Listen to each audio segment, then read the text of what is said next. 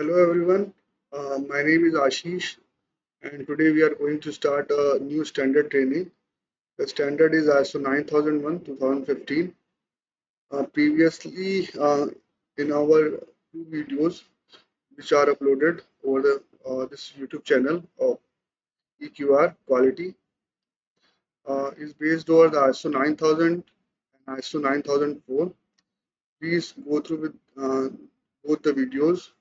That is very important to understand the basics of ISO 9001 and both that standards are a relevant standard of ISO 9001 and the fundamentals are mentioned in that and the awareness training is provided in the videos. Okay, so our company name is Edison Quality Star and I am giving this awareness training on behalf of uh, my company EQR. So Uh, initially, I want to give you some brief about the ISO 9001, the history of this standard, uh, from where it is originated, and what is the relevancy and applicability.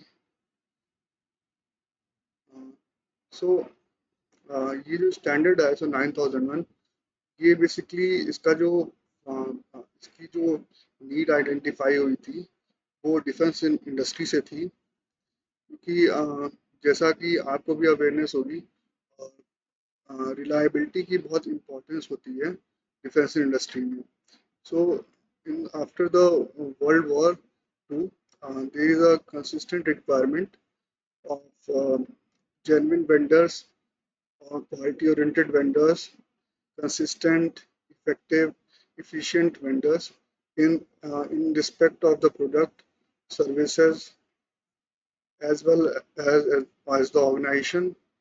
So this is the needs generated that time. So the initial framework was done from the founders and for the some standard procedures development. So they developed one standard that is called BS 5750. That is from the British origin and developed by one standard institute of the Britain, England. Laterly वो standard जो 5750 था उसको हम ISO 9000 का रूप दिया गया 1970s के बाद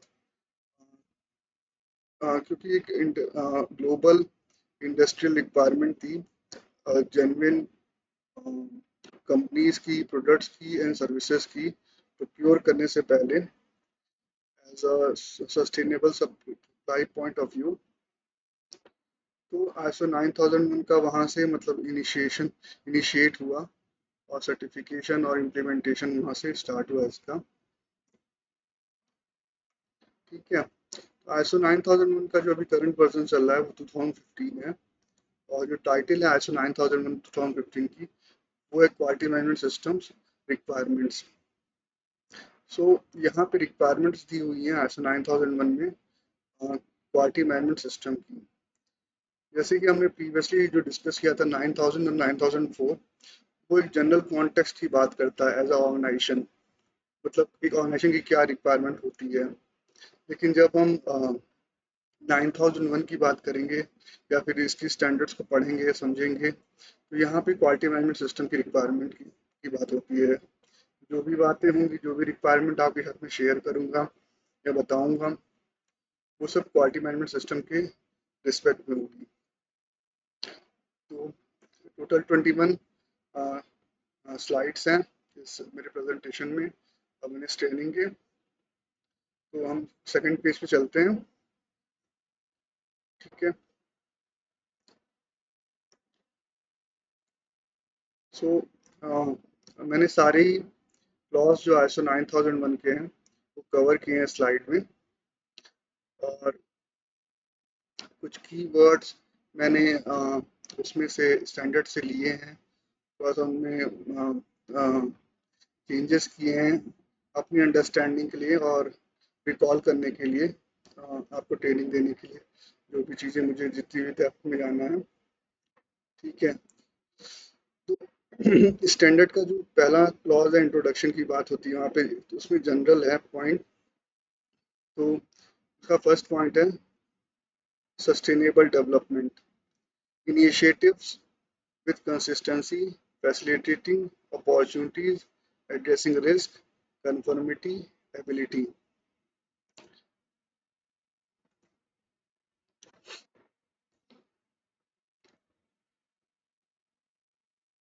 सो यहाँ पे जो ये बात कर रहा है पोटेंशियल बेनिफिट की बात कर रहा है, ये स्टैंडर्ड मतलब ISO 9001 का जो पोटेंशियल बेनिफिट है इम्प्लीमेंट करने पे क्वालिटी मैनेजमेंट सिस्टम, वो क्या क्या चीज़ें हैं।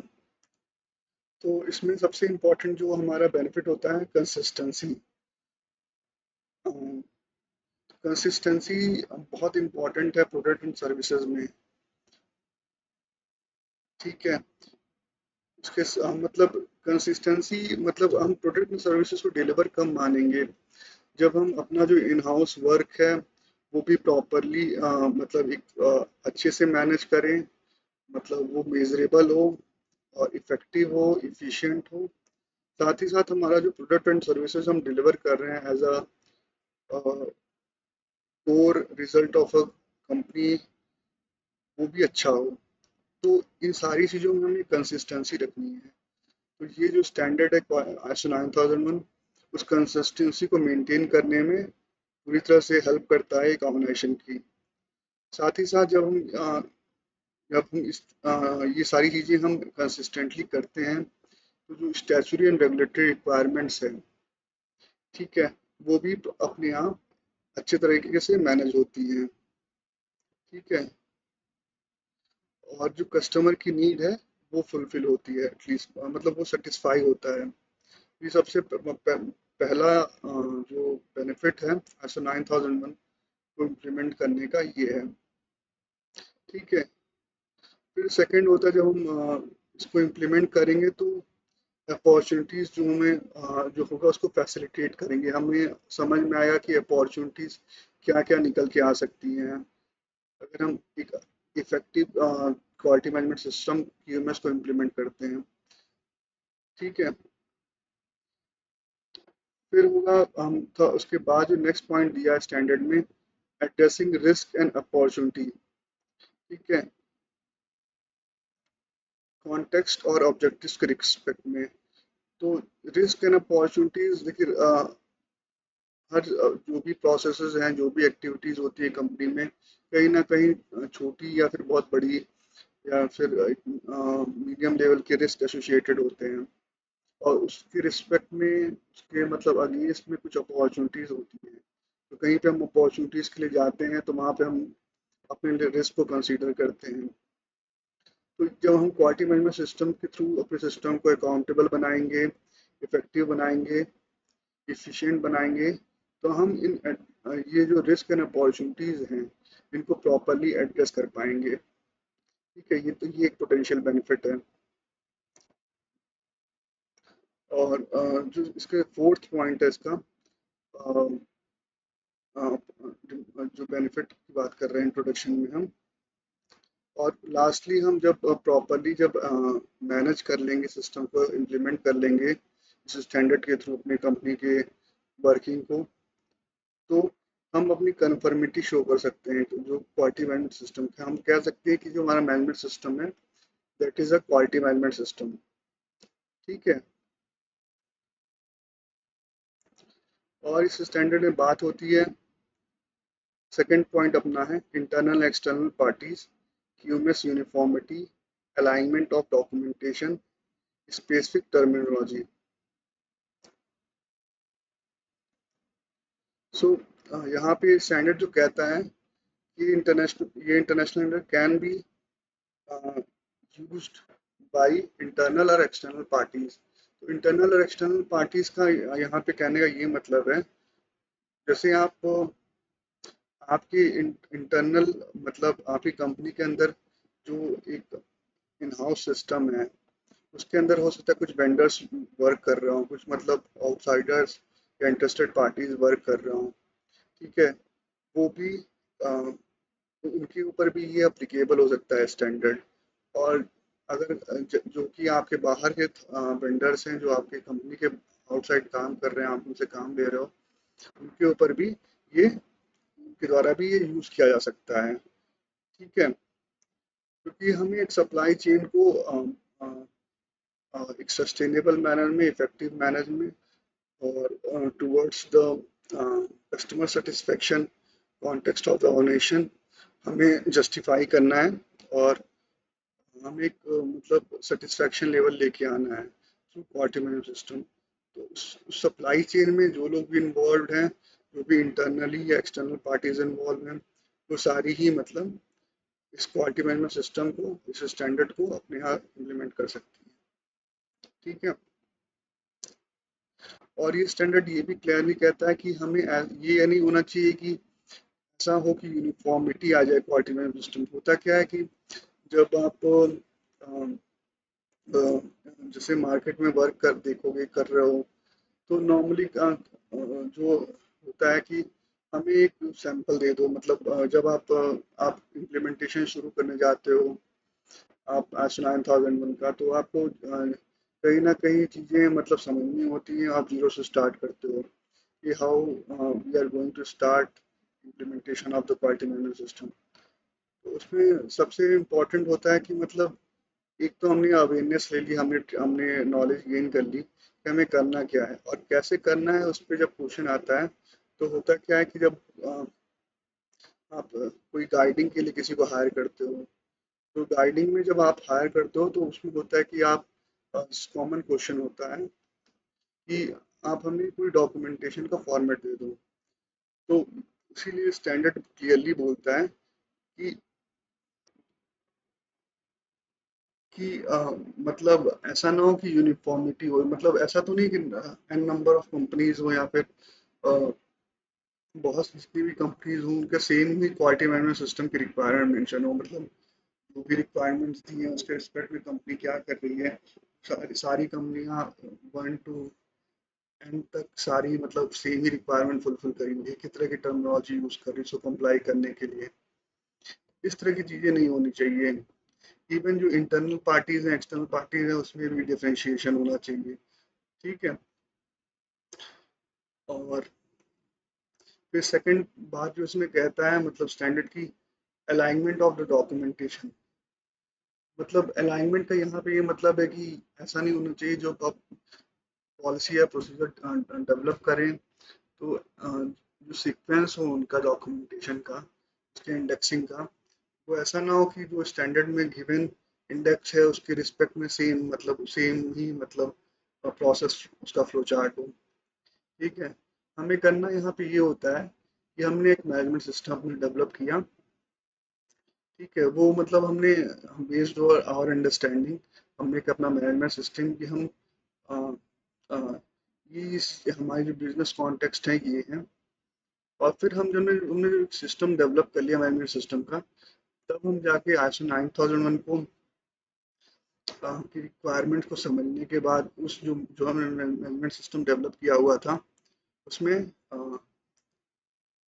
इम्प्लीमेंट करते हैं, ठीक है। जो उसकी रिक्वायरमेंट्स है उसको उसमें मेंशन करते हैं, उसके अकॉर्डिंग हम एक्शन लेने की वहाँ पे डिटेल देते हैं।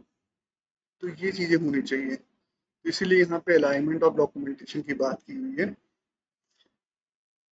और थर्ड इसमें बात की है कि स्पेसिफिक टर्मिनोलॉजी, मतलब जो भी टर्मिनोलॉजी यूज़ की हुई है ISO 9001 स्टैंडर्ड में, वो सेम टर्मिनोलॉजी जो भी कीवर्ड्स यूज़ हुए हैं वही कीवर्ड्स, ऐसा ना हो कि आप अपने जो अपना प्रोसीजर बनाए, पॉलिसी बनाए ISO 9001 के लिए, यूएमएस को इम्प्लीमेंट करने के लिए, वो सेम कीवर्ड्स आप यूज़ किए हों।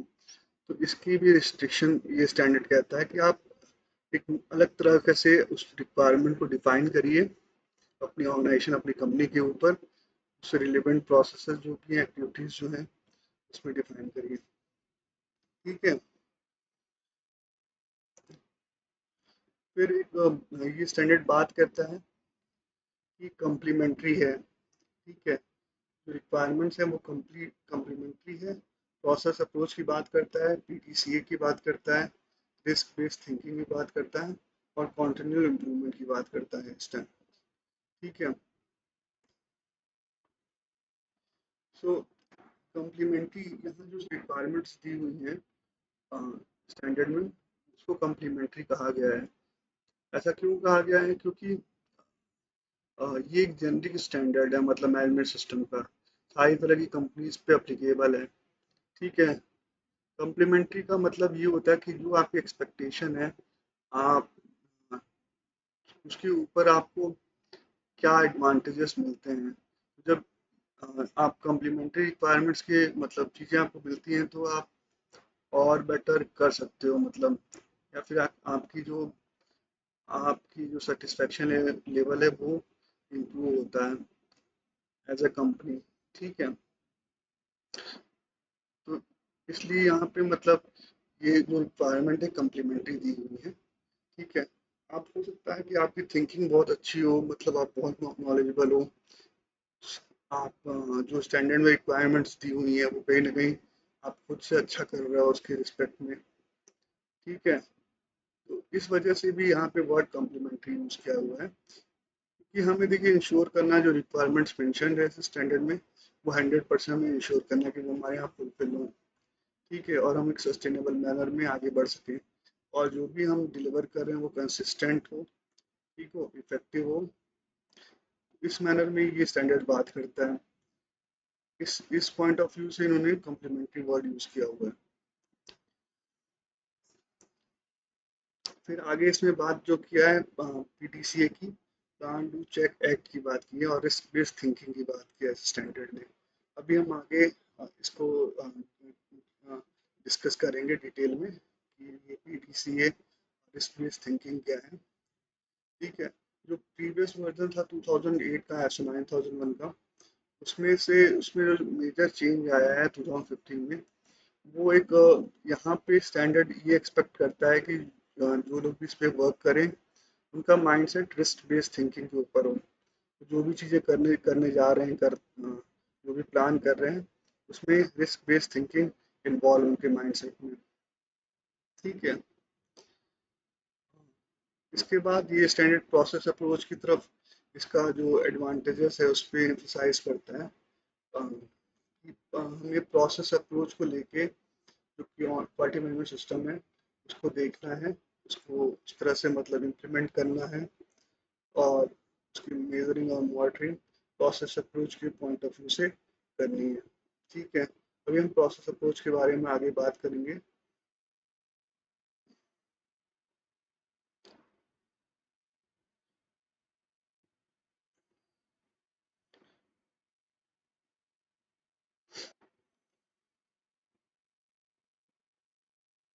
सो फिर इसके बाद जो कॉन्टिन्यूअल इम्प्रूवमेंट की बात कर रहा है यहाँ पे, तो कॉन्टिन्यूअल इम्प्रूवमेंट जब हम risk based thinking point of view से चीज़ों को देखेंगे करेंगे, ठीक है, और हमारा एक माइंडसेट डेवलप हो जाएंगे, तो जब अ, वो जो रिस्क हमने सोचने लगे हैं अपने काम में, डेली वर्क में, तो वो कहीं ना कहीं हमारे अपॉर्चुनिटीज में कन्वर्ट होगा, क्योंकि हम कहीं पे अगर रिस्क हमें दिख रहा है तो हम स्टॉप करेंगे, चीज़ों को सोचेंगे, फिर एक्शन लेंगे। तो एट द लास्ट वर्क क्या करेगा, हमें कहीं ना कहीं इम्प्रूवमेंट देगा throughout the, as a company, as a process, as a individual activity. ठीक है। तो हर फॉर्म में वो भी छोटे से छोटे या फिर बड़े एस्पेक्ट में कंपनी के, वो कहीं ना कहीं हमें इम्प्रूवमेंट के तरह दिखेगा, मतलब हमारे हम आगे निकल कर आएगा। तो इसीलिए वहाँ पे कंटिन्यूअल इम्प्रूवमेंट की बात आ रही है।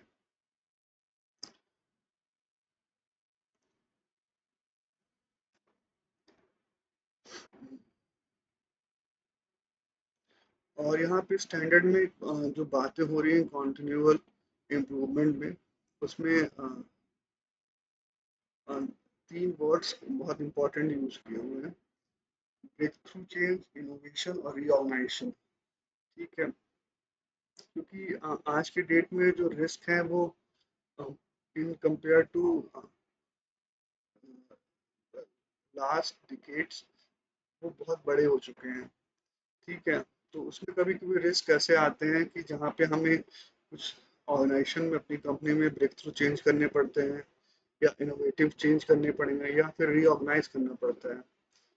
जैसे कि एग्जांपल लें कि अभी एक ऑटोमोबाइल सेक्टर का एग्जांपल लेते हैं। तो जो ऑटोमोबाइल इंडस्ट्री के प्रोडक्ट्स थे, आप व्हीकल देख लो, आप टू व्हीलर्स देख लो, फोर व्हीलर्स देख लो, अ, जो भी इनकी मतलब टेक्नोलॉजी थी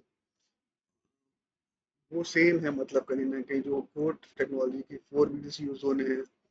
इंजन इंजन अलग अलग है, कैपेसिटीज उसके अलग अलग हैं, लेकिन साथ ही साथ आज की डेट में उसमें बहुत सारे इलेक्ट्रिकल इलेक्ट्रॉनिक्स जो डिवाइसेस हैं, इक्विपमेंट्स हैं, वो ऐड हो चुके हैं। So this is a kind of dynamics and complex environment as a business practitioner.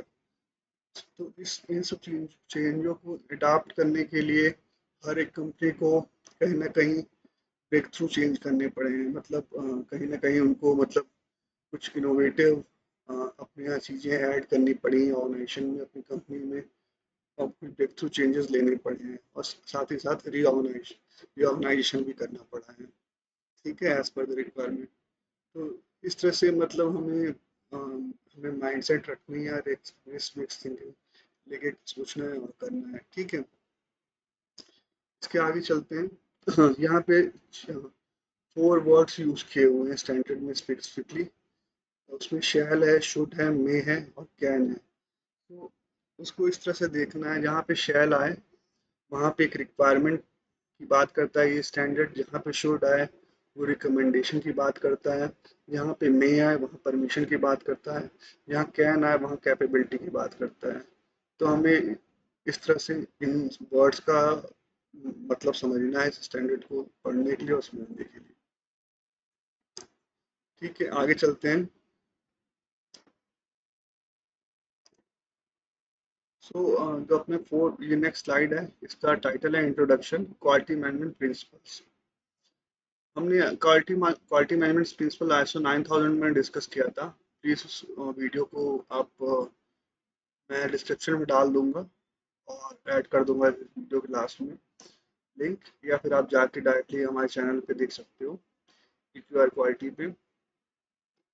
ठीक है, तो 9001 जो फंडामेंटल्स एंड वॉकेबिलिटी है वहाँ पे बात की हुई है स्टैंडर्ड की। तो उसमें ये प्रिंसिपल्स की बात हुई है कि जो ऑर्गेनाइजेशन होती है, कंपनी होती है, उसकी जो क्वालिटी मैनेजमेंट प्रिंसिपल्स कौन कौन से हैं। तो उसमें पहला है customer focus, leadership, engagement of people, process approach, improvement, evidence based decision making, relationship management. ठीक है, तो ISO 9001 यहाँ सिंपली रेफरेंस देता है ISO 9000 का, कि ये सारे क्वालिटी मैनेजमेंट प्रिंसिपल्स हैं। ठीक है, जो रिक्वायरमेंट्स हैं उनको समझने के लिए आपको वो वीडियो देखना पड़ेगा ISO 9000 का। या ठीक है, तो वहाँ से आप उसको देख के समझ सकते हैं अच्छे से, बहुत डिटेल में बात बताई हुई है मैंने, और आपको वहाँ से नॉलेज गेन करने का मौका मिलेगा। ठीक है, और प्लीज़ वीडियो को लाइक और शेयर और सब्सक्राइब करिएगा हमारे चैनल को, अगर मैं कुछ आपके नॉलेज में वैल्यू ऐड कर पा रहा हूँ। ठीक है। ठीक है, तो ये चीज़ें हैं यहाँ पे। तो ये प्रिंसिपल्स बहुत इंपॉर्टेंट हैं। बिना ये, क्योंकि ये की है, मतलब कहीं ना कहीं मतलब पिलर्स हैं एक ऑर्गेनाइजेशन के ग्रोथ में, डेवलपमेंट में, और इफिशिएंट और इफेक्टिव होने में। कि इसके रिस्पेक्ट में हमें हर चीज़ को देखना है, हमें कस्टमर फोकस रहना है, लीडरशिप हमारी अच्छी होनी चाहिए कंपनी में, एंगेजमेंट ऑफ पीपल जो है वो बहुत अच्छा होना चाहिए अच्छे आउटपुट के लिए। प्रोसेस अप्रोच का मैंने बात करी, प्रोसेस अप्रोच हमारा हर चीज़ में, हम जब भी एज अ कंपनी इम्प्रूवमेंट या फिर बेटरमेंट की बात सोचेंगे तो हमारा प्रोसेस अप्रोच का माइंडसेट होना चाहिए। इम्प्रूवमेंट की बात करें कि हम कहाँ कहाँ किस जगह पे इम्प्रूवमेंट कर सकते हैं, कि हमारा मतलब हमारी माइंडसेट होना चाहिए कि हम we are searching and looking for improvement for in each and every corner of our company. ठीक है। और for the decision making we need the evidence, so we need a proper implementation of the standards in our system, so we can make a good decision and proper decision making. Okay. And the last is the relationship management. So relationship is an important point for the business with respect to uh, in-house employees, uh, as well as the relationship with the interested parties including the customers। ठीक है। तो please वो video आप देखिए S 9000 का जो हमने upload किया हुआ है अपने यूट्यूब चैनल पे। ठीक है। चलते हैं नेक्स्ट स्लाइड की तरफ। Introduction process approach.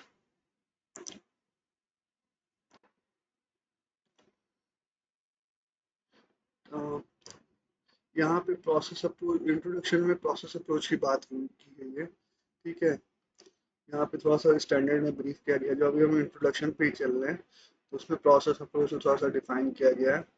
यहाँ पे मैं आपको बेहतर समझाता हूँ डिटेल में। प्रोसेस अप्रोच क्या, प्रोसेस मतलब स्टैंडर्ड प्रोसेस के बारे में क्या बताता है। ठीक है। प्लान टू चेक एक्ट के बारे में क्या बताता है स्टैंडर्ड। ठीक है। सो यहाँ पे जो पॉइंट मेंशन किया हुआ है, adoption of process in QMS. ठीक है। Inter related and interdependent process, systematic definition, PDS, PDCA with risk based thinking. ठीक है।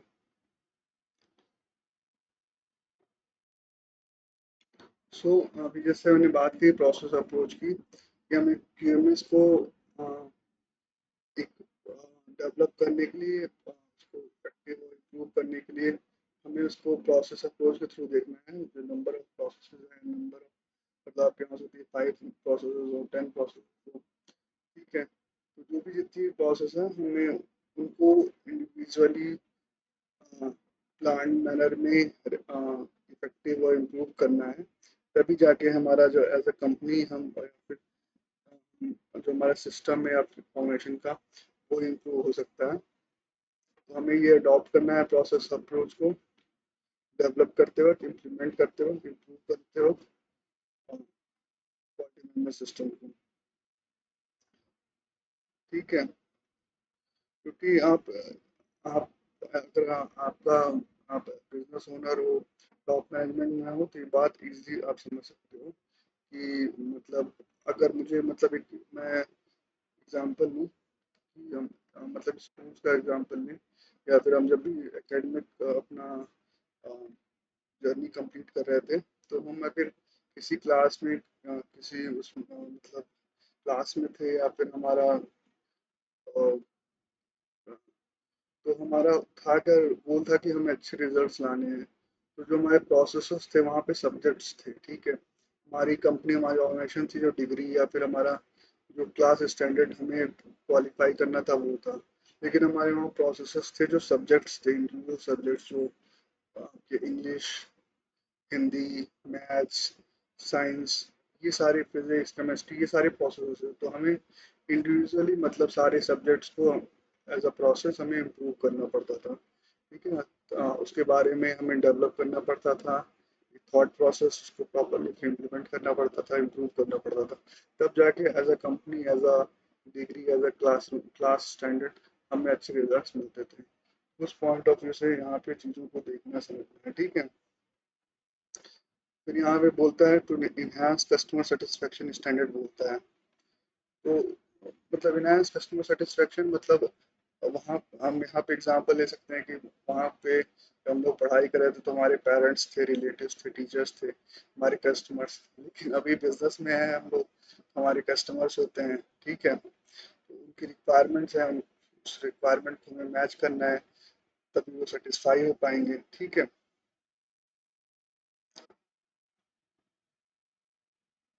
अभी प्रोसेस अप्रोच के बारे में कुछ चीज़ें आगे बताई गई हैं स्टैंडर्ड में, उसको हम लोग आगे चल के डिस्कस करेंगे। सो प्रोसेस अप्रोच में जो इम्पोर्टेंट चीज़ें होती हैं, इंटर रिलेटेड प्रोसेसेस की बात होती है। इंटर रिलेटेड प्रोसेसेस हम इस तरह से समझ सकते हैं कि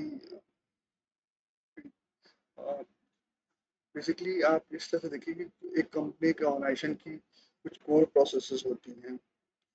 जैसे कि बात करें अ, मतलब एक मैं अभी ऑटोमोबाइल इंडस्ट्री का एग्जांपल लिया, तो जो कोर प्रोसेस है उनको मतलब मैं एबीसी कंपनी हूँ, मैं फोर व्हीलर कार बनाता हूँ। ठीक है, मेरी कंपनी ये फोर व्हीलर कार बना रही है, तो मेरा जो कोर प्रोसेस है वो मैन्युफैक्चरिंग प्रोसेस होगा कार की। ठीक है, उसमें मैं रॉ मटेरियल लूंगा।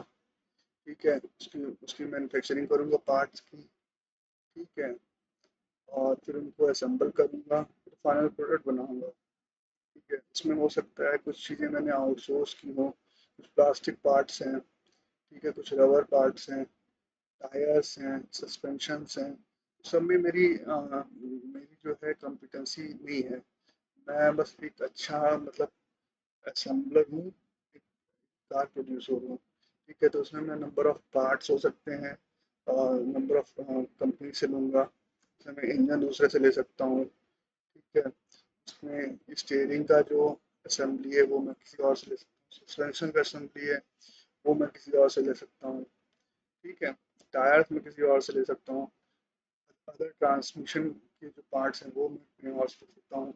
एयर कंडीशनिंग के सो कहने का मतलब ये कोर प्रोसेस है, मतलब जो हमारी कार की असेंबली है, जो एज अ मैन्युफैक्चरिंग है, वो मतलब हमारी कंपनी का कोर प्रोसेस है।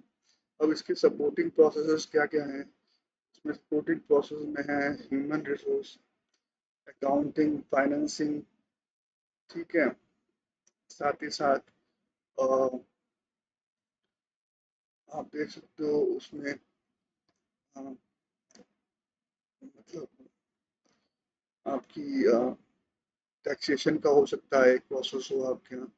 ठीक है, तो ये सारी सपोर्टिंग प्रोसेस, जो हमारी कोर प्रोसेस है वो मैन्युफैक्चरिंग है। लेकिन ये जो जितनी प्रोसेस है, हम 5-6 प्रोसेस की बात की, कोर प्रोसेस की बात, सपोर्टिंग प्रोसेस की बात करी, दे आर इंटर रिलेटेड। क्योंकि अगर हमारा ह्यूमन रिसोर्स में हम अच्छा नहीं कर पाएंगे, अगर प्रोसेस को अच्छे से मैनेज नहीं कर पा रहे हैं, तो हमारी जो प्रोडक्शन कैपेसिटी या मैन्युफैक्चरिंग असेंबली है प्रोडक्ट की, कोर प्रोसेस की, वो अच्छी नहीं हो पाएगी। तो सारी चीज़ें एक दूसरे से जुड़ी हुई हैं, तो हमें इन सब चीज़ों का ध्यान रखना पड़ता है। ठीक है, अब जैसे कि मैंने बात करी कि हम रॉ मटेरियल, हमने नंबर ऑफ पार्ट्स हम कहीं से ले रहे हैं।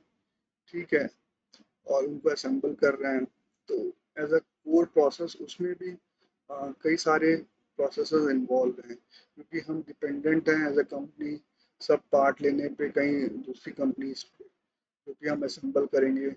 तो अ, अगर वो नहीं टाइमली दे पा रहे हैं अच्छे मतलब उनकी क्वालिटी, मतलब in the manner of product delivery, service delivery,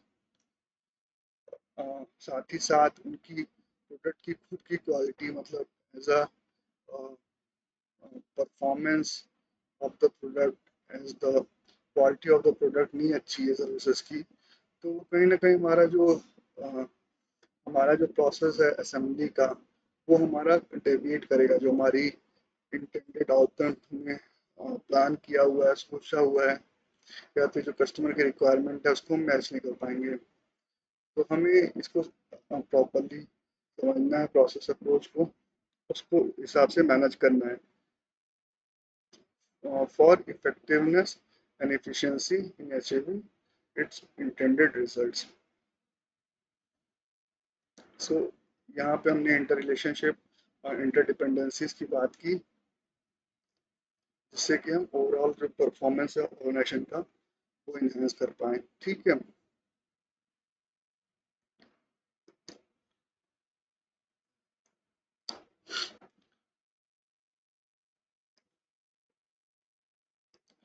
और थोड़ा सा और क्लियर मैनर में इस प्रोसेस अप्रोच को समझने के लिए हमें पीडीसीए साइकिल को समझना चाहिए।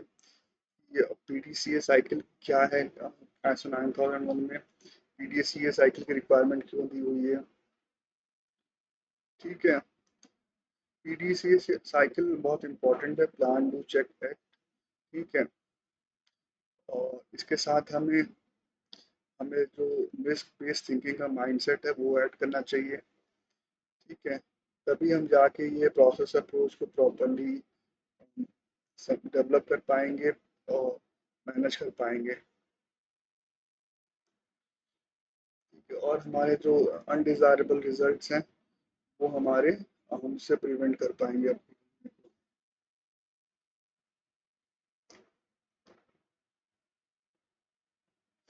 को। मैंने बात की प्रोसेस अप्रोच की, आपने समझ लिया होगा कि ये इसमें रिक्वायरमेंट को फुलफिल करने की कंसिस्टेंसी इम्प्रूव होती है, वैल्यू एडिशन के मौके मिलेंगे आपको। ठीक है, इफेक्टिव प्रोसेस परफॉर्मेंस के मौके मिलेंगे आपको।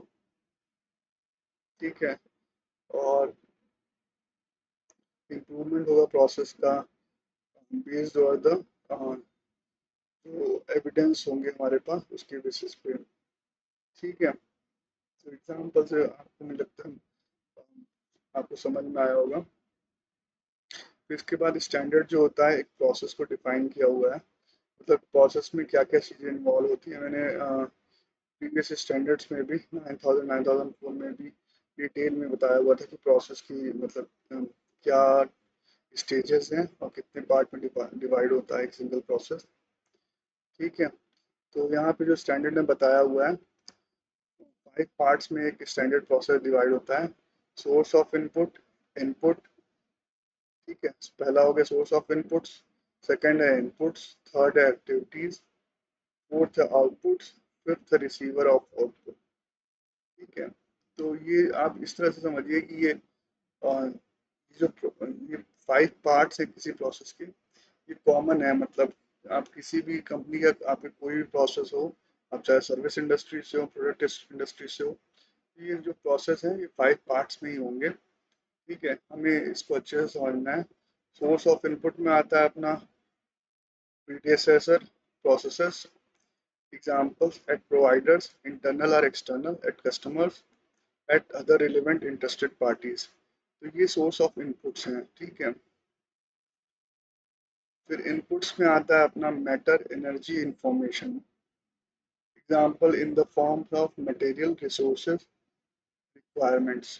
ठीक है, फिर हमारी थर्ड स्टेज आता है एक्टिविटी का। एक्टिविटी में एक सिंगल स्टार्टिंग पॉइंट होता है फर्स्ट, एक सेकंड पॉइंट जो लास्ट होता है वो एंड पॉइंट होता है। हम जो इनपुट्स होते हैं as a matter, energy, information, ठीक है, उनको मतलब थ्रू आर एक्टिविटी हम पॉइंट ए से, स्टार्टिंग पॉइंट से बी एंड पॉइंट तक लेके जाते हैं। ठीक है, फिर आउटपुट में हमें क्या मिलता है, मैटर, एनर्जी, इंफॉर्मेशन। इसको हम कह सकते हैं in the form of product, services and decision. ठीक है, और फिर जो लास्ट स्टेज है इस प्रोसेस का वो है receiver of output. So receiver of output में है क्या क्या चीज़ें हो सकती हैं, सब्सिक्वेंट प्रोसेसेस हो सकती हैं। ठीक है, एग्जाम्पल इसके ले लें तो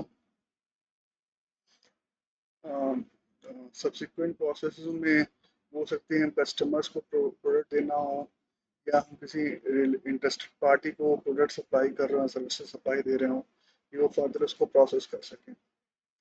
ये सिंगल प्रोसेस का रिप्रेजेंटेशन है जो मैंने आपको डिफाइन किया 5 स्टेजेस में। ठीक है,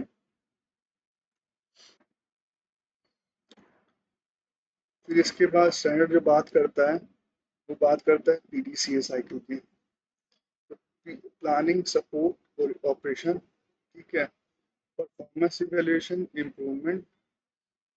तो ये मतलब एक साइकिल है, ग्राफ है जो स्टैंडर्ड में डिफाइन किया हुआ है। वो ग्राफिकल रिप्रेजेंटेशन बहुत ही अच्छा है समझने के लिए।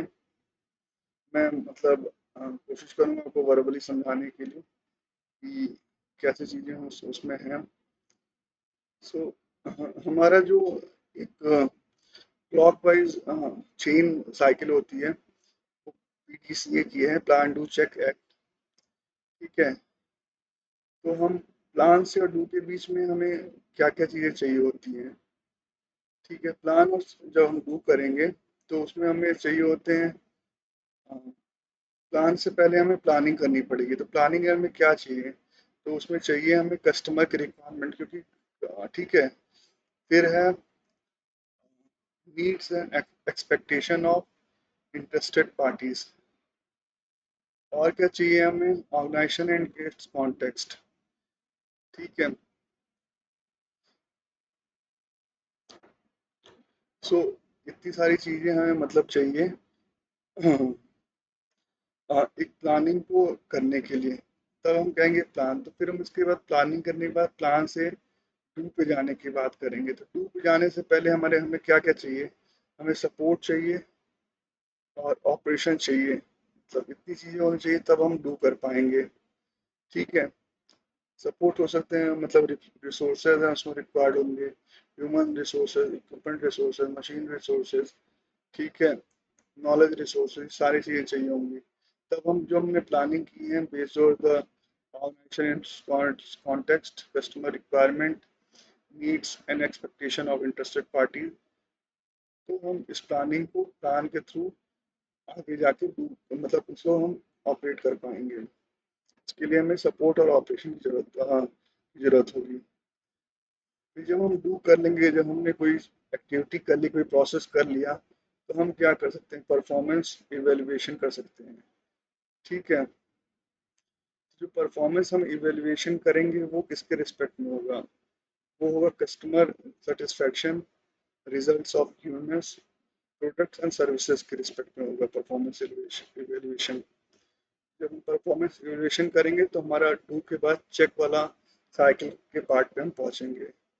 फिर हम इम्प्रूवमेंट वहाँ से ढूंढेंगे। जब हमने चेक कर लिया तो हमारे पास एविडेंस होंगे। ठीक है।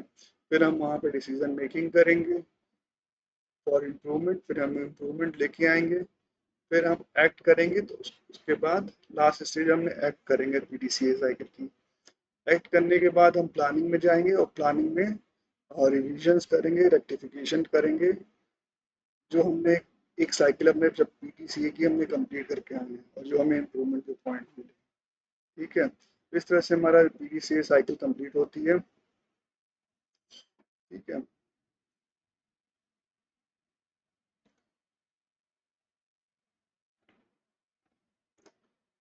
फिर इसके बाद स्टैंडर्ड बात करता है रिस्क बेस्ड थिंकिंग की। ठीक है।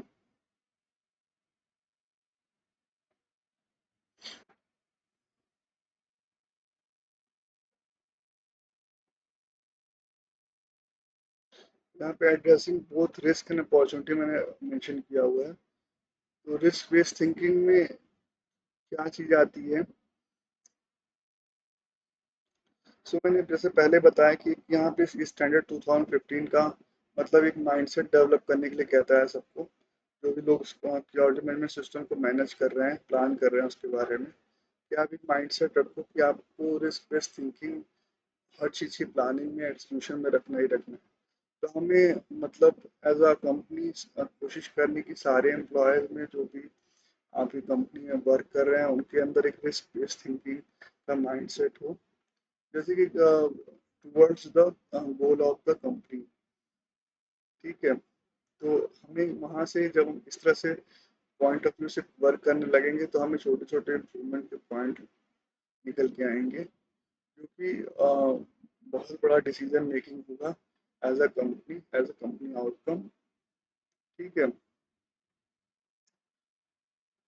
सो ये चीज़ें हैं यहाँ पे।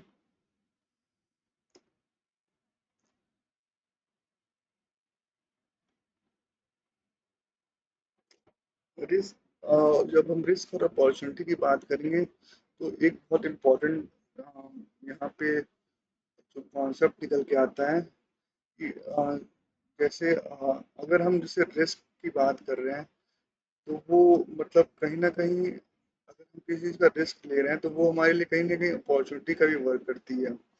और रिस्क अपॉर्चुनिटी मतलब सिक्के के दो पहलू मैं मानता हूँ। और मैं अपने क्लाइंट्स को बोलता हूँ कि दो पहलू हैं।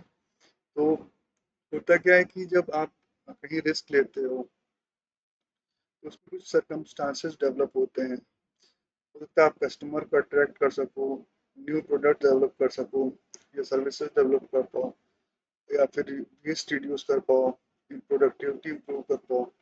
ठीक है।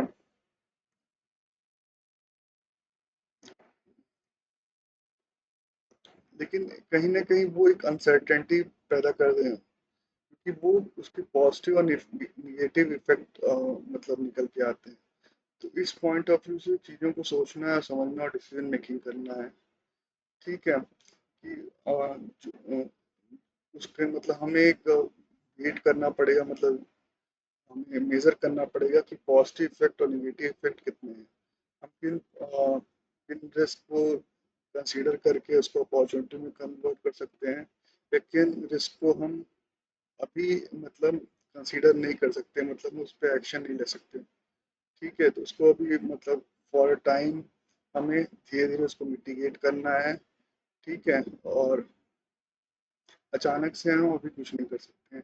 तो इस पॉइंट ऑफ व्यू से चीज़ों को लेके सोच के करना है एज अ कंपनी, ये बहुत इम्पोर्टेंट है कि हमारा जो अनडिजायरेबल रिजल्ट जो हमने बात करी, वो कहीं ना कहीं हमें फेस ना करना पड़े। ठीक है,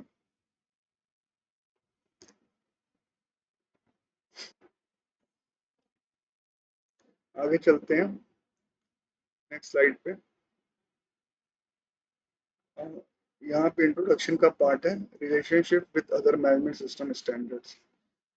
सो इसमें पहला जो स्टैंडर्ड है वो ISO 9001 की बात की है, और सेकंड जो स्टैंडर्ड है वो ISO 9004 की बात की है। जैसे कि मैंने पहले बताया, इनकी इम्पोर्टेंस, इनकी ट्रेनिंग में एक वीडियो मैंने बनाया है मैंने यूट्यूब पे, और कंपनी की जो यूट्यूब चैनल है उस पर दिया हुआ है QR क्वालिटी की।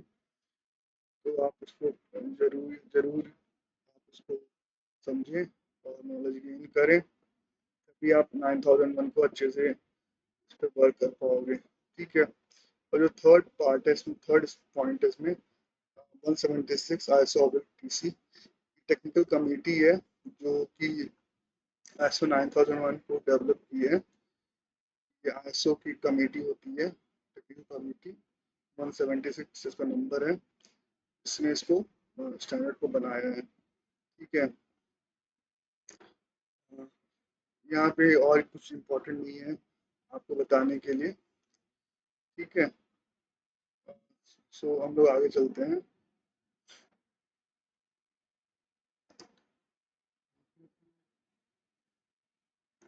हाँ, नेक्स्ट स्लाइड से हमारी रिक्वायरमेंट शुरू होंगी। क्लॉज वन शुरू होगा हमारा। जो पहला क्लॉज है स्कोप का है। ठीक है, सो स्कोप में जो बात की हुई है, अ, इसमें जो फर्स्ट पॉइंट है अपना, वो नीड्स है। उसमें नीड्स में एबिलिटी, कंसिस्टेंसी, प्रोडक्ट्स और and services meet customer statutory and regulatory requirement. तो मैं इनको डिफाइन करूँ स्कोप के बारे में। तो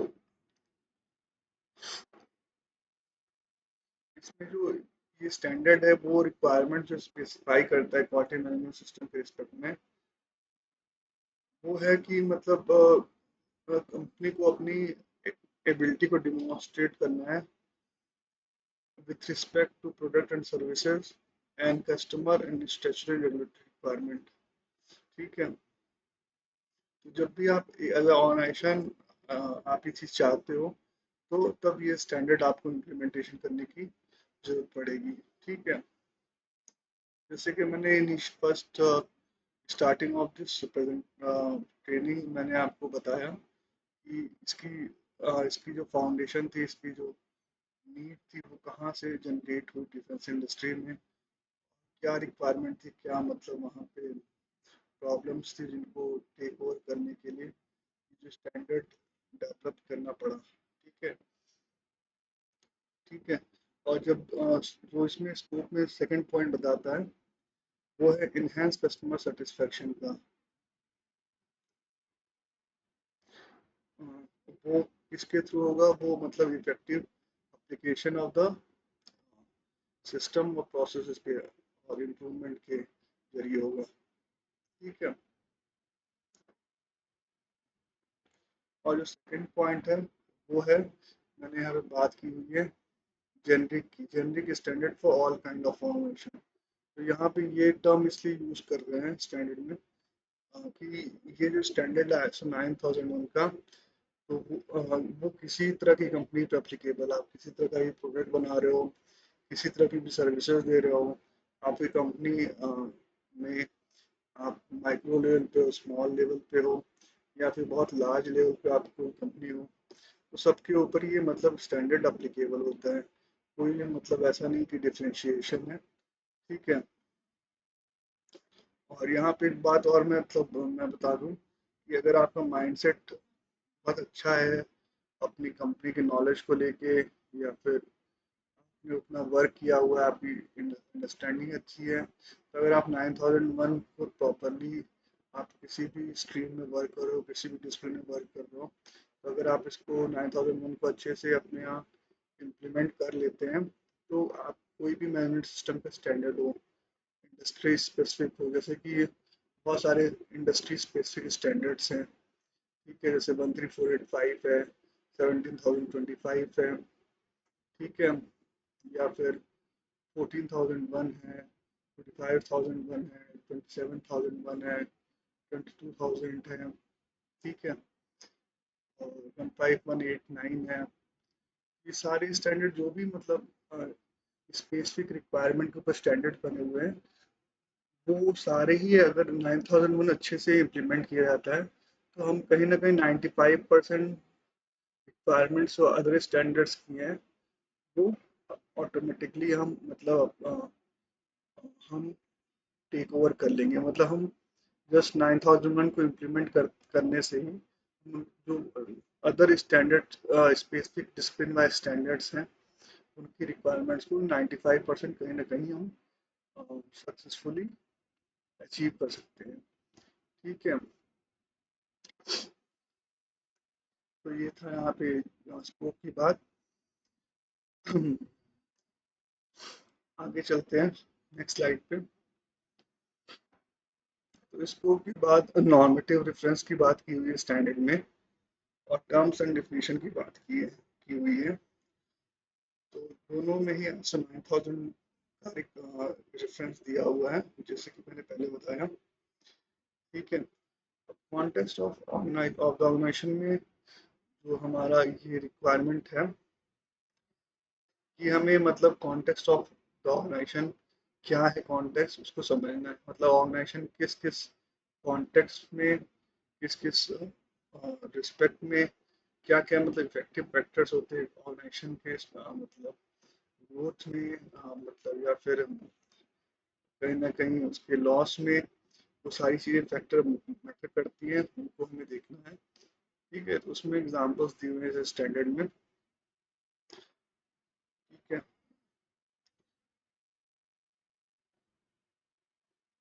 सो इसको इस तरह से देख सकते हो कि आप मतलब अगर आप कहीं ना कहीं एक फैमिली रन कर रहे होगे, आपके पेरेंट्स होंगे, आपके आ, आप एक फैमिली से निकल के आए होंगे, आप किसी फील्ड में वर्क कर रहे हो, आप एक फैमिली होगी, तो वहाँ पे भी फैमिली का कॉन्टेक्स्ट होता है। मतलब फैमिली ग्रोथ करती है,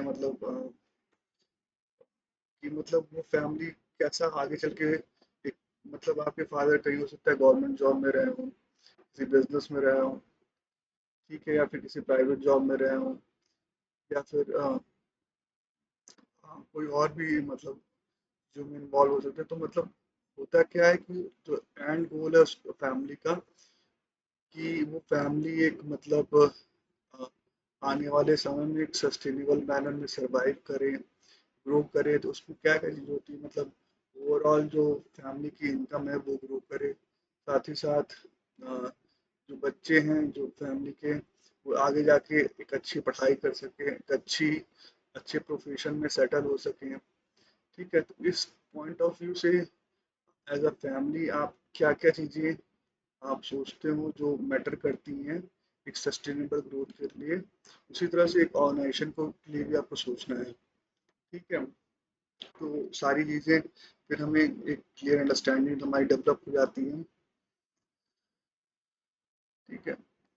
सो उसमें जो पॉइंट्स हैं, फर्स्ट है external and internal issue with respect to quality management system, intended results and monitoring.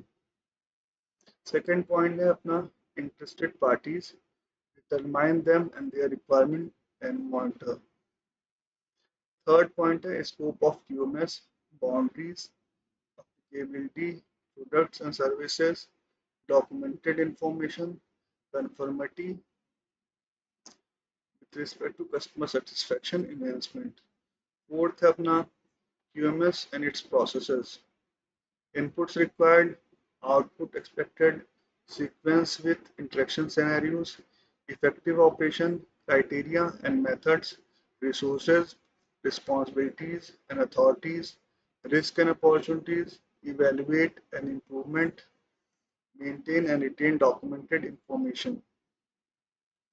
ठीक है, अब मैं इनको इन डिटेल समझाने की कोशिश करता हूँ रिक्वायरमेंट दी हुई है स्टैंडर्ड में। ठीक है,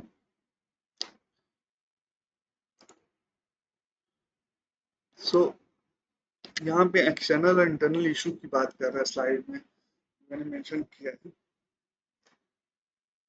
सो एक्सटर्नल इंटरनल इश्यूज क्या क्या चीज़ें हैं, मतलब पहले हमें एक्सटर्नल इंटरनल इश्यूज को मतलब डिफाइन करना पड़ेगा कि एक्सटर्नल इश्यूज हैं क्या क्या। तो एक्सटर्नल इश्यूज में जो चीज़ें आती हैं वो हो सकती हैं आपकी लीगल हो, ठीक है, टेक्नोलॉजिकल हो, कॉम्पिटिटिव हो, मार्केट हो, कल्चरल हो, सोशल हो, इकोनॉमिकल हो, ठीक है, इन्वायरमेंट से रिलेटेड हो, वेदर मतलब वो ये सारी चीज़ें हो सकती हैं आपकी लोकल या फिर नेशनल या फिर इंटरनेशनल लेवल पे हो, के रिस्पेक्ट में होंगी। और इंटरनल इश्यूज में जो चीज़ें आती हैं जैसे वैल्यूज़ है, कल्चर है, नॉलेज है, परफॉर्मेंस है, ये सारी चीज़ें आती हैं। इनके रिस्पेक्ट में जो भी चीज़ें हैं एज एक्सटर्नल इंटरनल इश्यूज वो आपको कंसिडर करनी पड़ेगी to define the context of an organization, ठीक है, ऑफ योर ऑर्गेनाइजेशन। ठीक है, जो भी आपकी डिसीजन मेकिंग होगी मतलब कंपनी को लेके, फिर उसके कॉन्टेक्स्ट को लेके, तो इसके ऊपर बेस्ड होगी टोटली। ठीक है,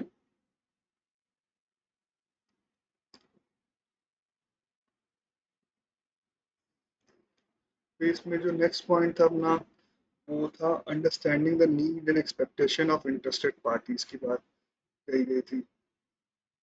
सो हमें मतलब क्योंकि all companies is a part of a supply chain, मतलब हम एक सप्लाई चेन का पार्ट है, मतलब जैसे कहते हैं हम फूड चेन है वर्ल्ड में, मतलब एज अ अर्थ देखें हम तो एक फूड चेन है, ठीक है, वैसे ही जो बिजनेसेस रन कर रहे हैं वो पार्ट है सप्लाई चेन के। ठीक है, तो कहीं ना कहीं सारी कंपनीज सारे प्रोसेसेस को जो भी रिक्वायर्ड है उसे कंपनी को रन करने के लिए इन हाउस नहीं कर सकती हैं, कहीं ना कहीं उसे किसी न किसी वेंडर के ऊपर मतलब डिपेंडेंट होना पड़ता है। ठीक है, यहाँ पे इंटरेस्टेड पार्टीज की बात की हुई है स्टैंडर्ड में।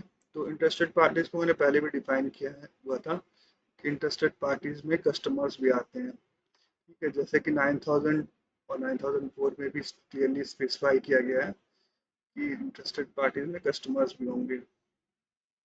तो उनकी रिक्वायरमेंट्स को हमें समझना है, क्योंकि हमने वैसे बताया कि हम सिंगली नहीं एक्सक्लूड कर सकते कोई भी बिजनेस बिना किसी इंटरेस्टेड पार्टीज के इन्वॉल्वमेंट के, उसमें हमें वेंडर्स भी चाहिए, कस्टमर्स भी चाहिए। ठीक है, तो उनकी रिक्वायरमेंट्स को समझना, ठीक है, और क्या उनकी नीड है, क्या हम हमसे वो आशा करते हैं, इन चीज़ों को अच्छे से समझना बहुत ज़रूरी हो जाता है। तभी वो हमारे साथ एक मतलब अच्छे से जुड़ सकते हैं, वो अच्छे हमें जो हमारी रिक्वायरमेंट है उसको अच्छी तरह से फुलफिल कर सकते हैं। ठीक है, और साथ ही साथ हम उनको अगर हम जैसे हम क्वालिटी मैनेजमेंट सिस्टम की यहाँ बात कर रहे हैं, तो जो हम क्वालिटी मैनेजमेंट सिस्टम के पॉइंट ऑफ व्यू से अपनी कंपनी में वर्क सिस्टम को डेवलप कर रहे हैं, एग्जीक्यूट कर रहे हैं, अकाउंटेबल बना रहे हैं उसको, वो कहीं ना कहीं उससे वो भी वो क्वालिटी मैनेजमेंट सिस्टम को वो भी कहीं ना कहीं फॉलो कर पाएंगे। जब उनकी हम नीड एंड एक्सपेक्टेशन को समझेंगे तभी जाके हम उनकी अपनी बातें बता सकते हैं, कर सकते हैं कि आप भी इसमें हमें हेल्प करो, क्योंकि you are a important part of our system as a company. ठीक है, इस तरह से बहुत इंपॉर्टेंट हो जाता है। तो हमें वेंडर्स को भी समझना है, कस्टमर्स को भी समझना है। ठीक है, और हमें कुछ डिफरेंशिएशन भी करना पड़ेगा इंटरेस्टेड पार्टीज में। फिर कस्टमर तो इम्पोर्टेंट है ही है, साथ ही जैसे मैंने कोर प्रोसेसेस की बात की है अभी, कोर प्रोसेस में जो भी एसोसिएटेड वेंडर्स होंगे, कंपनीज होंगी, जिससे हम कुछ कुछ ना कुछ आउटसोर्स कर रहे हैं, वो मतलब क्रिटिकल इंटरेस्टेड पार्टी हमारे लिए होंगे। ठीक है, लेकिन कुछ जैसे सबऑर्डिनेट प्रोसेस है, हमारी सप्लाई है, कुछ मतलब सबऑर्डिनेट जो सब कोर प्रोसेस के सपोर्टिंग प्रोसेसेस हैं, उसमें कुछ मतलब एसोसिएटेड वेंडर्स हैं हमारे, वो कहीं ना कहीं उतने मतलब इम्पोर्टेंट नहीं होते हैं हमारे क्वालिटी मैनेजमेंट सिस्टम के लिए, क्योंकि वो डायरेक्टली रोल नहीं प्ले करते हैं as a effective quality management system. इस चीज़ को हमें मतलब इवेल्युएट करना पड़ेगा कि which are the critical interested party for our company with respect to quality management system. ठीक है, और स्टैंडर्ड बोलता है कि इनकी परफॉर्मेंस को, इंटरेस्टेड पार्टीज को और उसकी रिक्वायरमेंट्स को हमें टाइम टू टाइम मॉनिटर और रिव्यू करते रहना है। ठीक है, मॉनिटर रिव्यू तो मतलब इम्पोर्टेंट पार्ट है ही। आप मतलब आपका पर्सनल गोल हो लाइफ में, ठीक है, या फिर प्रोफेशनल गोल हो, आपकी फैमिली के रिस्पेक्ट में या फिर कंपनी के रिस्पेक्ट में, तो आपको मॉनिटर रिव्यू तो इज इम्पोर्टेंट पॉइंट। ये थ्रू आउट द चीज़ें मतलब चलती रहेंगी, और मतलब स्टैंडर्ड में बोली गई हैं और एक्सपेक्ट मतलब आपसे एक्सपेक्टेड है। लेकिन यहाँ पे एज अ कंपनी जो एक रिक्वायरमेंट है डॉक्यूमेंटेशन की, तो जो भी आप चीज़ें मतलब डिसीजन मेकिंग करो, इवेल्युएट करो, ठीक है, तो उसके लिए हमें एक डॉक्यूमेंट मेंटेन करना है डिसीजन मेकिंग का। ठीक है, और एविडेंस का, ये बहुत ज़रूरी है। फिर जो पीपीटी में बात की है, scope of UMS quality management system का।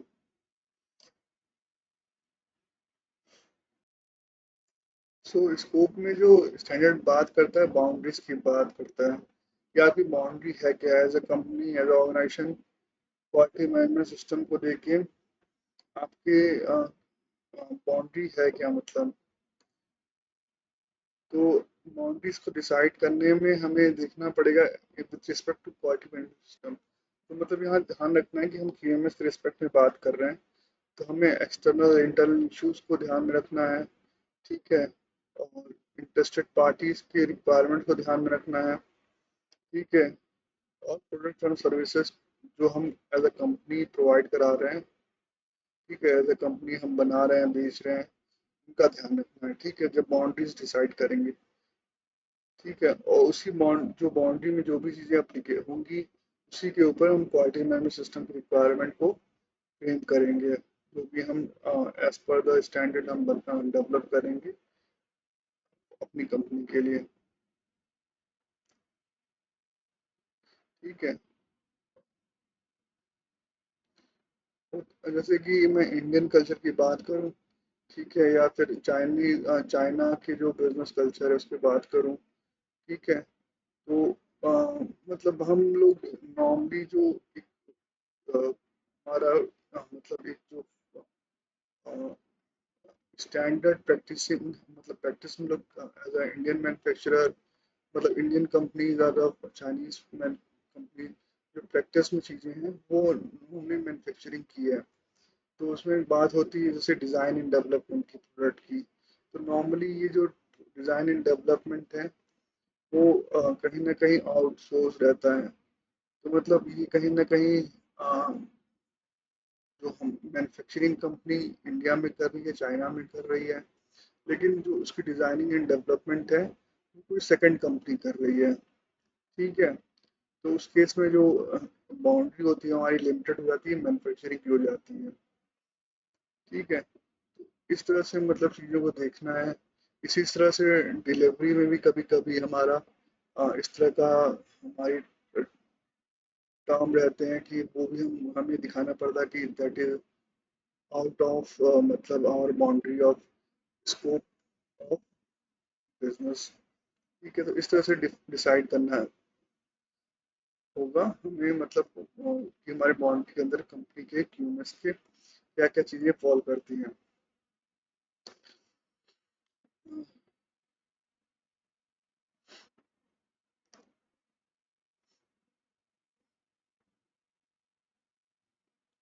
और एक जस्टिफिकेशन भी हमें तैयार रखना पड़ेगा। अगर हमें जैसे कि कोई हमें सेकंड पार्टी हमें ऑडिट कर रही है, या फिर हमारी जो डिसीजन मेकिंग है with respect to scope of the quality management system, तो उसमें हमने अगर कोई चीज़ एक्सक्लूड की है तो वो किस बेसिस पे, किस कारण से की है, उसके लिए हमें एक जस्टिफिकेशन तैयार, मतलब हमें एज ए कंपनी डेवलप करना है, मेंटेन करना अपनी कंपनी में डॉक्यूमेंटेड मैनर में। ठीक है, जो भी चीज़ें मतलब बात हो रही है मैं आगे करूँगा, तो सारी चीज़ें डॉक्यूमेंटेड होनी चाहिए। मतलब अगर मैं कहीं भूल जाऊँ आपको बोलना, तो आप इस बात का ध्यान रखिएगा। इसलिए मैं यहीं पे आपको ये बात बता देता हूँ कि अ, ये डॉक्यूमेंट करना हर चीज़ को with respect to ISO 9001 is equally important, uh, uh, like you are implementing anything from this standard. Okay, ठीक है। और ये मतलब स्कोप में एक बात कह रहा है कि कंफर्मिटी आप तभी क्लेम कर सकते हैं इस इंटरनेशनल स्टैंडर्ड की 9000 की, जब तक मतलब जब आप प्रोडक्ट एंड सर्विसेज को कस्टमर सेटिस्फेक्शन की रिस्पेक्ट में प्रोवाइड करते हो। ठीक है, अगर आपको कस्टमर सेटिस्फाई है आपके प्रोडक्ट सर्विसेज से, तभी आपकी कन्फर्मिटी आप क्लेम कर सकते हो कि वी आर कन्फर्मिंग 100% आज 9001। ठीक है, तो ये बहुत इंपॉर्टेंट एक टर्म यहाँ पे मेंशन किया हुआ है स्कोप में। ठीक है, अगर हमारा कस्टमर सेटिस्फेक्शन मतलब हम मैच नहीं कर पा रहे हैं, तो जो कन्फर्मिटी है इंटरनेशनल स्टैंडर्ड की, हम क्लेम नहीं कर सकते कि we are 100% comply with the requirement of ISO 9001। तो इस बात का ध्यान रखना है। ठीक है,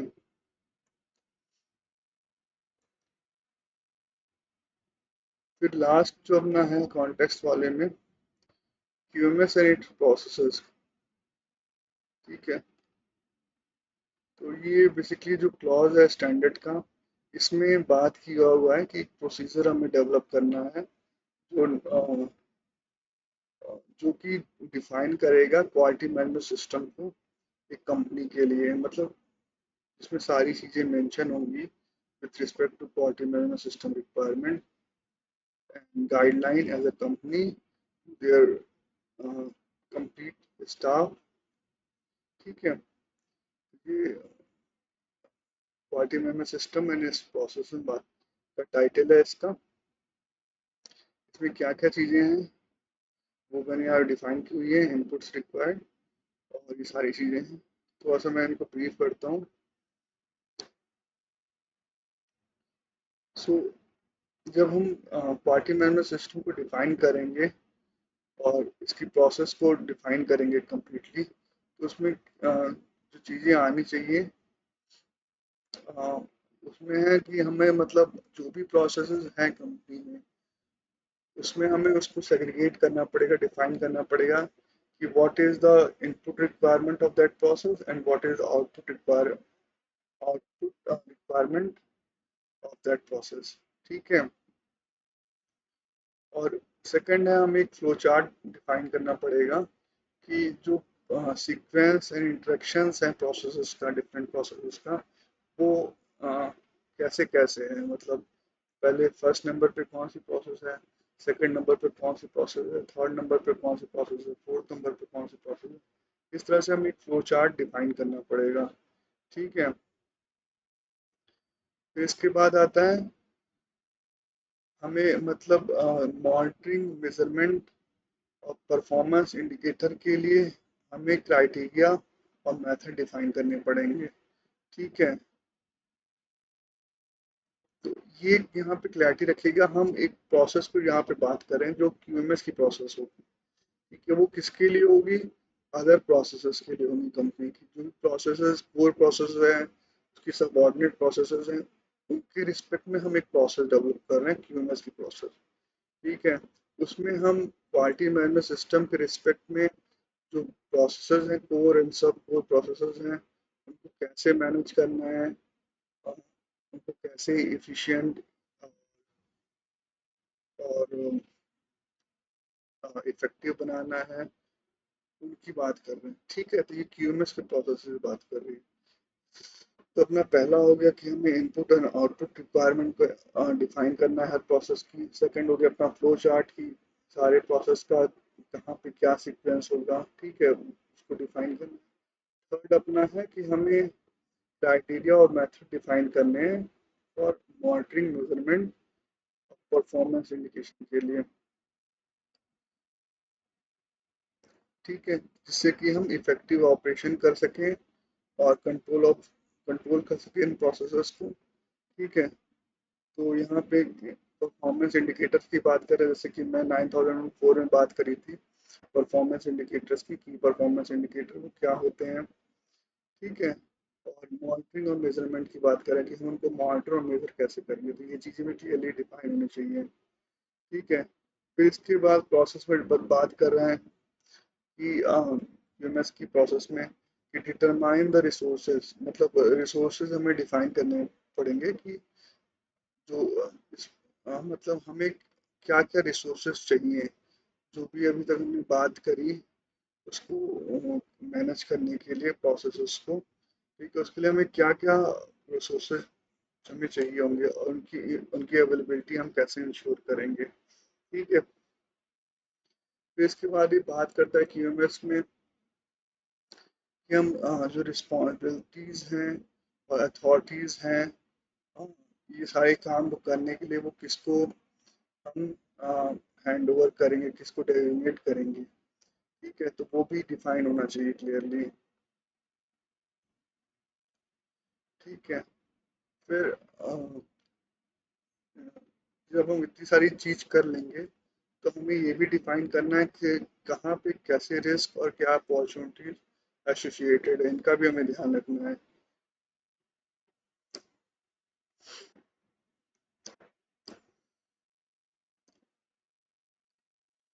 ठीक है, और साथ ही साथ हमें ये भी जब हम रिस्क अपॉर्चुनिटीज को भी डिफाइन कर सकते हैं, मतलब भी प्लान कर सकते हैं और प्रोसेस में डिफाइन कर सकते हैं।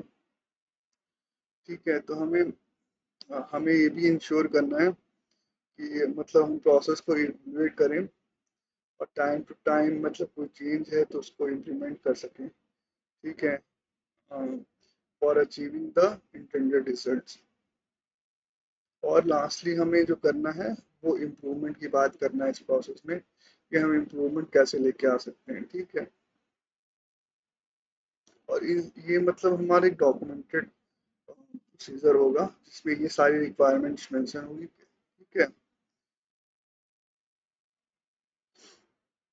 और उसके रिस्पेक्टिव रिकॉर्ड्स भी हमें मेंटेन करने हैं। ठीक है, सो चलते हैं नेक्स्ट स्लाइड पे अपन। नेक्स्ट स्लाइड है लीडरशिप के बारे में। ये जो स्टैंडर्ड क्लॉज है, फिफ्थ नंबर, इसका जो पहला सब क्लॉज डिटेल है वो लीडरशिप एंड कमिटमेंट की बात करता है।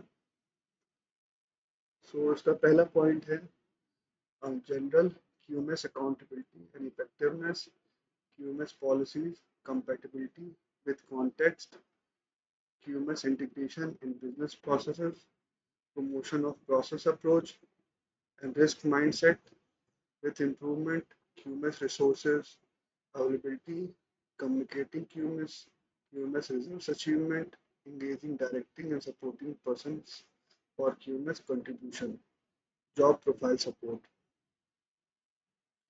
So जो मतलब किसी भी वर्क को इफेक्टिवली इम्प्लीमेंटेशन के लिए और प्रॉपरली अंडरस्टैंड करने के लिए लीडरशिप बहुत इम्पॉर्टेंट स्किल सेट है। वो एज अ कंपनी भी हो सकती है, एज अ इंडिविजुअल भी हो सकती है। तो जो लीडरशिप होनी चाहिए वो कंपनी के अंदर होनी चाहिए, मतलब एज अ ओवरऑल सिस्टम। उसमें आपका टॉप मैनेजमेंट भी आता है, आपका मिड लेवल मैनेजमेंट भी आता है, आपका ग्राउंड लेवल मैनेजमेंट भी आता है, और हर इंडिविजुअल स्टाफ के अंदर एक लीडरशिप की क्वालिटी होनी चाहिए। अगर एक आप बेटर आउटकम के एक्सपेक्ट करते हो, बेटर इफेक्टिवनेस चाहते हो, अकाउंटेबिलिटी चाहते हो, रिस्क रिस्क बेस्ड माइंडसेट चाहते हो, तो ये मतलब लीडरशिप सभी के अंदर होना चाहिए। मतलब तो इस पे मतलब इस चीज़ को डेवलप करने की कोशिश करना है आपको। और जो स्टैंडर्ड में रिक्वायरमेंट दी हुई है वो डिमॉन्स्ट्रेट करने के लिए कहता है लीडरशिप और कमिटमेंट को with respect to quality management system, क्योंकि 9001 में क्वालिटी क्यूएमएस की बात कर रहे हैं, उसके रिस्पेक्ट में रिक्वायरमेंट्स की बात कर रहे हैं। ठीक है।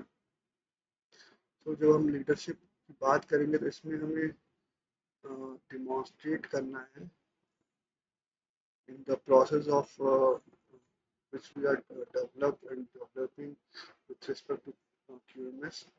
So उसमें हमें अकाउंटेबिलिटी तय करनी है इफेक्टिवनेस की, QMS की। ठीक है। फिर उसके बाद हमें क्वालिटी पॉलिसी और क्वालिटी ऑब्जेक्टिव इस्टेब्लिश करने हैं जो कि कंपेटिबल होने चाहिए कॉन्टेक्स्ट एंड स्ट्रेटजी डायरेक्शन है ऑर्गेनाइजेशन की। ठीक है। तो जो हमारा क्वालिटी प्रोसीजर, या फिर हमने अभी बात करी फोर्थ क्लास में कि हमारा जो क्यूएमएस का प्रोसीजर है, इसमें हम जिसके थ्रू हम ओवरऑल गवर्न करेंगे पूरे सिस्टम को, उसमें ये दो इम्पोर्टेंट पार्ट्स आ जाते हैं, पॉइंट्स आ जाते हैं, क्वालिटी पॉलिसी और क्वालिटी ऑब्जेक्टिव्स के। ठीक है। फिर हमें लीडरशिप और कमिटमेंट में क्या इंश्योर करना है, डेमोन्स्ट्रेट करना है अ, कि जो क्यूएमएस के हमने जो प्रोसीजर डेवलप किया है वो प्रॉपरली इंटीग्रेट हो जाए विथ अदर प्रोसेसेस। जैसे कि पहले हमने बात करी कोर प्रोसेसर्स की, सब कोर प्रोसेसर्स की, तो उनके साथ प्रॉपरली जो क्यूएमएस का प्रोसेस है हमने डेवलप किया है वो इंटीग्रेट होना चाहिए। लीडरशिप इंश्योर करेगी कंपनी की। ठीक है, और कमिट करेगी। इसके बाद लीडरशिप जो स्टैंडर्ड कहता है कि जो प्रोसेस अप्रोच का जो माइंडसेट है, रिस्क बेस्ड थिंकिंग की जो माइंडसेट है, वो हमें कमिट करना है कि वो प्रॉपरली उसको प्रमोट करें कंपनी में, और एक इम्प्लीमेंटेशन के पॉइंट ऑफ व्यू से चीज़ों में चीज़ों को करें। ठीक है। फिर इसके बाद जो स्टैंडर्ड कहता है कि जो क्यूएमएस को मैनेज करने में, उसको इम्प्लीमेंट करने में, उसको इंश्योर करने में जो प्रोसेस की रिक्वायरमेंट्स हैं फुलफिल हो रही है, उसमें हमें चेक करना है कि जो रिसोर्स चाहिए वो आइडेंटिफाइड हो और अवेलेबल हो। ठीक है। ये भी लीडरशिप ही कमिट करेगी क्यूएमएस के रिस्पेक्ट में। और उसके बाद स्टैंडर्ड कहता है कि हमें ये भी इंश्योर करना है कि जो जो इम्पोर्टेंस है क्यूएमएस की क्वालिटी मैनेजमेंट सिस्टम की, अ, वो क्या है, ये चीज़ें हमें मतलब इफेक्टिव क्यों होनी चाहिए क्वालिटी मैनेजमेंट सिस्टम, और उस पर कंफर्मिटी जो क्वालिटी मैनेजमेंट सिस्टम है उस पर क्या असर पड़ेगा, तो इस चीज़ को हमें बताना है ट्रेनिंग के लिए। ठीक है, अपने एम्प्लॉयज़ को, और इसको मॉनिटर भी करना है। और इसके बाद हमें इसके जो रिजल्ट्स हों क्यूएमएस के वो अचीव करें अपने इंटेंडेड रिजल्ट्स को, इसको इंश्योर करना है थ्रू लीडरशिप एंड कमिटमेंट।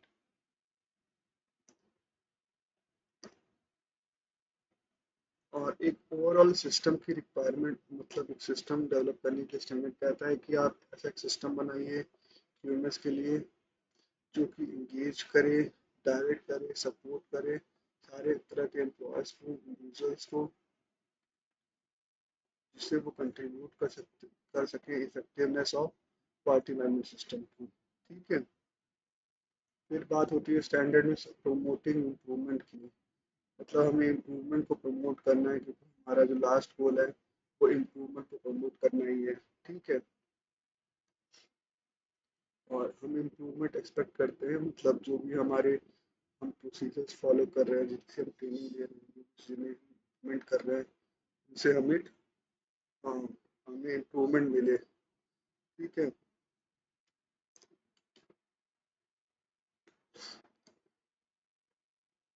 ठीक है, फिर हम जो क्यूएमएस की लीडरशिप एंड कमिटमेंट है उसके उससे हमें प्रमोट करना है जो अलग मैनेजमेंट रूल्स हैं कंपनी में, जो कि जनरल कोर प्रोसेसेस और सब कोर प्रोसेस हैं उनके, जो मैनुअल टूल है उसको उसमें हमें इस क्यूएमएस की जो लीडरशिप है उसको प्रमोट करना है, जिससे कि वो अ, ये जो क्यूएमएस की रिक्वायरमेंट है उनकी एरिया ऑफ रिस्पॉन्सिबिलिटी में ऐड हो सके। ठीक है, और वो इस पे भी साथ के साथ अपने अदर मैनेजमेंट के साथ क्यूएमएस मैनेजमेंट को भी प्रॉपरली अडॉप्ट कर ले और as a responsible personal work को एग्जीक्यूट करें।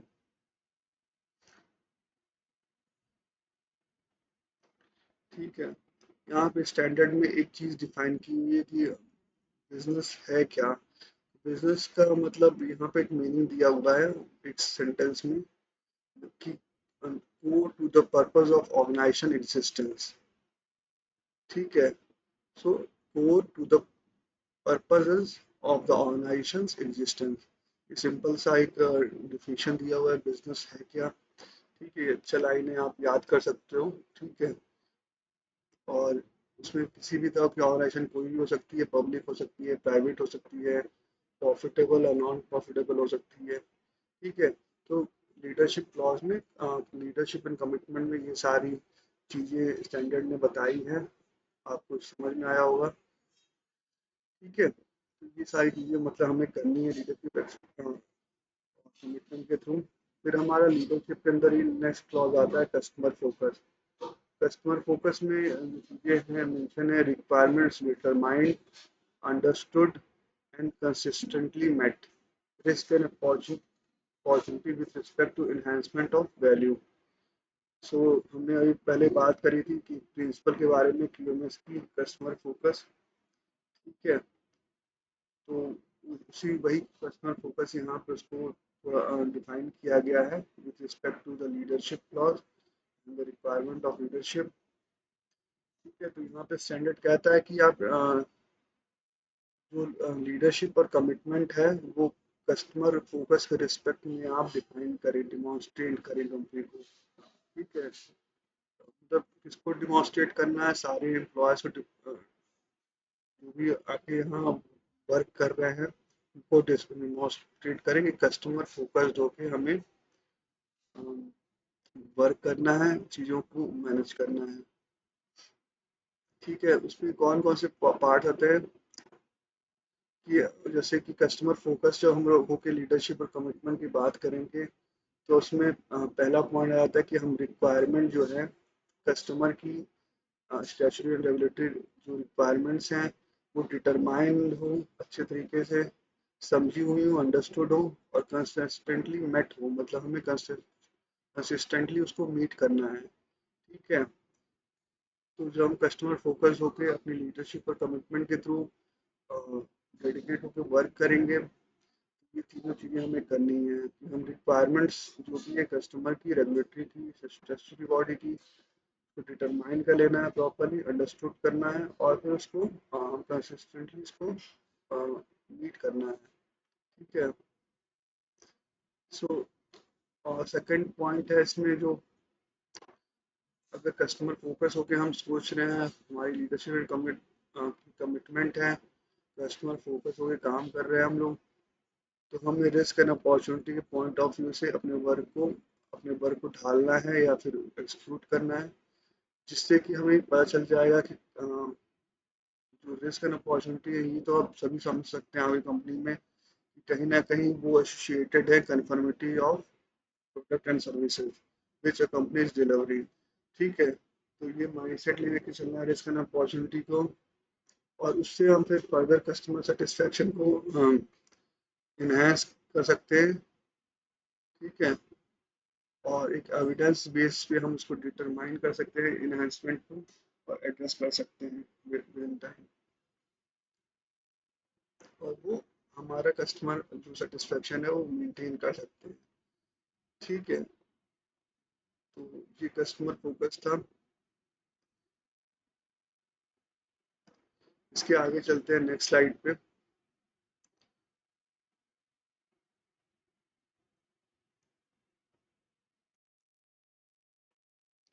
तो इस स्लाइड में बात करता है लीडरशिप का जो क्लॉज है वो पॉलिसीज के बारे में। ठीक है, हाँ, पॉलिसी मतलब हमारी जो क्वालिटी मैनेजमेंट सिस्टम के रिस्पेक्ट में है, हमने डेवलप की है, उसकी बात करता है। ठीक है, इसमें पहला पॉइंट है quality policy, establish, implement, maintain and as per context. फिर उसके बाद क्वालिटी ऑब्जेक्टिव्स की बात करता है, commitment for requirements and continuous improvement की बात करता है, बी अवेलेबल की बात करता है, स्टैंडर्ड मेंटेन की बात करता है, कम्युनिकेटेड की बात करता है, अंडरस्टूड की बात करता है, अप्लाइड इंटरेस्टेड पार्टी अवेयरनेस की बात करता है। ठीक है, तो जो क्वालिटी ऑफ पॉलिसी होनी चाहिए हमारी वो हमें बनानी है, इम्प्लीमेंट करना है, मेंटेन करना है, और ये सारी चीज़ें हमारी होनी चाहिए। इसके अलावा जो स्टैंडर्ड में चीज़ें बताई गई हैं, मतलब पॉलिसीज़ को लेके, क्वालिटी पॉलिसी को।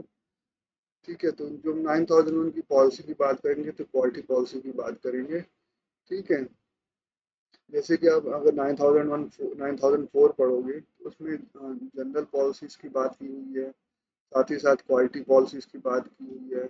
9000 में आईएसओ के उसमें दोनों की डेफिनेशन दी गई है, जैसे कि मैंने बताई अभी ट्रेनिंग वीडियो में पहले की, कि आईएसओ 9000 में क्वालिटी पॉलिसी का डेफिनेशन दिया हुआ है कि क्वालिटी पॉलिसी है क्या, और जनरल पॉलिसीज क्या है कंपनी की, उनको डिफाइन किया हुआ है प्रॉपर तरीके से। ठीक है, तो ये चीज़ें हैं।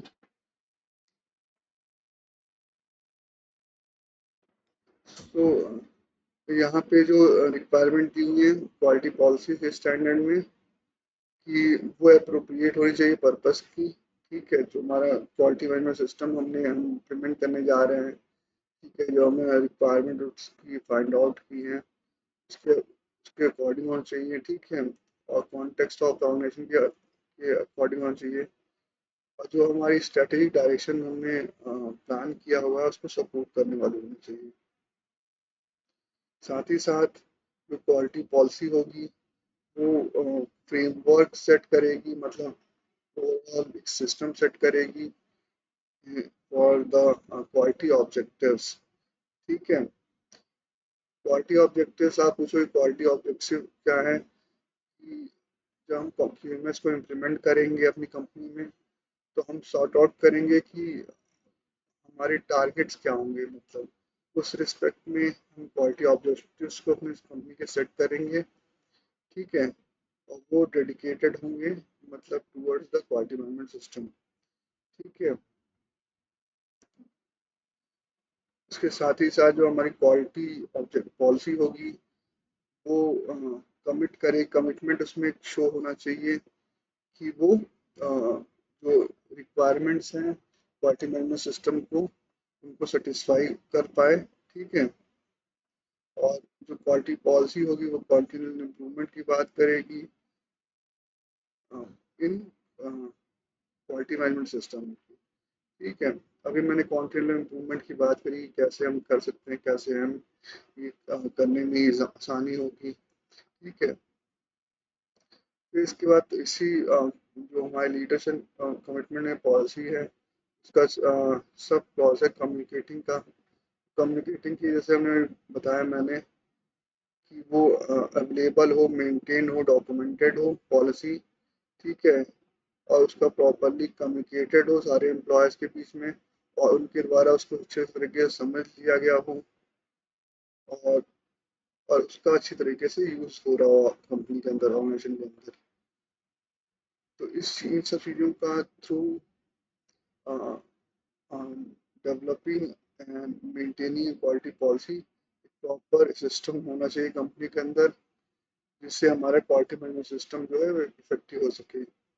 और साथ ही साथ जो क्वालिटी पॉलिसी हो उसके बारे में हम अपनी इंटरेस्टेड पार्टीज को भी एक अवेयरनेस डेवलप करें कि what quality policy we are following and we develop for our company. ठीक है, जिससे कि वो हमारी जो डेडिकेशन है, हमारा जो कल्चर है towards the quality management system and strong part of supply chain, उसको हम जस्टिफाई कर पाएँ और एक अपने आप की एक अच्छी वैल्यू डेवलप कर पाएँ towards the all interested parties. ठीक है, फिर इसके बाद जो लीडरशिप में क्लॉज है उसमें बात होती है organization role and responsibilities and authorities की। ठीक है, यहाँ पे मैंने स्लाइड में कंपनी डेजिग्नेशन की बात करी है। इसमें है signed, communicated, understood, responsibility and authorities, UMS, process delivery, improvement reporting, promotion of customer focus, UMS changes. ठीक है, सो यहाँ पे जो क्लॉज है लीडरशिप में, ये मतलब ऑर्गेनाइजेशन रोल, रिस्पॉन्सिबिलिटी और अथॉरिटीज़ की बात करता है, क्योंकि ये लीडरशिप ही इंश्योर कर सकती है या फिर आइडेंटिफाई कर सकती है कि कहाँ पे कौन सी रिस्पॉन्सिबिलिटी हमें एक आइडेंटिफाई करनी है या फिर उसको एलोकेट करनी है, और किसको हमें मतलब कहाँ पे अथॉरिटीज़ की ज़रूरत होगी और किसको हम एलोकेट कर सकते हैं उस अथॉरिटी को for managing the quality management system. ठीक है, तो इसमें जो टॉप मैनेजमेंट है उसकी रिस्पॉन्सिबिलिटी दी हुई है इन फॉर लाइक लीडरशिप के रिस्पेक्ट में, कि उनको इंश्योर करना है ये रोल्स, रिस्पॉन्सिबिलिटी एंड अथॉरिटीज। ठीक है, और इन जो ये जो जॉब डेफिनेशन है या फिर जो रिस्पॉन्सिबिलिटीज है अभी मैंने बात करी, इनके थ्रू इंश्योर करना है कि जो क्वालिटी मैनेजमेंट सिस्टम है वो हमारा जो ISO 9001 की रिक्वायरमेंट है उसको मीट करे। ठीक है, कहीं गैप नहीं होना चाहिए, तो ये हमें कहीं ना कहीं लीडरशिप के अंदर जो रिस्पॉन्सिबिलिटीज है क्वालिटी मैनेजमेंट सिस्टम की, वो इंश्योर करना है कि वो फुलफिल कर रही हूँ ISO 9001 की रिक्वायरमेंट। और साथ ही साथ अ, जब हम इन रूल, रिस्पॉन्सिबिलिटीज और अथॉरिटीज़ को डिफाइन करेंगे तो हमें ये भी इंश्योर करना है टॉप मैनेजमेंट को कि जो प्रोसेस की डिलीवरी है इंडिविजुअल प्रोसेस की, वो सारी मतलब जो उसका इंटेंडेड आउटपुट हो उसको मतलब मतलब कहीं ना कहीं उसको मैच करे। ठीक है, इंटेंडेड आउटपुट हमें मिले, कहीं ऐसा ना हो कि अनडिजायरेबल इफेक्ट्स मिले। ठीक है, फिर यही जॉब डेफिनेशंस हमें जो होगा मतलब उसकी वही परफॉर्मेंस भी इवेलुएट करेंगे क्वालिटी मैनेजमेंट सिस्टम का। ठीक है, in respect to opportunities for improvement. ठीक है, और वो हमें टॉप मैनेजमेंट के सामने वो चीज़ें रखेंगे। ठीक है, तो ये सारी जो पॉइंट्स की मैं बात कर रहा हूँ, ये रोल और रिस्पॉन्सिबिलिटी एंड अथॉरिटीज के थ्रू हमें हमें मतलब आइडेंटिफाई करनी है, प्रैक्टिस में लानी है, और इसको इंश्योर करेगा टॉप मैनेजमेंट। ठीक है, और रोल एंड रिस्पॉन्सिबिलिटी अथॉरिटीज में ही हम कस्टमर फोकस का जो कॉन्सेप्ट है उसको भी प्रमोट करेंगे। ठीक है,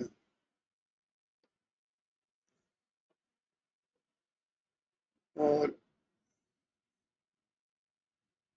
साथ ही साथ इन केस अगर क्वालिटी मैनेजमेंट सिस्टम में कोई चेंज आ रहा है, मतलब हमने कोई इम्प्रूवमेंट का पॉइंट ढूंढा, कोई अपॉर्चुनिटी निकल के आई जिससे हम इम्प्रूवमेंट के लिए जा रहे हैं इन क्वालिटी मैनेजमेंट सिस्टम, तो वो चेंज जो है वो प्रॉपरली कम्युनिकेट हो जाए। ठीक है, उसको प्रॉपरली जो हम नया नया मतलब क्वालिटी मैनेजमेंट सिस्टम जो डेवलप करें रिवीजन के बाद प्रॉपरली इंटीग्रेट हो जाए कंपनी में। ठीक है, ये भी हमें इंश्योर करना है अपने जो रूल्स रिस्पॉन्सिबिलिटी अथॉरिटीज हैं उसके थ्रू। ठीक है,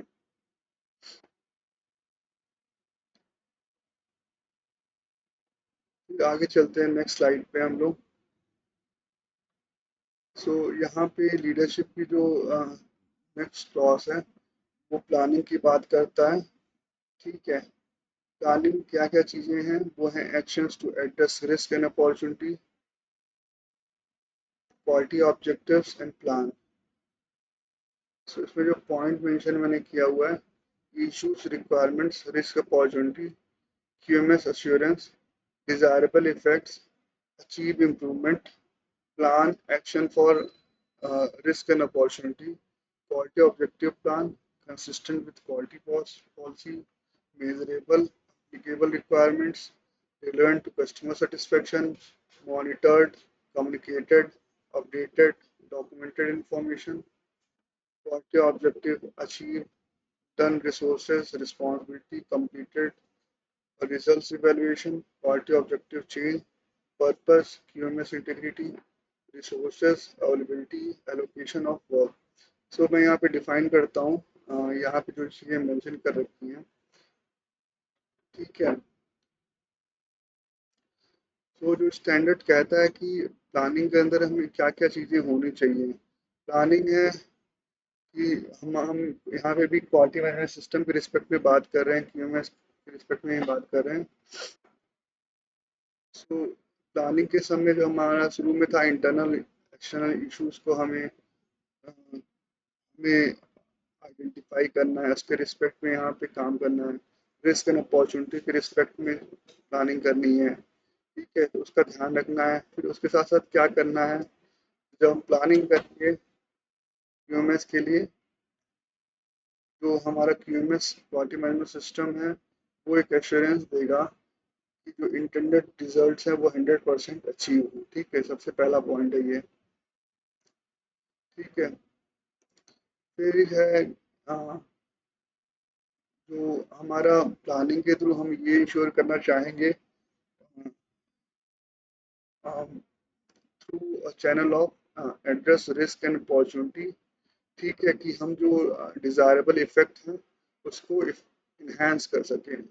डिज़ायरेबल जो इफ़ेक्ट्स हैं वो आप जानते हो क्या है, मतलब उसमें इम्प्रूवमेंट की बात होती है, कस्टमर सेटिस्फेक्शन की बात होती है, उनको इन्हेंस करना है हमारी प्लानिंग जो पॉइंट है यहाँ की उसके रिस्पेक्ट में।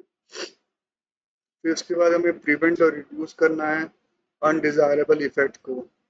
ठीक है, कि जो हमारे अनडिज़ायरेबल इफ़ेक्ट हो वो कहीं ना कहीं हम रिड्यूस कर सकें, प्रिवेंट कर सकें। ठीक है, और साथ ही साथ फिर उसके बाद बात होती है इम्प्रूवमेंट को अचीव करने की। ठीक है, कि हमें इम्प्रूवमेंट जो है वो हम अपने प्लानिंग के थ्रू इंश्योर करेंगे कि हमें हर स्टेज में हर पॉइंट पे कुछ ना कुछ हमारे लिए इम्प्रूवमेंट की बातें निकल के सामने आए। ठीक है, इसके बाद स्टैंडर्ड कहता है कि हमें एड्रेस करना है रिस्क एंड अपॉर्चुनिटी को, तो हमें प्लान करना पड़ेगा डॉक्यूमेंटेड मैनर में कि हम कैसे रिस्क एंड अपॉर्चुनिटी को कैसे एड्रेस करेंगे। क्या मतलब प्रोसीजर होगा हमारे यहाँ, अगर कोई रिस्क फाइंड आउट होता है किसी भी एम्प्लॉय के थ्रू, तो उसको हम कैसे एड्रेस करेंगे, कैसे उस पर एक्शन लेंगे। ठीक है, उसके बाद जो स्टैंडर्ड बात करता है कि जो हमने अगर हमने कोई एक्शन प्लान बनाया है over the risk and opportunity address them, उसको हम इवेलुएट कैसे करेंगे और जो हमारा एक्शन हमने लिए हैं वो इफेक्टिव है कि नहीं है, उसके ऊपर हमें एक प्रोसीजर मतलब डेवलप करना है डॉक्यूमेंटेड मैनर में। एक प्रॉपर हमारे पास प्रोसीजर होना चाहिए, और ये एक जनरल अंडरस्टैंडिंग होनी चाहिए कि अगर हम प्रॉपरली जो एड्रेस करेंगे रिस्क एंड अपॉर्चुनिटी की, तो प्रोपोर्शनेट होनी से प्रोपोर्शनल होगी, पोटेंशियल इफेक्ट होगा conformity of product and services का। तो जो कंफर्मिटी है प्रोडक्ट एंड सर्विसेज की, डायरेक्टली रिलेटेड है जो हम एक्शन ले रहे हैं to address risk and opportunity. और रिस्क एंड अपॉर्चुनिटी में जो कॉमन एक कह लीजिए क्राइटेरिया है, करेक्टरिस्टिक्स हैं, वो रिस्क की हैं। उसमें हम अवॉइड करते हैं, अवॉइडिंग रिस्क, टेकिंग रिस्क, और in order to pursue an opportunity. जब हम कोई परस्यू करते हैं अपॉर्चुनिटी को, उसमें हम अवॉइड करते हैं रिस्क को, और टेक भी करते हैं, मतलब हम रिस्क को लेते भी हैं। और उसके साथ साथ क्या करते हैं, eliminating the risk source, changing the livelihood or consequences, sharing the risk or retaining risk by inform decision. ये सारी चीज़ें, ये सब मतलब कैरेक्टरिस्टिक्स है रिस्क एंड अपॉर्चुनिटी की, जिनके बीच में हमें डिसीजन मेकिंग करनी होती है to address risk and opportunity. और जो अपॉर्चुनिटी है, उसमें क्या क्या चीज़ें होती हैं। अपॉर्चुनिटी न्यू प्रैक्टिसेस की बात करती है। ठीक है, जब हम अपॉर्चुनिटी की बात करेंगे तो उसमें हम क्या क्या चीज़ें हमारे सामने आ सकती है जो हमें करनी है। न्यू प्रैक्टिसेस की बात कर सक होती है, लॉन्चिंग न्यू प्रोडक्ट्स हो सकता है, ओपनिंग न्यू मार्केट हो सकता है, एड्रेसिंग न्यू कस्टमर्स हो सकता है, बिल्डिंग पार्टनरशिप हो सकती है, नई टेक्नोलॉजी की यूज़ करने की बात कर सकते हैं यहाँ पे। अ, उसमें फिर उसके बाद जो कस्टमर नीड है उसको अलग तरह से एड्रेस करने की बात कर सकते हैं। उसमें डिज़ायरेबल एंड वायबल पॉसिबिलिटीज़ के हम चीज़ों की तरफ ढूंढते हैं, करने की कोशिश करते हैं। तो ये जो रिस्क एंड अपॉर्चुनिटी है, इस पॉइंट ऑफ व्यू से, इस माइंडसेट से हमें एड्रेस करना है, उस पर एक्शन प्लान बनाना है, जब भी वो हमें हमारी कंपनी में आइडेंटिफाई हो through a properly managed quality management system.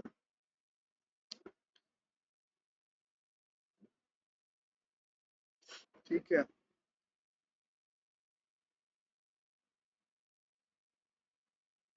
फिर इसके बाद जो मतलब स्टैंडर्ड बात करता है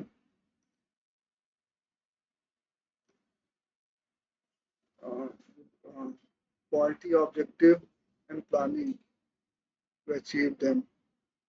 सो यहाँ पे क्वालिटी ऑब्जेक्टिव्स के बारे में डिफाइन किया गया है। तो ये अपना जो प्लानिंग क्लॉज है उसके अंदर ही है। ये हम वहाँ पे क्वालिटी ऑब्जेक्टिव्स को डिफाइन किया गया है, प्लानिंग को डिफाइन किया गया है।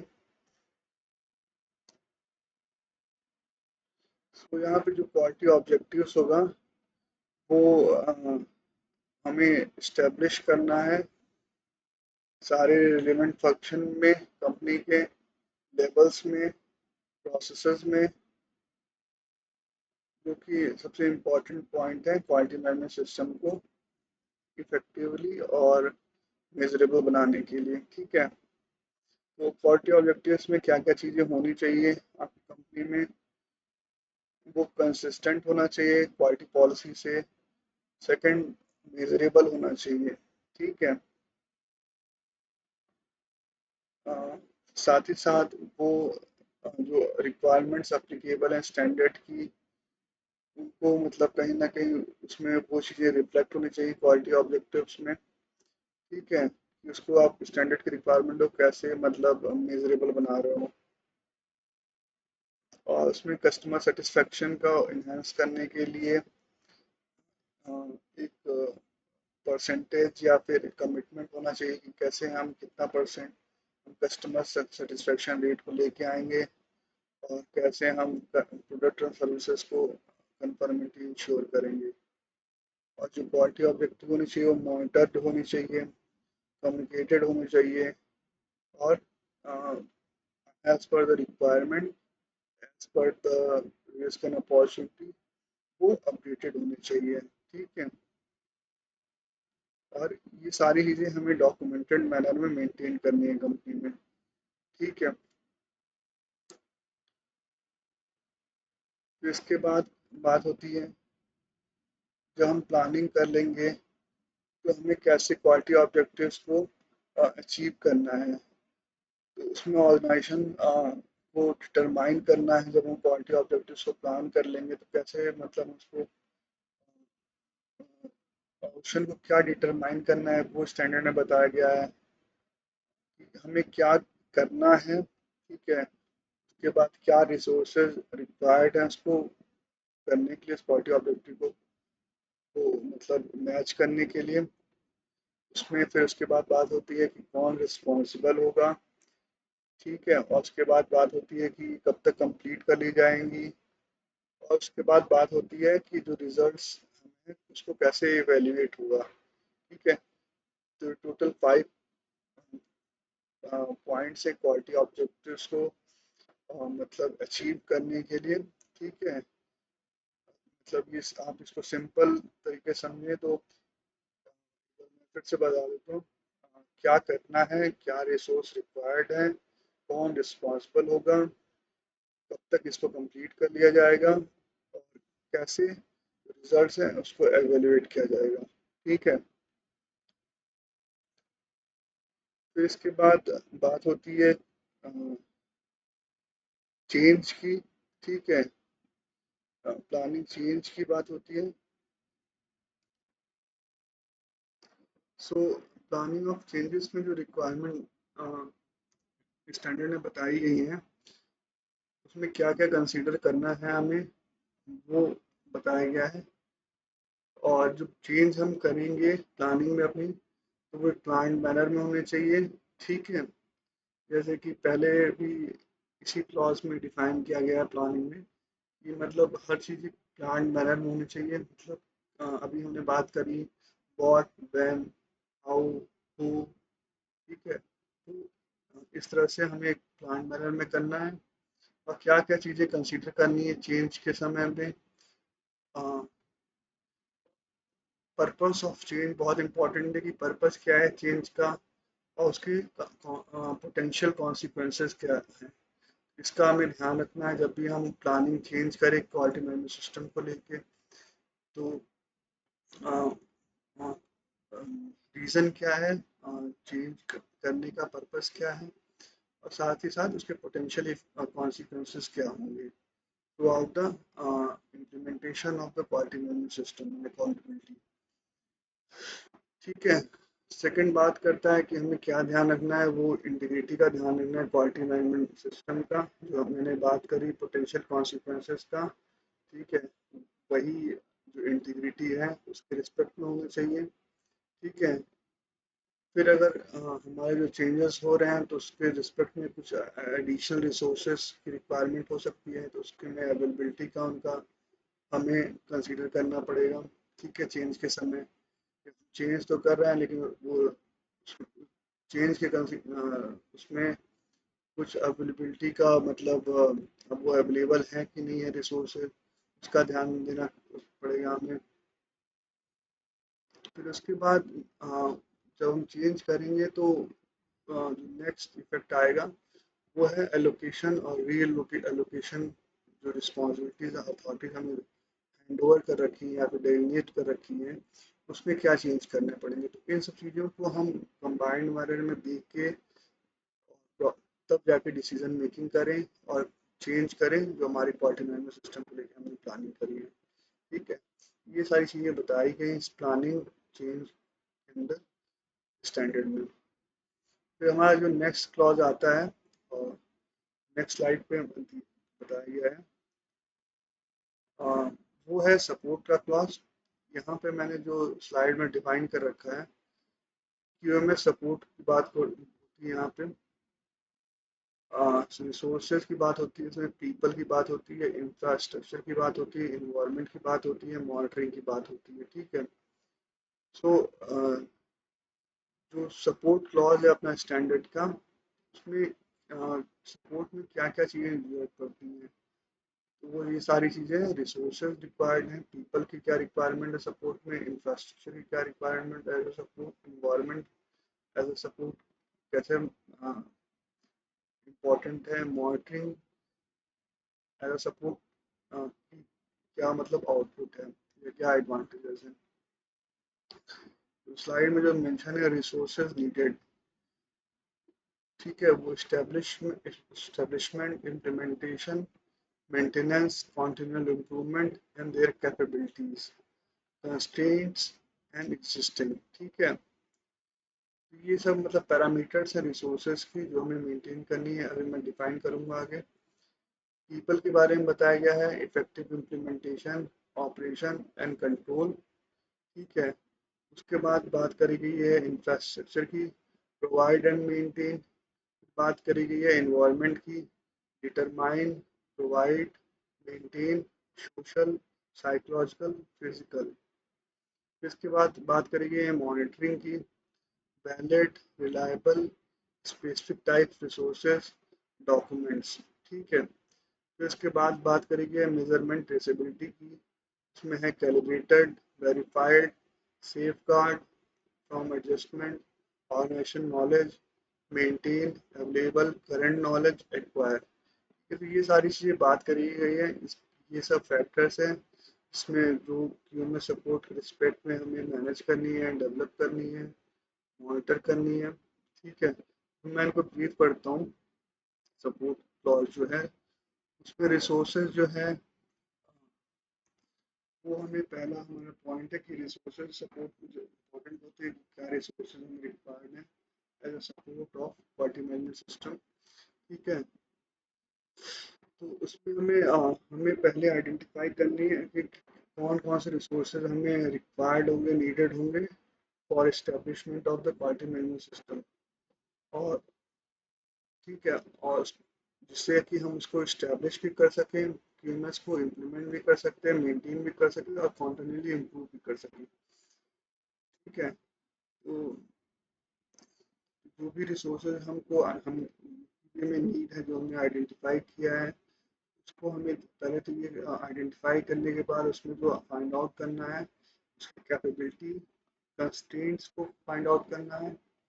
ठीक है। और साथ ही साथ कंपेयर करना है कि जो एग्जिस्टिंग इंटरनल रिसोर्सेज हैं कहीं हमारे पास पहले से तो नहीं है, मतलब ये हमें फाइंड आउट करना है। ठीक है। साथ ही साथ हमें फिर ये भी फाइंड आउट करना है कि कोई एक्सटर्नल प्रोवाइडर जो वो रिसोर्स देता हो उसकी ज़रूरत तो नहीं है। ठीक है।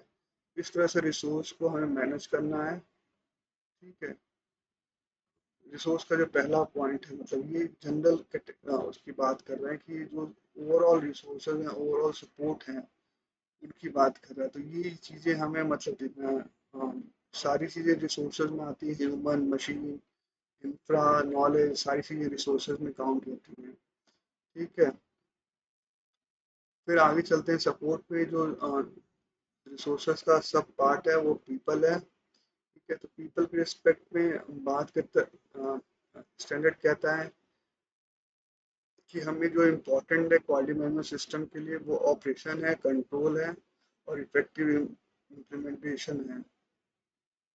तो इस केस में हमें ऑर्गेनाइजेशन को इंश्योर करना है, कंपनी को इंश्योर करना है कि उसके पास कॉम्पिटेंट पीपल हों जो इन सब चीज़ों को अच्छे तरीके से कर सकें। ठीक है। फिर उसके बाद सपोर्ट में रिसोर्सेज में बात होती है इंफ्रास्ट्रक्चर की। इंफ्रास्ट्रक्चर में रिक्वायरमेंट क्या है कि हमें एक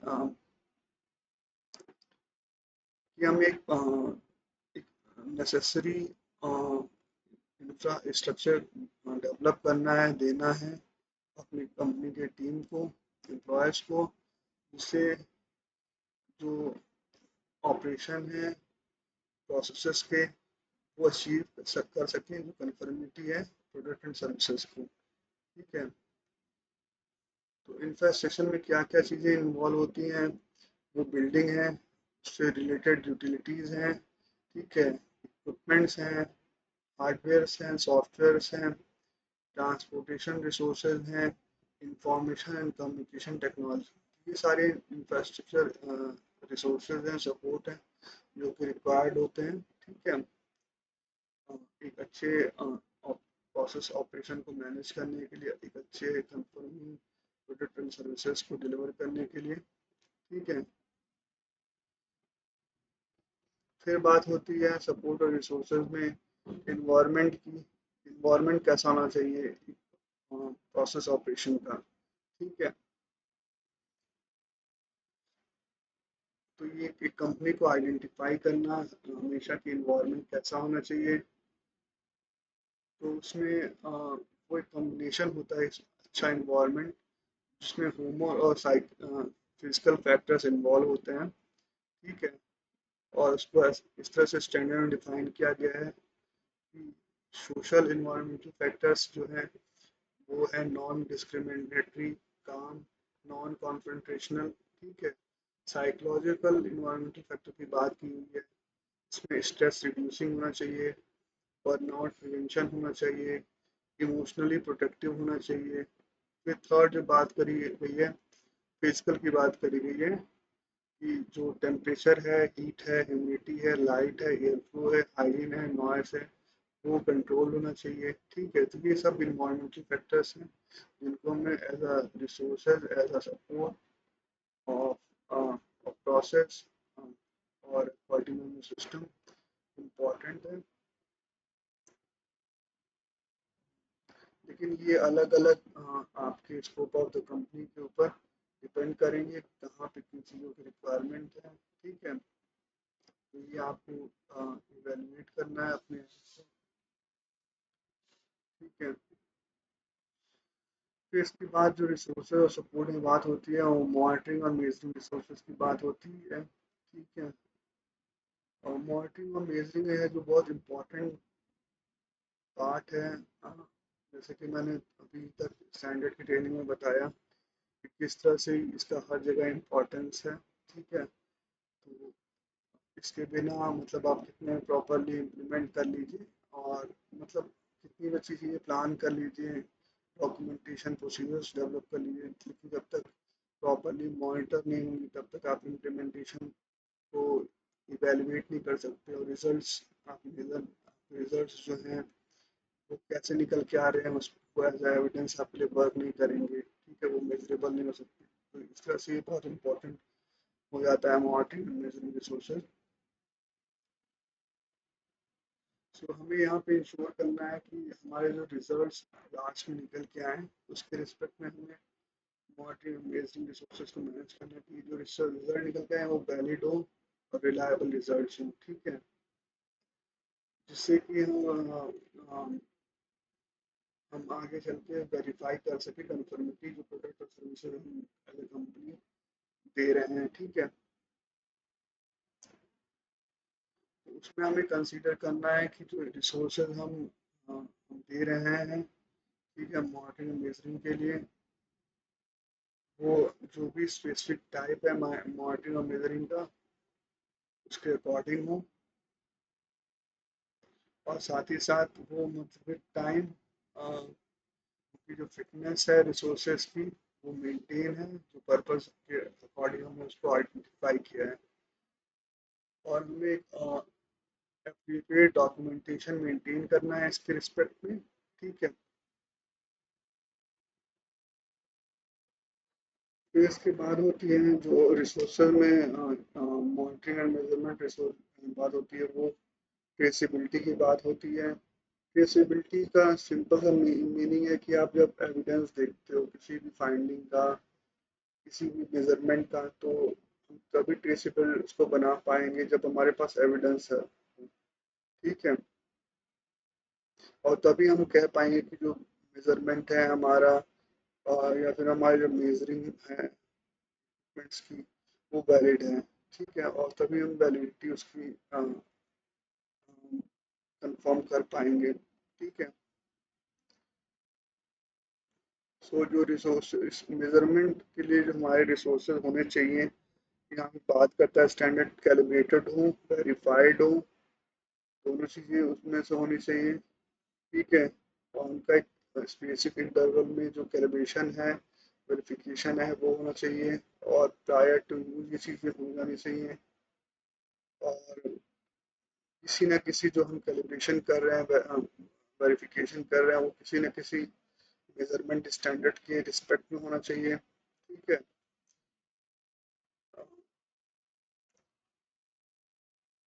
और अगर इन केस भी कह रहा है कि अगर कोई स्टैंडर्ड नहीं अवेलेबल है नेशनल या फिर इंटरनेशनल फॉर कैलिब्रेशन और वेरिफिकेशन, तो उस केस में हम किस बेसिस पे उसका कैलिब्रेशन और वेरिफिकेशन कर रहे हैं और देयर एडिक्वेसी फॉर मेजरमेंट वो डॉक्यूमेंटेड होना चाहिए। ठीक है। ठीक है। उसके बाद बात कर हमें ये भी पता होना चाहिए कि हर जो इक्विपमेंट हम यूज़ कर रहे हैं एज अ मेजरमेंट टूल, ठीक है, तो वो मतलब उसका स्टेटस क्या है, मतलब वो किस स्टेज में है, मतलब वो हो सकता है नया प्रोडक्ट हो या फिर उसके कुछ एक कुछ समय के लिए उसको यूज़ किया गया हो, या फिर हो सकता है वो काफ़ी पुराना हो चुका हो, काफ़ी यूज़ किया जा चुका हो, ठीक है, कैलिब्रेशन के लायक हो या फिर कैलिब्रेशन के लायक ही ना हो, ठीक है। तो ये सब चीज़ों का भी हमें ध्यान रखना है। फिर उसके बाद जो स्टैंडर्ड बोलता है वो सेफ गार्ड की बात करता है, फ्रॉम द एडवर्स एडजस्टमेंट्स। मतलब होता है क्या है कि जो कंपनी में बायस्ड वर्क होते हैं, मतलब कुछ, ठीक है, तो उसमें क्या होता है, जो मेजरमेंट होता है वो सेफ गार्ड उसका इंश्योर करना है हमें, कहीं कहीं उसमें कोई एडजस्टमेंट ना हो किया गया हो या फिर कोई कर ना दे, ठीक है। उसके बाद हमें क्या ध्यान रखना है कि जो डैमेज और डिटोरेशन है उसका, वो हमें ना हो मेजरिंग इक्विपमेंट का, उसका ध्यान रखना है, जिससे कि हमारे जो कैलिब्रेशन हो वो इनवैलिडेट ना कर दें और सब्सिक्वेंट जो मेजरमेंट रिजल्ट्स हैं वो कहीं ना डिस्टर्ब हो जाए उससे। तो इन सब चीज़ों का ध्यान रखना है। और ये इम्पॉर्टेंट पॉइंट्स हैं मेजरमेंट ट्रेसेबिलिटी के लिए, हमारा जो एविडेंस फाइंड आउट होगा उसकी क्रेडिबिलिटी के लिए, ठीक है।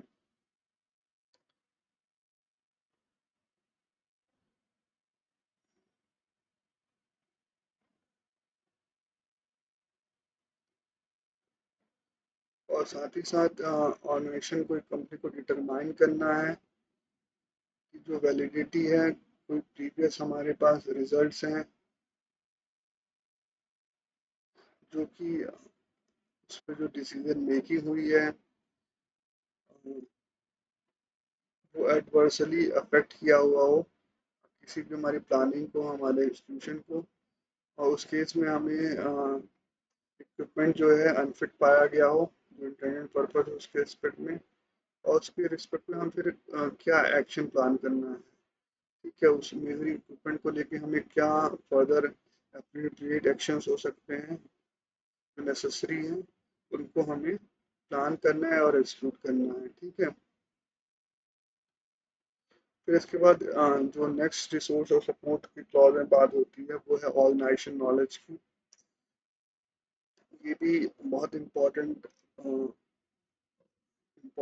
रिसोर्स है कि एज अ कंपनी आपको ड्राइव करने में, डिलीवर करने में सबसे इम्पोर्टेंट पार्ट होता है ऑर्गेनाइजेशन नॉलेज का। उसके बाद ही कहीं ना कहीं पीपल आते हैं, इंफ्रा आता है और अदर रिसोर्सेज आते हैं, ठीक है। तो ऑर्गेनाइजेशन नॉलेज में क्या बात करता है स्टैंडर्ड, तो इसमें पहली बात है कि जो नेसेसरी नॉलेज है जो कि इसके ऑपरेशन जो कि कंपनी के प्रोसेसेस की हैं, और जो हमें अचीव करना है कन्फर्मेटिव प्रोडक्ट एंड सर्विसेज को, उसको सपोर्ट कर पाए।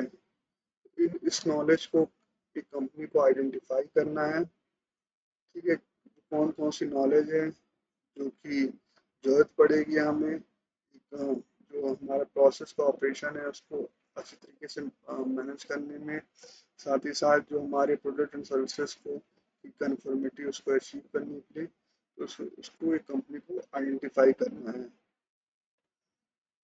और साथ ही साथ जब ये ऑर्गेनाइजेशन मतलब हम डिटरमाइन कर लेंगे तो उसको मेंटेन करना है।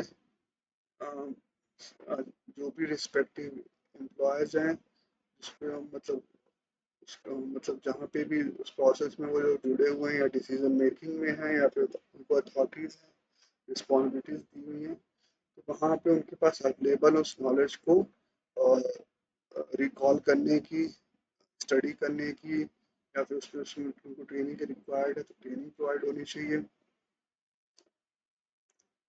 अ, फिर ये भी हमें ध्यान देना पड़ेगा एक चीज़ ऑर्गेनाइजेशन नॉलेज में कि नीड्स एंड जो ट्रेंड्स हैं वो टाइम टू टाइम चेंज होते रहते हैं प्रोडक्ट के या फिर कंपनी के जो टेक्नोलॉजी है उसमें, ठीक है, या सर्विसेज में। तो उसमें हमें ये टाइम टू टाइम चेंजेस को एडजस्ट करना पड़ेगा ऑर्गेनाइजेशन नॉलेज को, ठीक है, करंट नॉलेज और एक्सपीरियंस क्या एक्सपेक्टेड है, ठीक है। और फिर करंट नॉलेज जब हम आइडेंटिफाई करेंगे क्या रिक्वायर्ड है, तो उसमें हमें डिटरमाइन करना पड़ेगा कि कैसे हमें उनको एक्वायर करना है, ठीक है।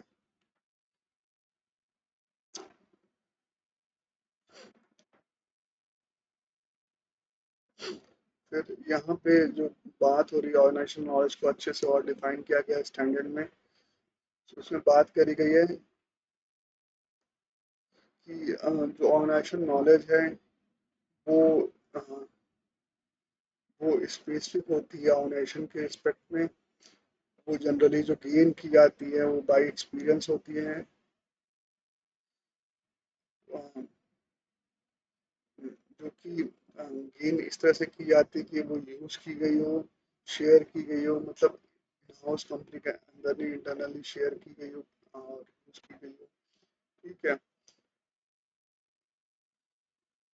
सो और इसमें कुछ टाइप्स बताए गए हैं ऑर्गेनाइजेशन नॉलेज के। देखिए इंटरनल रिसोर्सेज की एज अ इंटरनल रिसोर्सेज के बेस बताया गया है, एक्सटर्नल रिसोर्सेज के बेस से बताया गया है। तो जो ऑर्गेनाइजेशन नॉलेज है वो इंटरनल सोर्सेज जो हैं उसके हैं, इंटेलेक्चुअल प्रॉपर्टी हो सकती है इसमें, नॉलेज गेन फ्रॉम एक्सपीरियंस हो सकता है, lessons learn from failure and successful projects हो सकता है, ठीक है, capturing and sharing undocumented knowledge and experiences हो सकता है, फिर हो सकता है the results of improvements in processes हो सकता है, एंड प्रोडक्ट एंड सर्विसेज से नॉलेज हो सकती है। एक्सटर्नल सोर्सेज में बात हुई है ऐसे ऑर्गेनाइजेशन नॉलेज, उसमें है स्टैंडर्ड्स हैं, एकेडमिया है, कॉन्फ्रेंसेस हैं, gathering knowledge for customer and external provide है, ठीक है। ये सब चीज़ें हैं जो एक्सटर्नल सोर्सेज की तरह काम आती हैं ऑर्गेनाइजेशन नॉलेज में, ठीक है।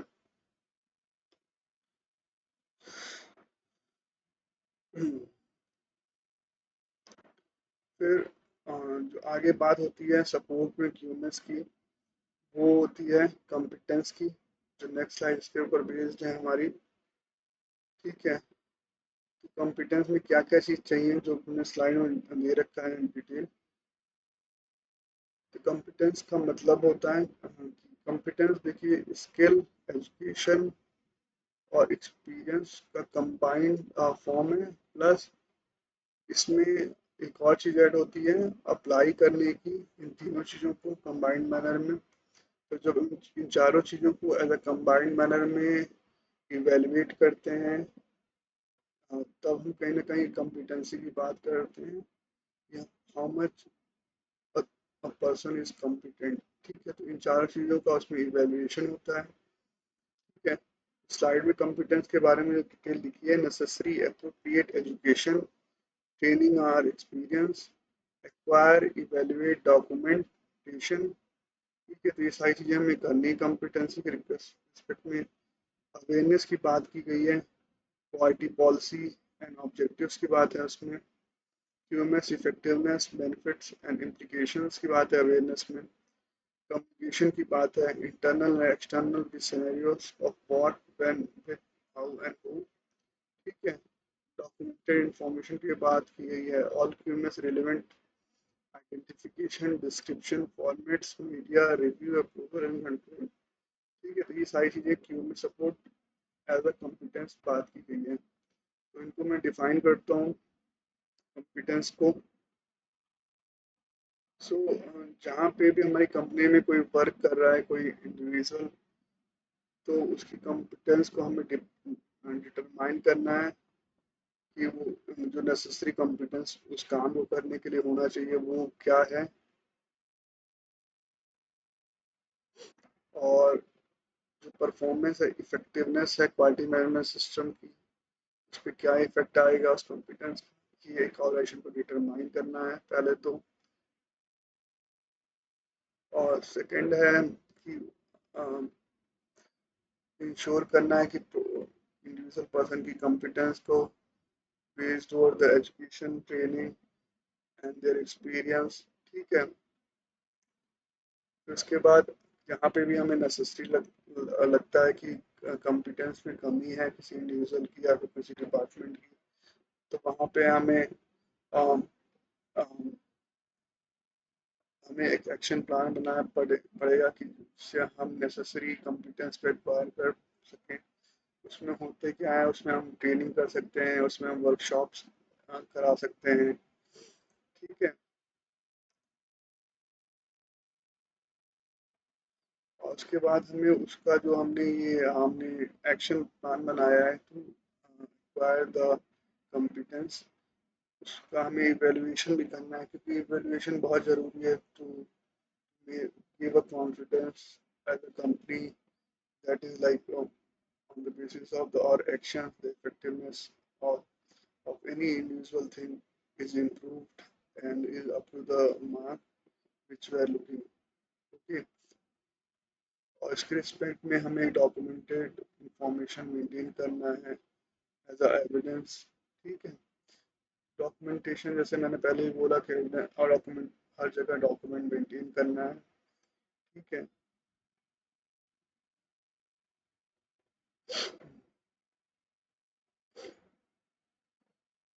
और इसमें स्टैंडर्ड में चीज़ बताई गई है कि अब एक्शंस कैसे कैसे हो सकते हैं। तो उसमें जैसे मैंने बताया ट्रेनिंग हो सकती है, मेंटरिंग हो सकती है, रीअसाइनमेंट होता है। ठीक है। फिर हो सकता है हायरिंग और कॉन्ट्रैक्टिंग ऑफ कॉम्पिटेंट पर्सन हो सकता है। तो ये एक्शन प्लान है फॉर गेनिंग द कॉम्पिटेंसी। ठीक है। फिर उसके बाद हम जो बात है अवेयरनेस की है, स्लाइड में बताई गई है स्टैंडर्ड में।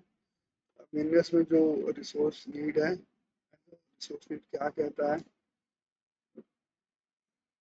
कि हर चीज़ की अवेयरनेस होती है। मतलब आपने नॉलेज ले लिया, ठीक है, मतलब आपको ट्रेनिंग एक दे दी गई, ये चीज़ें आपको करनी है, मेंटेन करनी है। तो अवेयरनेस रहनी चाहिए कि मतलब अवेयरनेस एक चीज़ है, मतलब जो through out the your job working in a day time, मतलब आपके साथ रन करती है कि आप अवेयर रहें कि हमने ट्रेनिंग ली थी जो, या फिर हमें जो इंफॉर्मेशन मिली थी जिसके लिए हमें कॉम्पिटेंट बनाया था, वो हम अप्लाई कर सके अपनी जॉब में। ठीक है। तो वो अवेयरनेस हमें प्रोवाइड करानी है। वो अवेयरनेस किसके रिस्पेक्ट में होगी, क्वालिटी पॉलिसी के रिस्पेक्ट में होगी, क्वालिटी ऑब्जेक्टिव्स के रिस्पेक्ट में होगी, हर इंडिविजुअल के कंट्रीब्यूशन के उनको इफेक्टिवनेस की तरफ वर्क करना है क्वालिटी मैनेजमेंट सिस्टम के, उसके रिस्पेक्ट में होगी। और लास्टली मतलब इम्प्रूव परफॉर्मेंस के क्या बेनिफिट हैं इससे, उसके बारे में उनको जानकारी होनी चाहिए। ठीक है। ठीक है। और साथ ही साथ ये भी उनको इन्फॉर्मेशन होना चाहिए, अवेयरनेस होना चाहिए कि अगर हम जो भी चीज़ें हम कर रहे हैं नॉन कन्फर्मिंग हो, मतलब उससे कहीं ना कहीं हमारा क्यूएमएस जो पार्टी सिस्टम है अगर वो नॉन कन्फर्मिंग होता है, उसका क्या इम्प्लीकेशंस हो सकता है, मतलब as a system, as a party management system, as a company. ठीक है। तो इसका मतलब हमें ध्यान रखना है। फिर जो बात हो रही है एज अ रिसोर्स, वो है कम्युनिकेशन की। कम्युनिकेशन की रिक्वायरमेंट क्या है। तो इसमें ऑर्गेनाइजेशन को एक कंपनी को फाइंड आउट करना है, डिटरमाइन करना है कि इंटरनल और एक्सटर्नल कम्युनिकेशन क्या क्या है जो कि इम्पोर्टेंट है पार्टी मैनेजमेंट सिस्टम को लेके।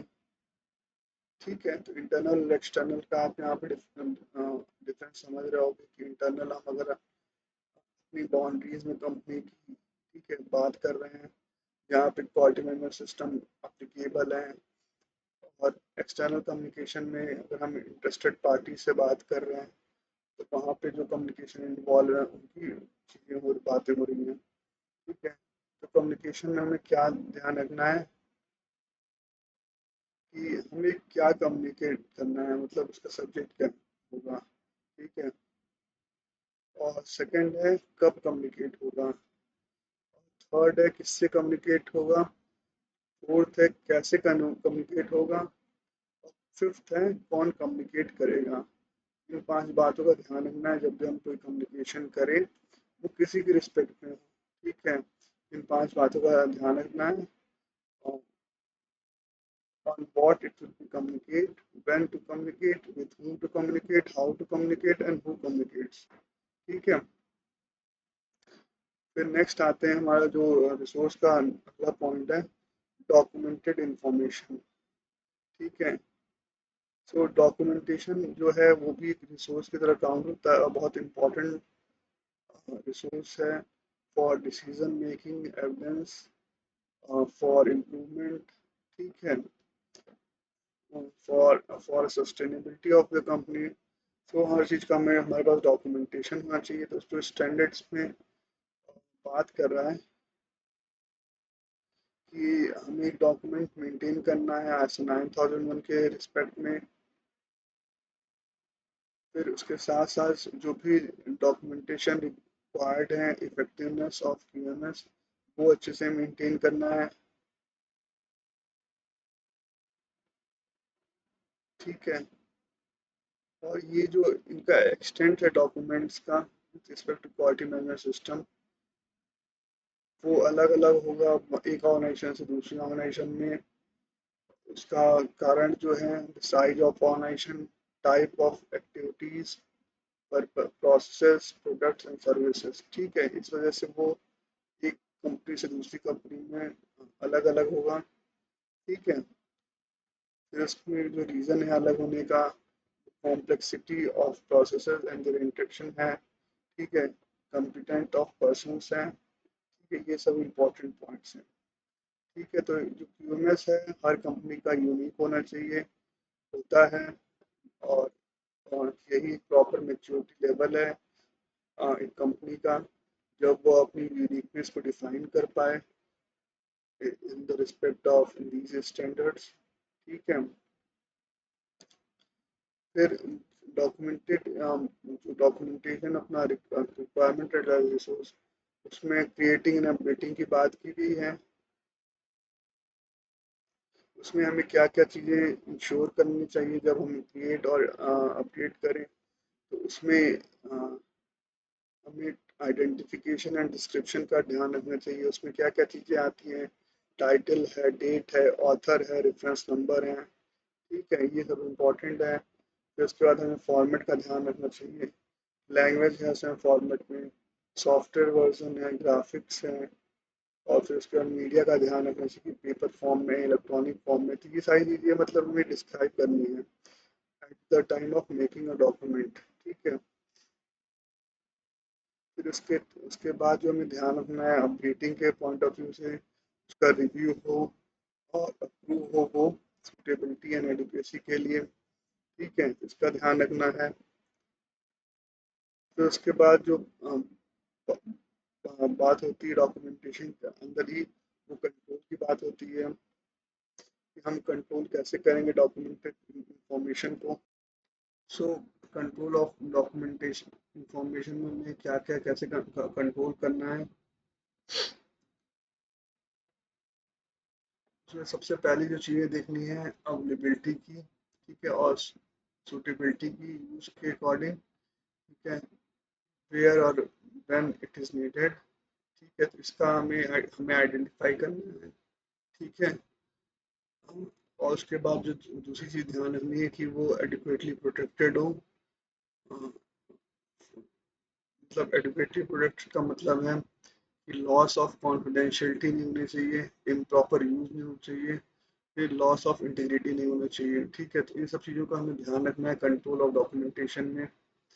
ठीक है, तो पहला जो हमने बात करी वो नॉलेज बिल्ड करने के रिस्पेक्ट में है कंपनी में, जिसकी अवेलेबिलिटी और सुटेबिलिटी की हम वहाँ बात कर रहे हैं, और व्हेन एंड वेयर की बात कर रहे हैं, वहाँ पे नीडेड है। फिर सेकेंडली जो हम बात करें तो उसके प्रोटेक्शन की बात कर रहे हैं कि मिस इन्फॉर्मेशन, मिस गाइडेंस कहीं ना हो। ठीक है, तो उसके बाद या फिर इंफॉर्मेशन लॉस ना हो जाए, कहीं पे इंटीग्रिटी में इफेक्ट आ जाए, इनका भी ध्यान रखना है। साथ ही साथ अगर वो कॉन्फिडेंशियल है हमारी कंपनी के लिए, तो उसका भी ध्यान रखना है। ठीक है, उसके अकॉर्डिंग हमें प्रोटेक्ट करना है। फिर उसके बाद हमें ये भी ध्यान रखना है कि हम उस डॉक्यूमेंट का डिस्ट्रीब्यूशन कैसे करेंगे, एक्सेस किसको किसको होगा, रिट्रीवल कैसे कर सकते हैं, और उसका यूज़ कौन कौन कर सकता है। ठीक है, फिर उसके बाद हमें जो स्टोरेज है, रिजर्वेशन है उस डॉक्यूमेंट का, उसका ध्यान रखना है, वो कैसे करना है, वो आइडेंटिफाई करना है। और अगर हमारा कोई चेंज हो रहा है डॉक्यूमेंट में, तो उस चीज़ को कैसे कंट्रोल करना है उसका भी ध्यान रखना है। फिर हमें ध्यान रखना है कि हम उस डॉक्यूमेंट का रिटेंशन और डिस्पोजिशन कैसे करेंगे। ठीक है, जनरली होता क्या है कि जो भी डॉक्यूमेंट्स होते हैं कंपनी डिक्लेयर करते हैं कि हम 10 ईयर्स तक मेंटेन करेंगे। जब भी वो मतलब हमारी कंपनी डेवलप किया तो उसकी लाइफ साइकिल 10 ईयर्स मिनिमम रखेंगे। और अगर वो इन इन इन द टाइम पीरियड वो ऑब्सोलीट हो जाता है, ठीक है, तब भी हम उसको 10 ईयर्स तक मेंटेन करेंगे। आप उसके बाद हम उसको डिस्कार्ड कर देंगे। तो इस तरह से चीज़ें होती हैं, मतलब इस तरह से हमें एक कंपनी को डिसाइड करना होता है। जो भी हमने जो भी हमने नॉलेज या फिर डॉक्यूमेंट डेवलप किया है कि उसका रिटेंशन पीरियड क्या है, और हम उसको डिस्पोजिशन कर देंगे। ठीक है,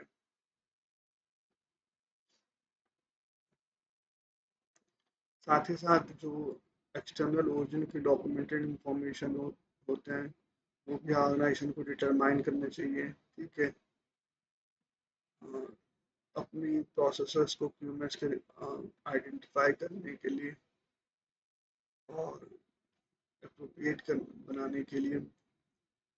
ठीक है, और ये जो डॉक्यूमेंटेड इंफॉर्मेशन है, ये रखे जाने चाहिए कंपनी में एज एविडेंस फॉर कंफर्मिटी। ठीक है, और इसका भी ध्यान चाहिए कि वो प्रोटेक्टेड हो, कोई अनइंटेंडेड अल्ट्रेशन हो, ठीक है, या फिर मिसहैप हो, उससे बचाने के लिए। ठीक है,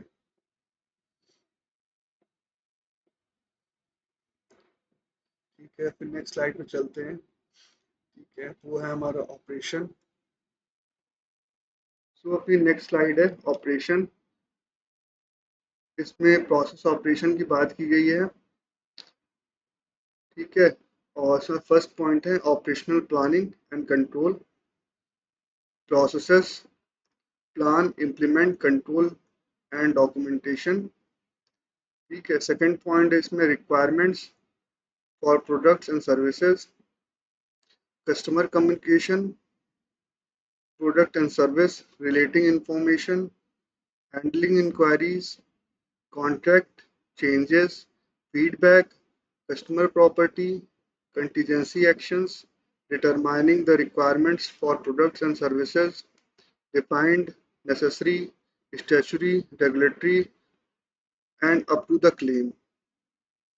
ये सारी चीज़ें हैं। और थर्ड पॉइंट है review of the requirements for products and services, ability requirement for delivery and post delivery activities, requirement not stated but necessary for intended use, statutory and regulatory, contract documentation with any change.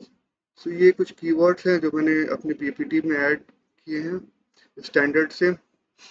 और अब मैं थोड़ा सा brief करता हूँ standards की requirement को with respect to the operation and this particular clause of ISO 9001। So eighth clause है ऑपरेशन, और बहुत इंपॉर्टेंट है। इसमें बहुत सारी चीज़ें दी हुई हैं ऑपरेशन के रिस्पेक्ट में। हाँ, तो ऑपरेशन का जो पहली सब क्लॉज रिक्वायरमेंट है ऑपरेशनल प्लानिंग एंड कंट्रोल। तो इसमें कहता है कि जो प्रोसेस है ऑपरेशन के लिए, वो अ, अच्छी तरीके से प्लान की हुई हो, इम्प्लीमेंट की गई हो और कंट्रोल की गई हो। ठीक है, जो प्रोडक्ट और सर्विसेज की रिक्वायरमेंट है उनको मैच करने के लिए। ठीक है, और हमने अभी जो प्रोसेस ऊपर अभी डिस्कस किया, और उनको मतलब जो एक्शंस हैं उसको डिटरमाइन करना है। ठीक है, सो पहली चीज़ जो इसमें कहता है कि हमें एक्शंस इसको डिटरमाइन करने के लिए क्या क्या करना चाहिए, मतलब जब हम प्लान इम्प्लीमेंट और कंट्रोल करने की बात करेंगे एक प्रोसेस को, तो उसमें जो एक्शंस हो गए इम्प्लीमेंटेशन के, उसके लिए पहले हमें क्या करना पड़ेगा, क्या डिटरमाइन करना पड़ेगा। तो उसमें पहली चीज़ जो करनी है, रिक्वायरमेंट्स को आइडेंटिफाई करना, डिटरमाइन करना है प्रोडक्ट या सर्विसेज की। ठीक है। फिर उसके बाद हमें जो क्राइटेरिया है वो डिफाइन करनी है। इस रिक्वायरमेंट को जानने के बाद प्रोडक्ट सर्विसेज की प्रोसेस के क्राइटेरिया क्या रहेंगे, और acceptance of product and services की उसकी क्या क्या क्राइटेरिया रहेगी। ठीक है। फिर उसके बाद जो हमारा नेक्स्ट पॉइंट आता है डिटरमाइन करने के लिए, जिसके बेसिस पे हम एक्शन लेंगे, एक प्रोसेस को डेवलप करेंगे, इम्प्लीमेंट करेंगे। तो उसमें है कि हम रिसोर्सेज को आइडेंटिफाई करें। ठीक है। फिर उसके बाद जो नेक्स्ट पॉइंट आता है अपना, कि हमने जब क्राइटेरिया आइडेंटिफाई कर लिया तो हम जो कंट्रोल्स हैं प्रोसेसर्स को उसको इम्प्लीमेंट करें। ठीक है। तो हमें कंट्रोल को आइडेंटिफाई करना कि हम प्रोसेस को कंट्रोल कैसे करें, क्योंकि हमें क्राइटेरिया जो प्रोडक्ट एंड सर्विसेज की है, प्रोसेस की है, उसको मैच करना है। ठीक है। और उसके बाद जो नेक्स्ट रिक्वायरमेंट है, एक्शन प्लान हम बना रहे एक प्रोसेस को एक्सक्लूड करने के लिए, उसका जो नेक्स्ट पॉइंट है कि हमें एक डिटरमाइन करना है, मेंटेन करना और रिटेन करना है डॉक्यूमेंटेशन को। ठीक है। जहाँ तक वो ज़रूरी होगा, जहाँ तक ये कंपनी को, उसके टॉप मैनेजमेंट को लगता है कि ज़रूरी है रिटेन करना, और कितने समय तक हम इसको रिटेन करना चाहिए। और इसके साथ ही साथ ये डॉक्यूमेंटेशन क्यों ज़रूरी है, तो उसमें ये कॉन्फिडेंस बिल्ड करेगा कि जो प्रोसेस है वो इन एक प्रॉपर मैनर में, प्लान्ड मैनर में कैरिड आउट हुआ है। ठीक है। और सेकंड है, प्रोडक्ट्स और सर्विसेज जो हम एज ए कंपनी दे रहे हैं, उसी कन्फर्मिटी को ये डिमॉन्स्ट्रेट कर सकता है। वो हो सकता है आज आप उस डॉक्यूमेंट के बेसिस पे आज आप डिमॉन्स्ट्रेट करो, या कुछ साल बाद आप उसको डिमॉन्स्ट्रेट करो। तो ये कंपनी टू कंपनी उनकी डिसीजन पे रहता है कि कब तक हम मतलब उस डॉक्यूमेंट को अपने यहाँ प्रिजर्व करके रखते हैं। ठीक है। सो जो आउटपुट होगी इस प्लानिंग की, ठीक है, उसको ये स्टैंडर्ड कहता है, वो होना चाहिए सुटेबल और ये ऑर्गेनाइजेशन ऑपरेशंस के लिए। ठीक है।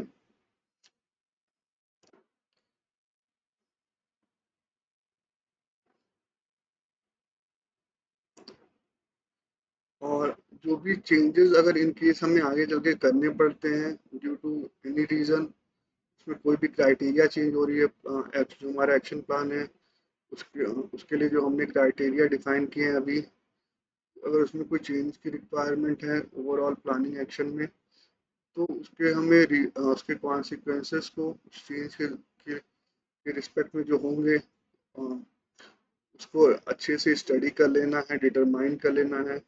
कोई भी अनइंटेंडेड चेंज नहीं होना चाहिए, और कोई एडवर्स इफेक्ट आता है उसकी वजह से, तो उसको हमें मिटिगेट करना है। ठीक है। ये स्टैंडर्ड ये बातें कहता है, मतलब ये एक आपको समझाने की कोशिश कर रहा है। और साथ ही साथ जो आउटसोर्स प्रोसेस है वो भी कंट्रोल्ड हो, ये भी एक ऑर्गेनाइजेशन को इंश्योर करनी है। आउटसोर्स प्रोसेस का भी हम आगे इसी ऑपरेशन क्लॉज में ही आगे डिस्कस करेंगे, डिफाइन करेंगे। ठीक है। सो इसमें ऑपरेशन में ही जो सेकंड सब क्लॉज है, अभी हमने ऑपरेशनल प्लानिंग एंड कंट्रोल की बात करी। ठीक है, कि उसमें क्या क्या क्राइटेरिया हो गया, क्या चीज़ें हमें डिटरमाइन करनी है। ठीक है। फिर नेक्स्ट में हम बात करेंगे requirement for products and services की बात करेंगे। ठीक है। ये ऑपरेशन का इस सब क्लॉज है सेकंड। सो इसमें जो चीज़ें दी गई हैं, तो इसमें कहा गया है कि आपको कस्टमर से कम्युनिकेट करना है वो, और उसमें क्या क्या चीज़ें इंक्लूड होंगी हमें कम्युनिकेशन में हमें कस्टमर से पूछनी है या बात करनी है, तो उसमें जो पहली चीज़ आती है वो है इंफॉर्मेशन जो कि प्रोडक्ट से रिलेटेड है और प्रोडक्ट और सर्विसेज से रिलेटेड है। ठीक है, क्योंकि जो कस्टमर होगा उसको बेटर एक अंडरस्टैंडिंग होगी कि उसकी एक्सपेक्टेशन एक प्रोडक्ट के लिए या फिर सर्विस के लिए क्या होनी चाहिए। तो इन उन इंफॉर्मेशन को हमें कस्टमर से जानना है और हर डिस्कस करके कलेक्ट करना है। फिर सेकंड जो चीज़ें हैं कस्टमर कम्युनिकेशन की under the requirement of product and services, वो है इंक्वायरीज को हैंडल करना, कॉन्ट्रैक्ट और ऑर्डर्स इंक्लूडिंग चेंजेस। सो ये हमारे पास एक उसके लिए प्रोसीजर होना चाहिए प्रॉपर कि हम जो इंक्वायरीज हम आ रही है हमें business enquiry with respect to product and services, उसको हम हैंडल कैसे कर रहे हैं। ठीक है, साथ ही साथ हम जो कॉन्ट्रैक्ट डेवलप कर रहे हैं, वर्क ऑर्डर्स जो डेवलप हो रहे हैं, उसमें जो डिटेल्स हैं, मतलब अभी जो हमने पहले जो हमारा प्रोडक्ट एंड सर्विसेज से रिलेटेड वो प्रॉपरली मेंशन्ड है कि नहीं है। ठीक है, और इंक्लूडिंग कोई चेंज अगर होता है तो वो चीज़ें भी मतलब कॉन्ट्रैक्ट और ऑर्डर्स में मेंशन होनी चाहिए। ठीक है, फिर कस्टमर कम्युनिकेशन में जो थर्ड पॉइंट आता है वो है कस्टमर फीडबैक की बात करता है। ठीक है, साथ ही साथ कोई कस्टमर की कंप्लेन है तो उसको भी मतलब ये स्टैंडर्ड ऑब्टेन करने की बात करता है, क्योंकि ये बहुत इंपॉर्टेंट हो जाता है कस्टमर फीडबैक और customer complain to improve as a company, to improve our product services. ठीक है, तो ये भी हमें कस्टमर कम्युनिकेशन में मेंटेन करनी है विद टाइम। ठीक है, और साथ ही साथ कस्टमर कम्युनिकेशन में बात आती है नेक्स्ट जो होता है कस्टमर प्रॉपर्टी को हैंडल करना और उसको कंट्रोल करना। ठीक है, कस्टमर प्रॉपर्टी को मैं अभी डिफाइन करूंगा आगे कि कस्टमर प्रॉपर्टी में क्या क्या चीज़ें आती हैं। ठीक है, फिर उसके बाद नेक्स्ट पॉइंट है जो कस्टमर कम्युनिकेशन का, उसमें है कि कंटीजेंसी एक्शन की बात करता है कि in case to some reason there is a lack or failure in delivering the product in delivered product, तो उस केस में हमारा कंटीजेंसी प्लान क्या है, मतलब एज अ कंपनी, तो वो हमें कस्टमर से डिस्कस करना चाहिए। ठीक है, जहाँ तक भी ये रिलेवेंट हो आपके बिजनेस स्कोप के ऊपर। ठीक है, जैसे कि आप अगर मेडिकल फील्ड में हो, ठीक है, आप लाइफ सेविंग सर्विसेज से जुड़े हुए हो, तो वहाँ पे कंटीजेंसी एक्शंस की बात होती है कि इन केस आपका प्रोडक्ट फेल हो जाता है ड्यू टू सम रीज़न या आप सर्विसेज नहीं दे पा रहे हो, तो कंटीजेंसी एक्शंस आपके क्या होंगे। तो जहाँ पे हाई रिस्क एसोसिएटेड होता है प्रोडक्ट्स रिलेटेड या सर्विसेज रिलेटेड, वहाँ पे कंटीजेंसी एक्शंस की बात होती है। तो वहाँ पे हमें कस्टमर से कम्युनिकेट करना है कंटीजेंसी एक्शंस के लिए, वहाँ पे स्पेसिफिक रिक्वायरमेंट्स होंगी जो मेंशन करनी है हमें। ठीक है, फिर आगे चलते हैं इसी में requirements of product and services में। Determine the requirement for product and services, तो हमने कस्टमर कम्युनिकेशन कर लिया, उसमें क्या क्या चीज़ें करनी थी वो हमने कर ली, उसको डॉक्यूमेंट कर लिया। फिर हमें रिक्वायरमेंट्स डिटरमाइन करनी है प्रोडक्ट एंड सर्विसेज की, तो उसमें क्या क्या चीज़ें होंगी। अ, अ, उसमें हमें आइडेंटिफाई करना है कोई applicable statutory and regulatory requirement के बारे में। ठीक है, अ, फिर हमें क्या आइडेंटिफाई करना है कि अ, ऐसी इम्पोर्टेंट नेसेसरी इंफॉर्मेशन है जो कि ऑर्गेनाइजेशन के लिए ज़रूरी है उस प्रोडक्ट के और सर्विसेज के बारे में जानना, तो उसको हमें डिटरमाइन करना है। और उसके बाद जो पॉइंट आता है रिक्वायरमेंट को डिटरमाइन करने में प्रोडक्ट और सर्विसेज का, वो क्लेम है कि ऑर्गेनाइजेशन क्लेम जो कर रही है प्रोडक्ट और सर्विसेज को लेके जो ऑफर कर रही है, उस क्लेम को मीट कर पाए। ठीक है, तो उसके रिस्पेक्ट में जो चीज़ें जो भी हमें रिक्वायरमेंट है डिटरमाइन करनी है। ठीक है,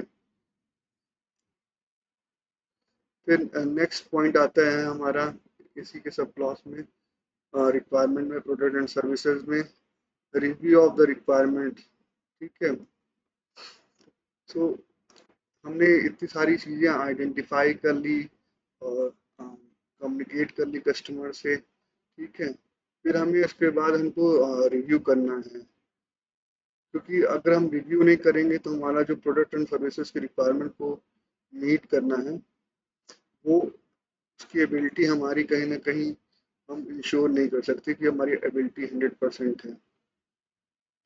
ठीक है, तो हमें क्या क्या रिव्यू करना है। सो जो रिक्वायरमेंट कस्टमर ने स्पेसिफाई की थी, अ, उसको रिव्यू करना है। उसके साथ साथ डिलीवरी और पोस्ट डिलीवरी एक्टिविटी जो हमारे प्रोडक्ट या सर्विसेज से रिलेटेड है, उसको रिव्यू करना है। ठीक है, अ, साथ ही साथ अगर कोई ऐसी रिक्वायरमेंट है जो कस्टमर ने नहीं बताई है लेकिन नेसेसरी है फॉर इंटेंडेड यूज, ठीक है, फॉर प्रोडक्ट एंड सर्विसेज, उसके बारे में जानकारी करके उसको रिव्यू करना है। फिर उसके बाद हमें जो रिक्वायरमेंट है वो अगर अपनी खुद ऑर्गेनाइजेशन के द्वारा स्पेसिफाई की गई है किसी प्रोडक्ट और सर्विसेज को लेके, तो उसको रिव्यू करना है। ठीक है, फिर रिव्यू करना हमें स्टैच्यूटरी एंड रेगुलेटरी रिक्वायरमेंट जो है प्रोडक्ट के ऊपर अप्लीकेबल हैं, उनको रिव्यू करना है। ठीक है, फिर इसके बाद हमें ऑर्डर एंड कॉन्ट्रैक्ट और ऑर्डर जो हैं, अगर वो पहले मतलब हमने कभी रिव्यू नहीं किए हैं, नए तरह के हैं, उसमें न्यू पॉइंट्स ऐड हुए हैं, तो उनको हमें अच्छी तरीके से रिव्यू कर लेना है। ठीक है,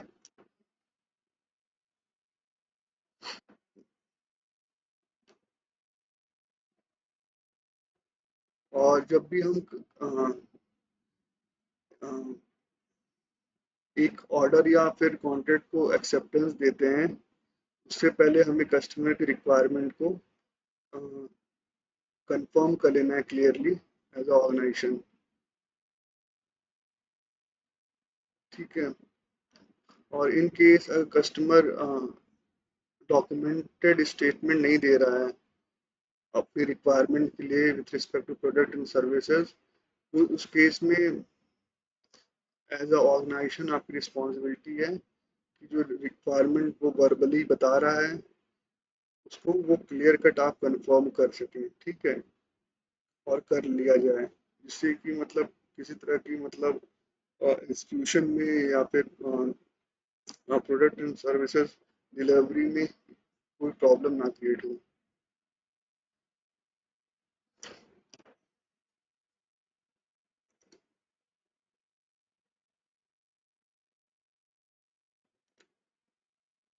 और इन केस एक यहाँ पे एग्जांपल दिया हुआ है स्टैंडर्ड में, जैसे कुछ इंटरनेट सेल्स आज की डेट में होती हैं, उस केस में मतलब प्री डिफाइंड कैटलॉग्स होते हैं प्रोडक्ट के सर्विसेज के। ठीक है, तो इस केस में मतलब कस्टमर से हमें डिस्कस करना नहीं पड़ता है कि मतलब उनकी रिक्वायरमेंट क्या है किसी प्रोडक्ट या सर्विसेज को लेकर। तो इसमें जो रोल प्ले करता है ये रिव्यू का या रिक्वायरमेंट का, वो कैटलॉग्स होते हैं जो प्री डेवलप्ड होते हैं। ठीक है,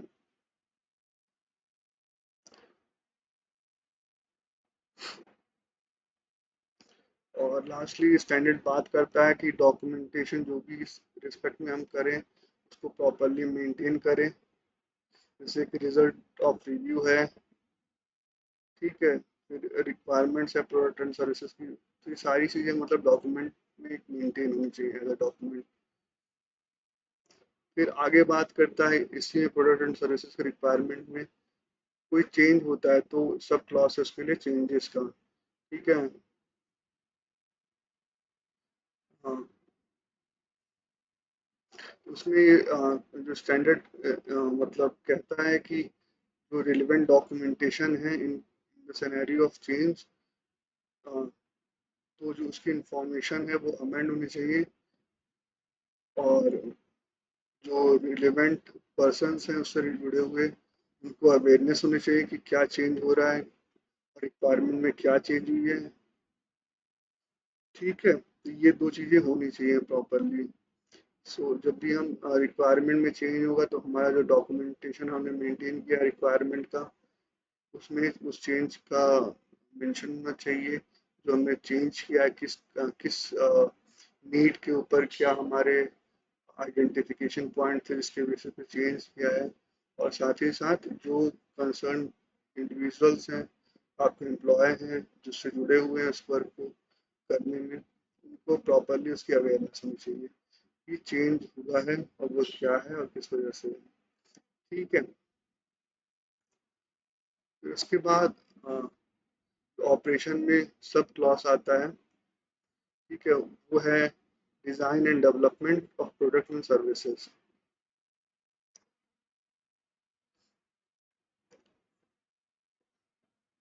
ठीक है, सो यहाँ पे डिज़ाइन एंड डेवलपमेंट की बात करता है, जैसा कि आप स्लाइड में देख सकते हो। इसमें बात की गई है process for it, nature, duration, complexity, process stages, reviews, verification, validation, responsibility, authorities, internal, external resources, control, interfaces between persons, involvement of customers and users, subsequent provisions, level of control by interested parties, documentation, uh, on design and development inputs, controls, outputs, changes, functional and performance, previous similar design, statutory and regulatory standards are code of practice, potential consequences, documentation। तो ये सारे keywords इसमें use किए हैं operation में। अब मैं इनको ब्रीफ करता हूँ आपको। सो डिज़ाइन एंड डेवलपमेंट जो है वो बहुत इम्पोर्टेंट एक कह लीजिए फंडामेंटल है किसी भी प्रोडक्ट को के बारे में आगे मतलब लेके जाने के लिए। जब हम किसी मतलब सो डिज़ाइन एंड डेवलपमेंट एक बहुत ही इम्पोर्टेंट मतलब फंडा फाउंडेशन है। जब भी आप एक प्रोडक्ट और सर्विसेज को बनाने की एज अ बिजनेस बेचने की या फिर किसी को प्रोवाइड कराने का सोचते हो, तो सबसे पहले इम्पोर्टेंट होता है इसका जो डिज़ाइन एंड डेवलपमेंट करना उस प्रोडक्ट का। इसमें आप सारे कंडीशंस को आइडेंटिफाई करते हो कि क्या क्या कंडीशन होगी, क्या क्या रिक्वायरमेंट्स होगी, क्या क्या चीज़ें हमें करनी है, कैसे करनी है, इनपुट्स क्या होंगे, आउटपुट्स क्या होंगे, रिव्यू कैसे होगा उसको, उसका वैलिडेशन कैसे होगा। ठीक है, ये सारी चीज़ें design and development clause in standard में बताता है। ठीक है, सो पहले ये स्टैंडर्ड कहता है कि एक डिज़ाइन एंड डेवलपमेंट का एक प्रोसेस होना चाहिए कंपनी के पास अगर वो डिज़ाइन एंड डेवलपमेंट में इन्वॉल्व है, और साथ ही साथ उसके सब्सिक्वेंट प्रोविजन भी होने चाहिए to ensure subsequent provision of product and services. ठीक है, तो अ, ये चीज़ें ये मतलब एक ये स्टैंडर्ड बोलता है इस तरह का कि डिज़ाइन एंड डेवलपमेंट का प्रोसेस होना चाहिए कंपनी के पास अ, जो कि सफिशिएंट हो इंश्योर करने के लिए कि ये जो सब्सिक्वेंट प्रोविजंस है मतलब उसका एंड जो गोल है उस प्रोसेस का, अ, और जो प्रोडक्ट हमें बनाना है या सर्विसेज बनाना है। ठीक है, फिर आते हैं हम सब क्लॉज के बारे में। तो हम प्लानिंग की बात करते हैं डिज़ाइन एंड डेवलपमेंट के रिक्वायरमेंट के अकॉर्डिंग। तो प्लानिंग स्टेज में हमें क्या क्या चीज़ें कंसीडर करनी चाहिए डिज़ाइन एंड डेवलपमेंट में। तो उसमें स्टेजेस की बात होती है प्लानिंग में, कंट्रोल्स के बाद बात होती है, तो उसमें क्या क्या चीज़ें हमें प्लानिंग में इंक्लूड करनी है। उसमें हमें इंक्लूड करना है नेचर, ड्यूरेशन, कॉम्प्लेक्सिटी, जो डिज़ाइन और डेवलपमेंट एक्टिविटी की है उसको पहले हम कंसीडर करना है हमें। ठीक है, फिर सेकंड जो हमें चीज़ें कंसिडर करना है, उसमें हमें प्रोसेस स्टेज की बात हमें कंसिडर करना है। अ, उसके साथ ही प्रोसेस स्टेज के साथ हमें डिज़ाइन एंड डेवलपमेंट रिव्यूज की कंसिडर करना है। ठीक है। फिर जो अलग आगे की रिक्वायरमेंट है प्लानिंग में, वो है कि वेरिफिकेशन और वैलिडेशन को हमें एक्टिविटीज़ को एज अ स्टेज कंसीडर करना है डिज़ाइन एंड डेवलपमेंट प्लानिंग में। नेक्स्ट जो हमारे चीज़ें हमें कंसीडर करनी है, रिस्पॉन्सिबिलिटीज और अथॉरिटीज़ की। ठीक है। जो अभी तक मतलब हमने चीज़ें कंसीडर किए हैं उसमें किसकी डिज़ाइन और मतलब रिस्पॉन्सिबिलिटीज़ होंगी और अथॉरिटीज़ होंगी, वो हमें कंसीडर करनी है। फिर नेक्स्ट हम चीज़ जो हमें कंसीडर करनी है इंटरनल और एक्सटर्नल रिसोर्सेज। ठीक है। फिर उसके बाद जो नेक्स्ट चीज़ें हमें कंसीडर करनी है वो है कंट्रोल इंटरफेसेस। ठीक है। कंट्रोल इंटरफेसेस मतलब ये जो आपके पर्सनल्स इंडिविजुअल एम्प्लॉयज उसमें एसोसिएट होंगे डिज़ाइन एंड डेवलपमेंट में, उनसे रिस्पेक्ट उनके मतलब रिस्पेक्ट में है कि वो कहाँ तक वो कंट्रोल करेंगे और उनका इंटरफेस क्या होगा मतलब। ठीक है। मतलब किस पोर्शन तक उनकी कंट्रोल रहेगी, क्योंकि एक डिज़ाइन एंड डेवलपमेंट काफ़ी बड़ा प्रोसेस है अपने आप में। जो सबकी जो मतलब कॉम्पिटेंसी है उसमें मतलब एक लिमिटेड होती है, अलग अलग पॉइंट ऑफ व्यू के या फिर अलग अलग कैरेक्टरिस्टिक्स अलग अलग सब पार्ट के रिस्पेक्ट में। तो वहाँ पे हमें कंट्रोल इंटरफेस की एक स्टैंडर्ड बात करता है फॉर इंडिविजुअल पर्सनल। ठीक है। फिर अलग आगे जो कंसीडर करने के लिए स्टैंडर्ड कहता है कि हमें अगर कस्टमर को इन्वॉल्व करना है डिज़ाइन एंड डेवलपमेंट प्लानिंग में, तो उसको आइडेंटिफाई करना है। ठीक है सर। ठीक है। फिर इस कस्टमर के साथ साथ जो यूजर्स हैं वो भी हो सकते हैं, उसमें हमें कहीं ना कहीं प्लानिंग में उनको ऐड करने के लिए इसको भी कंसीडर करना है। फिर उसके बाद ये स्टैंडर्ड कहता है अ, कि हमें जो प्रोडक्ट एंड सर्विसेज हैं उसके सब्सिक्वेंट जो प्रोविजंस हैं उसको उसकी जो रिक्वायरमेंट है उसको कंसीडर करना है। फिर उसके आगे जो ये स्टैंडर्ड कहता है कि अ, कि लेवल ऑफ कंट्रोल्स की बात करता है।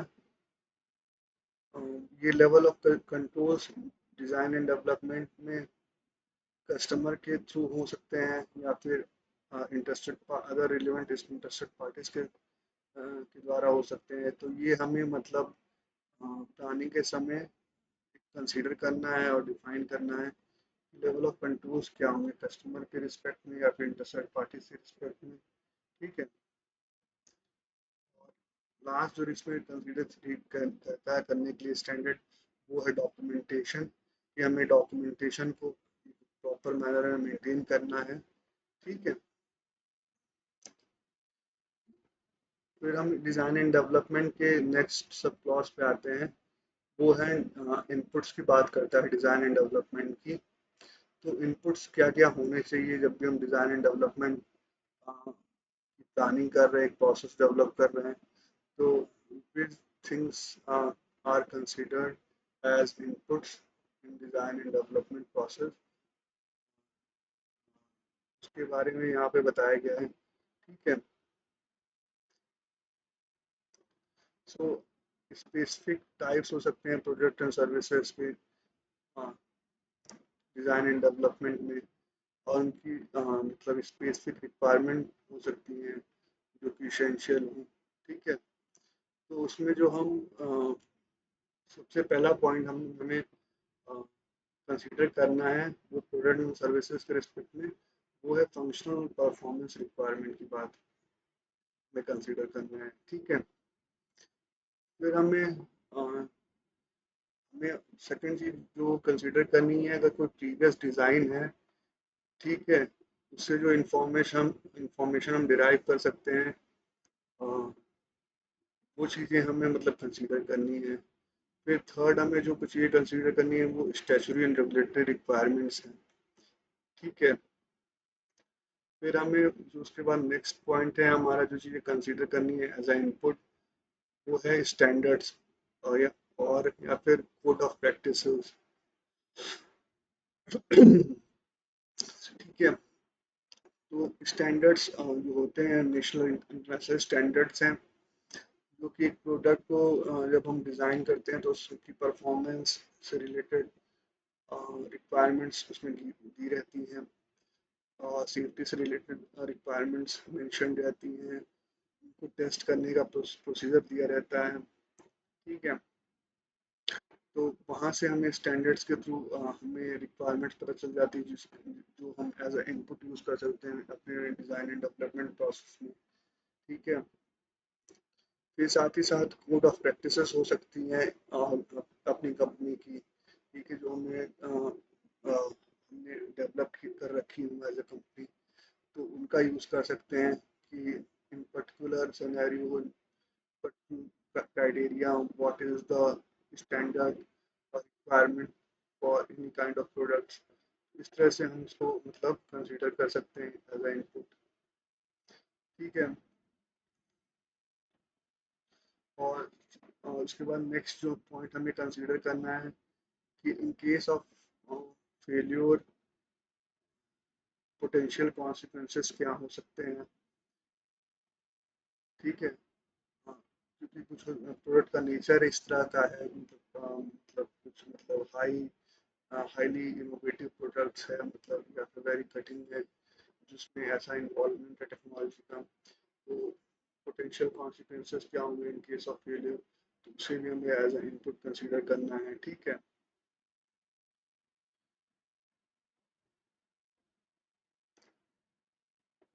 सो यहाँ पे हमें इनपुट्स हमारे पास कंप्लीट होने चाहिए और एडिक्वेट होने चाहिए डिज़ाइन और डेवलपमेंट के पर्पस के, और हम एम्बिगियस होने चाहिए। ठीक है। और कहीं किसी तरह का कॉन्फ्लिक्ट हो इन डिज़ाइन एंड डेवलपमेंट की इनपुट में, तो वो प्रॉपरली हमें रिजॉल्व कर लेने हैं before starting the design and development. ठीक है। साथ ही साथ लास्ट में स्टैंडर्ड बात करता है डॉक्यूमेंटेशन की, कि हमें डॉक्यूमेंटेशन मेंटेन ही करना है एक प्रॉपर तरीके से। ठीक है। सो आगे हम सब क्लॉज की बात करेंगे, डिज़ाइन एंड डेवलपमेंट की, या कंट्रोल्स की उसमें बात की गई थी, स्लाइड में आप देख सकते हो। ठीक है। इनपुट्स के बाद कंट्रोल्स की बात की गई है। तो कंट्रोल्स में क्या क्या रिक्वायरमेंट प्रोवाइड की गई हैं, उस पर आते हैं। तो कंट्रोल्स बहुत ज़रूरी हैं, क्योंकि एक तो डिज़ाइन एंड डेवलपमेंट प्रोसेस अपने आप में बहुत ही क्रिटिकल है, क्रूशियल है। तो उसको प्रॉपरली उसके ग्रोथ को मेंटेन करने के लिए, और जो हमारे आउटकम्स हैं वो प्रॉपरली मतलब राइट हों और रेगुलेटेड हूँ, तो वहाँ पे इसलिए कंट्रोल बहुत इंपॉर्टेंट पॉइंट पॉइंट हो जाता है। इस क्लॉज में जो कंट्रोल की रिक्वायरमेंट दी हुई है कि हमें जो कंट्रोल करना है उससे हम क्या क्या चीज़ें इंश्योर करेंगे। ठीक है। तो हमें इंश्योर करना है through the controlling the design and development. उससे होगा क्या कि हमें इंश्योर करना है कि जो रिजल्ट्स हमारे आ रहे हों, जो हम अचीव करें, वो डिफाइंड हो। ठीक है। ऐसा कोई रिजल्ट ना हो कि हम पहले से हमने कुछ उसका उसको डिफाइन ही नहीं किया हो। ठीक है। तो हमें ध्यान रखना है कि जो हमारे रिजल्ट हम अचीव करें on each and every stage, ठीक है, वो डिफाइंड हो। ठीक है। फिर नेक्स्ट पॉइंट जो इसमें है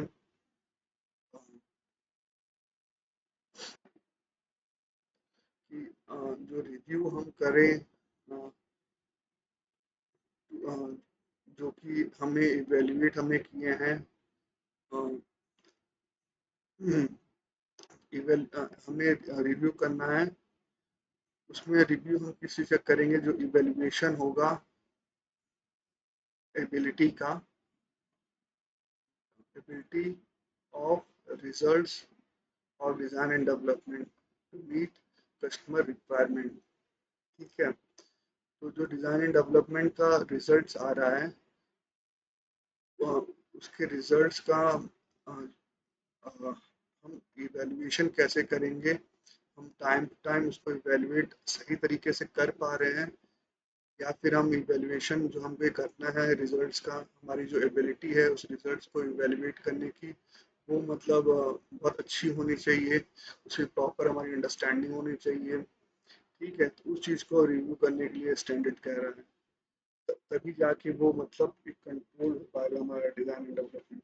अगर हमारे हमारे सिस्टम में, हमारी कंपनी में रिव्यू करने का प्रॉपर कॉम्पिटेंसी नहीं है, तो वो आउट ऑफ कंट्रोल हो जाएगी जो डिज़ाइन एंड डेवलपमेंट है। तो हमारे अंदर, हमारी कंपनी के अंदर रिव्यू करने की एबिलिटी होनी चाहिए सही तरीके से उस रिजल्ट्स को, जो कि हम अलग अलग स्टेजेस में हमें मिल रहा है डिज़ाइन एंड डेवलपमेंट के। ठीक है,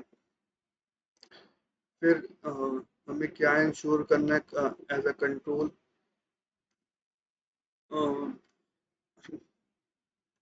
कि वेरिफिकेशन जो एक्टिविटी है, कि जो वेरिफिकेशन एक्टिविटी हमें इंश्योर करनी है कि जो हमारे आउटपुट्स मिल रहे हैं डिज़ाइन एंड डेवलपमेंट में, वो जो इनपुट रिक्वायरमेंट थे उससे मैच कर रहे हैं कि नहीं कर रहे हैं। ठीक है, तो ये वेरिफिकेशन हमें कर स्टेज वाइज या फिर एक्टिविटी वाइज हमें मतलब कंडक्ट कराने हैं, करने हैं। ठीक है, फिर इसके बाद जो बात होती है, हमें कंट्रोल में क्या इंश्योर करना है, वो है वैलिडेशन एक्टिविटी का।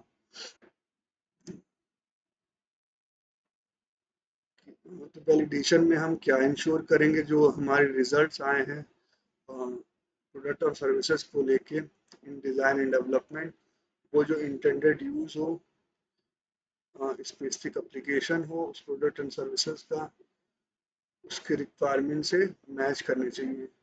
तो हमें वेरिफिकेशन को मैच करना है, इसमें हम इनपुट्स और आउटपुट्स को मैच करेंगे डिज़ाइन एंड डेवलपमेंट के। फिर हम वैलिडेशन को हम करेंगे, जिसमें हम इंटेंडेड यूज़ या फिर स्पेसिफिक एप्लीकेशन के प्रोडक्ट एंड सर्विसेज के, वो हम रिजल्ट जो हमारे डिज़ाइन डेवलपमेंट में आए हैं प्रोडक्ट एंड सर्विसेज को लेके, उससे मीट करा के उसको मतलब वैलिडेट करेंगे वहाँ पे। फिर नेक्स्ट पॉइंट जो अपना आता है कंट्रोल में, उसमें हमें इंश्योर करना है अ, जो हमारे प्रॉब्लम्स डिटरमाइन हुए हैं रिव्यूज में, वेरिफिकेशन में, वैलिडेशन में, उस पे हम नेसेसरी एक्शन लें। ठीक है, इस चीज़ को इंश्योर करना है जब कंट्रोल में। ठीक है, और फिर जो लास्ट जो है वो डॉक्यूमेंटेशन है, कि हम जो भी चीज़ें अभी तक यहाँ पे डिस्कस की कंट्रोल्स में, वो सारी चीज़ें डॉक्यूमेंटेड मैनर में हो। ये सारे टोटल इतने सारे पॉइंट्स हैं जो हमें as a control, as a measurable, as a monitor, design and development control, controlled process बनाना है, उसमें ये सारी चीज़ें हमें इंश्योर करनी पड़ेगी। तभी जाके हम मतलब हमारा जो डिज़ाइन एंड डेवलपमेंट होगा, वो एक अच्छा निकल के आएगा, हमारे रिजल्ट्स उसमें अच्छे निकल के आएंगे। ठीक है, और कहीं पे ऐसा नहीं हो कि हम मतलब पाथ से भटक गए, या फिर हमें जो हमारे इंटेंडेड आउटपुट थे, या वो हम नहीं कर सही से मतलब आइडेंटिफाई कर पाए, या फिर हमें नहीं मिले। ठीक है, नेक्स्ट सब क्लास है अपना डिज़ाइन एंड डेवलपमेंट आउटपुट्स की बात होती है वहाँ पे, कि हमारे डिज़ाइन एंड डेवलपमेंट से क्या क्या आउटपुट्स एक्सपेक्टेड है। ठीक है, आउटपुट्स को इस तरह से भी देख सकते हैं कि मतलब क्या रिजल्ट्स हमें मिल रहे हैं, हमने डिज़ाइन एंड डेवलपमेंट का प्रोसीजर इस्टेब्लिश किया था। ठीक है, और हमने जब उस प्रोसेस को फॉलो करने के बाद, ऑपरेशन एक्सक्यूट करने के बाद क्या क्या आउटपुट्स हमें मिले। ठीक है, तो इसमें स्टैंडर्ड जो चीज़ें बताता है आउटपुट्स में, तो उसमें पहली है जो इनपुट रिक्वायरमेंट थी उसको मीट करनी है। ठीक है, फिर सेकंड चीज़ जो इंश्योर करनी है आउटपुट में हमें मिले जो सब्सिक्वेंट प्रोसेसेस हैं, जो भी हम प्रोडक्ट एंड सर्विसेज डेवलप कर रहे हैं, उसके लिए वो एडिक्वेट हो आउटपुट। ठीक है। और उसके बाद जो नेक्स्ट पॉइंट है आउटपुट में हमें इंश्योर करनी है कि जो एक्सेप्टेंस क्राइटेरिया हो या फिर अप्रोप्रिएट क्राइटेरिया हो, बेसिक रिक्वायरमेंट हो। ठीक है। वो मतलब कहीं ना कहीं उसमें इंक्लूड हो सके। ठीक है। या रेफरेंस लिया जा सके उसके थ्रू। ठीक है। और जो फोर्थ पॉइंट है आउटपुट में, जो स्टैंडर्ड कहता है स्पेसिफिक कैरेक्टरिस्टिक्स को स्पेसिफाई कर पाए, जो आउटपुट है वो प्रोडक्ट और सर्विसेज की, अ, जो कि हमें जो कि हमें जो कि एसेंशियल हो इंटेंडेड पर्पस और सेफ एंड प्रॉपर प्रोविजंस के लिए। ठीक है। मतलब इसमें ये कहना चाह रहा है, उसमें हमारे जो आउटपुट हो उसमें वो कैरेक्टरिस्टिक्स स्पेसिफाई हो सके, जो कि आगे चल के हमें यूज़ करने हैं प्रोडक्ट और सर्विसेज को फर्दर डेवलप करने के लिए, और उसके इंटेंडेड यूज पर्पस को समझने के लिए, और उसके सेफ और प्रॉपर प्रोविजंस को समझने के लिए। तो ये आउटपुट्स मतलब पॉइंट्स हैं जो हमें मतलब इंश्योर करने हैं कि हमें आउटपुट में ये सारी चीज़ें निकल के आए। और लास्ट है इसमें डॉक्यूमेंटेड इंफॉर्मेशन की बात करता है कि डॉक्यूमेंटेशन हमें मेंटेन करना है। ठीक है। फिर नेक्स्ट सब क्लॉसेज है, सब क्लॉज है चेंजेस की बात करता है, डिज़ाइन एंड डेवलपमेंट चेंजेस की बात होती है यहाँ पे। ठीक है। तो उसमें कहता है organisation shall identify, review and control changes made during or subsequent to the design and development of products and services, or to the extent necessary, ensure that there is no adverse impact on conformity to requirement। ठीक है। ये common goal है, कोई भी change हमारा, अभी तक हमने इसमें सारे पॉइंट डिस्कस करे, तो कोई भी चेंज होगा तो उसमें हमें चेंज के रिस्पेक्ट में देखना है कि कोई एडवर्स इम्पैक्ट ना हो विथ रिस्पेक्ट टू कंफर्मिटी और रिक्वायरमेंट। ठीक है। ठीक है। चेंज करने के लिए हमें पहले आइडेंटिफाई करनी पड़ेगी नीड, उसको रिव्यू करना पड़ेगा, फिर जो चेंज हो वो कंट्रोल्ड हो। ठीक है। और उससे रिलेटेड सबको मतलब हमें अवेयरनेस देनी है चेंज से रिलेटेड, क्या चीज़ें हुई हैं, क्यों कर रहे हैं, किस तरह से होंगी। ठीक है। कोई एडवर्स इफेक्ट है या फिर इससे रिलेटेड कोई प्लानिंग हम एज अ टॉप मैनेजमेंट कर रहे हैं तो उसके बारे में भी हमें अवेयरनेस देनी है। ठीक है। जो भी टीम पर्सन से इन्वॉल्व है उस प्रोसीजर में। और फिर ये स्टैंडर्ड कहता है कि इसके लिए मतलब हमें डॉक्यूमेंटेड इंफॉर्मेशन मतलब मेंटेन करनी है, रिजल्ट्स के रिव्यूज जो है वो हमें मेंटेन करना है, फिर ऑथराइजेशन ऑफ चेंजेस की बात करता है, वो डॉक्यूमेंटेशन में मेंटेन करना है, फिर इसके साथ एडवर्स एक्शंस टेकन की बात करता है कि प्रिवेंट एडवर्स इम्पैक्ट, तो उसके रिस्पेक्ट में हमें डॉक्यूमेंट मेंटेन करना है, फिर साथ ही साथ डिज़ाइन एंड डेवलपमेंट जो चेंज हो रहे हैं वो क्या होंगे उसको हमें मेंटेन करना है। ठीक है। फिर आगे चलते हैं ऑपरेशन के अंदर ही, तो हमारा अ, जो डिज़ाइन एंड डेवलपमेंट था उसके आगे का जो हमारा क्लॉज है, सब क्लॉज है ऑपरेशन का, वो है control of externally provided processes, product and services. ठीक है।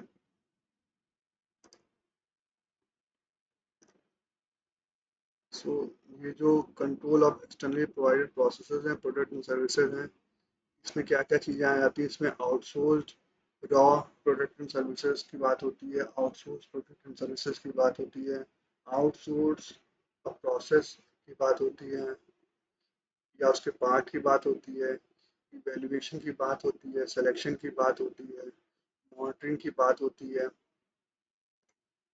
री इवैल्यूएशन की बात होती है, डॉक्यूमेंटेशन की बात होती है, इंफॉर्मेशन शेयरिंग की बात होती है। ठीक है, तो इसको मैं ब्रीफ करता हूँ।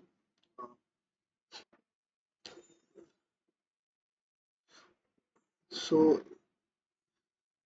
जो हमारी externally provided processes product and services हैं, उनको हमें अच्छी तरीके से कंट्रोल करना है, कि वो ऐसा ना हो कि मतलब उस पर हमारा कोई कंट्रोल ना रह जाए, या फिर हम उसमें बहुत ही मतलब हमारा एक हम कहीं ना कहीं यूज पड़ जाएं, या फिर हमारे वो टोटली हम डिपेंडेंट हो जाएं जो हमारे वेंडर्स हैं या फिर जो सप्लायर हैं। ठीक है, कि सारी चीज़ें उनके ऊपर डिपेंड करें, वो किस तरह से उनका जो हमें प्रोडक्ट और सर्विसेज दे रहे हैं वो मतलब उसकी इफिशियंसी क्या है। ठीक है, और उसकी अकाउंटेबिलिटी क्या है, वो टोटली वही मैनेज करें। तो उसके रिस्पेक्ट में हमें कंट्रोल करना है, क्योंकि हमारा एक हमारे सस्टेनेबल ग्रोथ के लिए, हमारे क्यूएमएस को कंफर्म बनाने के लिए, हमारे प्रोडक्ट और सर्विसेज को कंफर्मिटी देने के लिए टुवर्ड्स रिक्वायरमेंट, हमें ये चीज़ें इंश्योर करनी पड़ेंगी कि हम उनको प्रॉपरली कंट्रोल करें।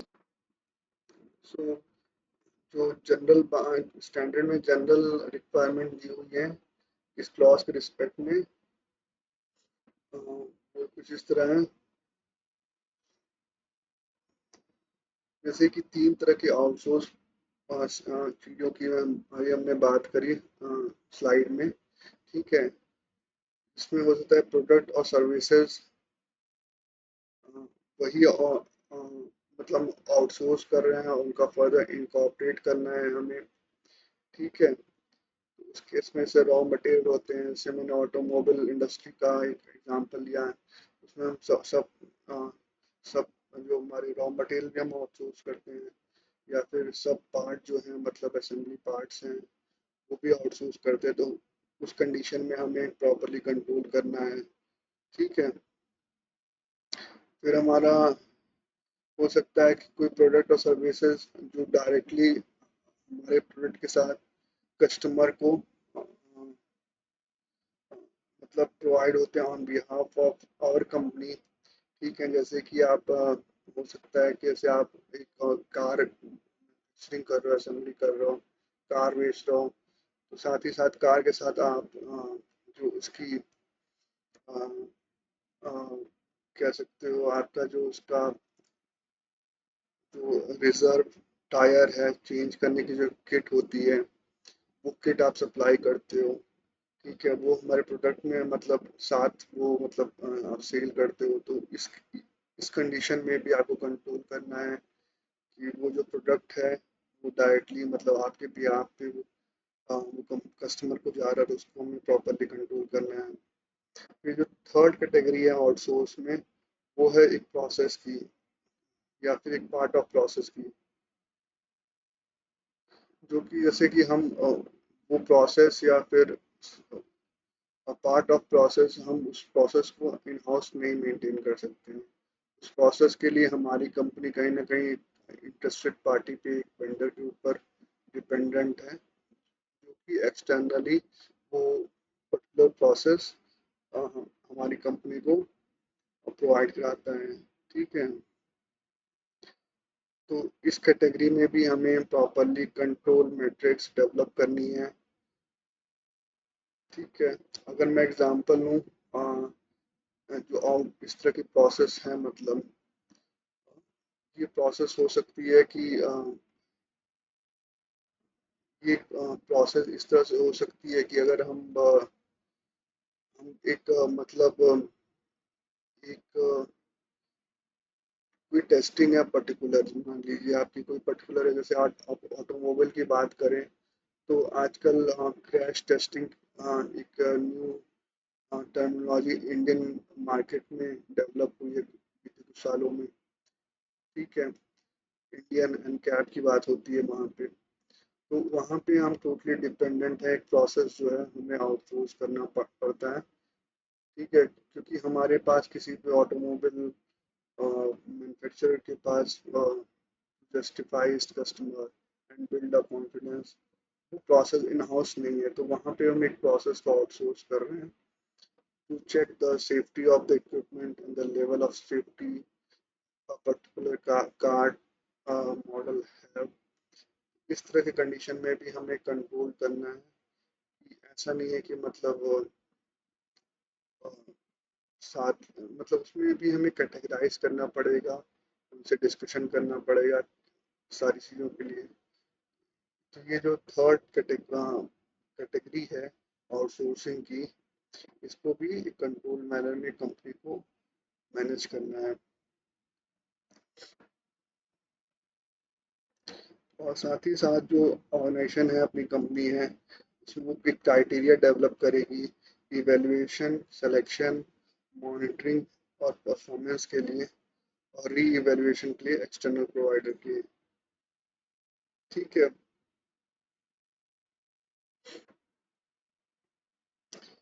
और इसके लिए हमें एक रिटेन करना पड़ेगा डॉक्यूमेंटेशन। जब हम ये सारी चीज़ें करेंगे तो उसके लिए हमें उसको as a evidence, as a letter, letter reviewing, हमें उसको सेव करके अपनी कंपनी में रखना पड़ेगा। ठीक है।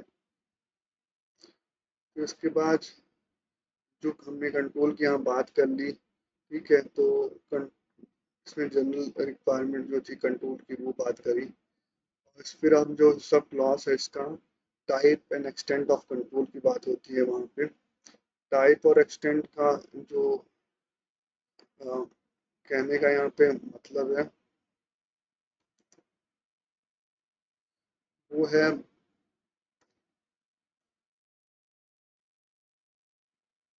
कि जो एक्सटर्नली प्रोवाइडेड प्रोसेसेस हैं, प्रोडक्ट हैं, सर्विसेज हैं, उनको किसी भी हालत में एडवर्सली इफेक्ट नहीं करें। ऑर्गेनाइजेशंस की जो एबिलिटी है consistently deliver product and services को अपने कस्टमर को, क्योंकि हमारा एंड गोल यही है। हम यही इसीलिए हम कंसिस्टेंसी की बात कर रहे हैं थ्रू क्वालिटी मैनेजमेंट सिस्टम। ठीक है, कस्टमर सेटिस्फेक्शन की बात कर रहे हैं, इम्प्रूवमेंट की बात कर रहे हैं। तो हमें ये इंश्योर करना है कि एक्सटर्नली प्रोवाइडेड प्रोसेसेस हैं, प्रोडक्ट और सर्विसेज हैं, वो कहीं ना कहीं इसमें एडवर्स इफेक्ट ना क्रिएट करें। तो उसके लिए एक कंपनी को, एक ऑर्गेनाइजेशन को क्या क्या चीज़ें करनी चाहिए जो स्टैंडर्ड में बताई गई हैं, जो उसमें है क्या क्या कि जो उसका कंट्रोल है वो हम वो मतलब कहीं ना कहीं क्वालिटी मैनेजमेंट सिस्टम के थ्रू ही मतलब मैनेज हो। ठीक है, अपनी ऑर्गेनाइजेशन की जो मतलब हमारी organisation, for example a organisation हमारी है, और हमारे वेंडर ऑर्गेनाइजेशन या फिर आउटसोर्स जो ऑर्गेनाइजेशन है वो बी है। तो बी का जो कंट्रोलिंग हो उसके प्रोसेसेस को लेकर, उसके प्रोडक्ट और सर्विसेज को लेके, वो ए के क्वालिटी मैनेजमेंट सिस्टम के थ्रू हो। ठीक है। फिर इसके बाद जो बात होती है स्टैंडर्ड में, तो कंट्रोल के लिए ऑर्गेनाइजेशन को क्या करना चाहिए। अ, तो उसमें दो चीज़ें होती हैं, एक एक कंपनी की जो ओवरऑल वर्किंग है उसको भी कंट्रोल करना है, और सेकेंडली जो जो रिजल्ट्स हमें उस कंपनी के थ्रू मिल रहे हैं, जो कंपनी बी थी उसकी उसके जो प्रोडक्ट्स या सर्विसेज वो रिजल्टिंग आउटपुट प्रोड्यूस कर रहा है, उसको भी गवर्न करना है। ठीक है, तो हमें दोनों चीज़ों पे प्रॉपर कंट्रोल करना है through QMS of the company ए। ठीक है, उसके साथ साथ अपनी जो ऑर्गेनाइजेशन है ए, उसको क्या क्या चीज़ें कंसिडर करनी चाहिए कि in case of potential impact क्या क्या हो सकते हैं, जो भी हम एक्सटर्नली प्रोडक्ट, प्रोसेस या सर्विसेज ले रहे हैं, और उससे क्या क्या मतलब पोटेंशियल इम्पैक्ट हो सकते हैं in case of uh, deviation in the uh, like agreed terms by uh, in like both parties A and B, ठीक है, to consistently meet the customer and applicable statutory and regulatory requirement के respect में। तो ये चीज़ हमें find out करके रखनी है कि हमें हमारे पोटेंशियल इम्पैक्ट क्या क्या हो सकते हैं, ठीक है। और साथ ही साथ हमें ये भी इंश्योर करना होगा चाहिए कि जो इफेक्टिवनेस है कंट्रोल्स की, जो एक्सटर्नल प्रोवाइडर मैनेज कर रहा है कहीं ना कहीं अपने in house towards the process, towards the output of their product and services, तो उसकी इफेक्टिवनेस किस लेवल की है तो उसे भी हमें कंट्रोल करना है कहीं ना कहीं। फिर इसके बाद जो बात होती है स्टैंडर्ड में कंट्रोल की, एक्सटेंट ऑफ कंट्रोल की, वो वो क्या चीज़ें करनी चाहिए, उसमें हमें वेरिफिकेशन करना चाहिए अच्छे से, ठीक है। उसमें वेरिफिकेशन एक प्रॉपर हमारा जो एक इम्पॉर्टेंट टूल है उसको मतलब हमें इंट्रोड्यूस करना चाहिए उसको, मतलब उसकी हेल्प से हमें इंश्योर करना चाहिए जो एक्सटर्नल प्रोवाइडेड प्रोसेसेस हैं प्रोडक्ट एंड सर्विसेज को हैं, ठीक है। तो वेरिफिकेशन इंपॉर्टेंट टूल यहाँ पे हमें जो है मैनेज करना है, ठीक है, उसका यूज़ करना अच्छी तरीके से। फिर उसके बाद एक जो सब क्लॉस है इसी में एक्सटर्नल प्रोवाइडर को लेके उसमें इंफॉर्मेशन की बात करता है कि इंफॉर्मेशन फॉर एक्सटर्नल प्रोवाइडर, ठीक है।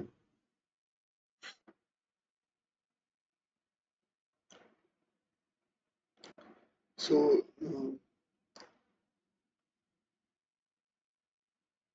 यहाँ पे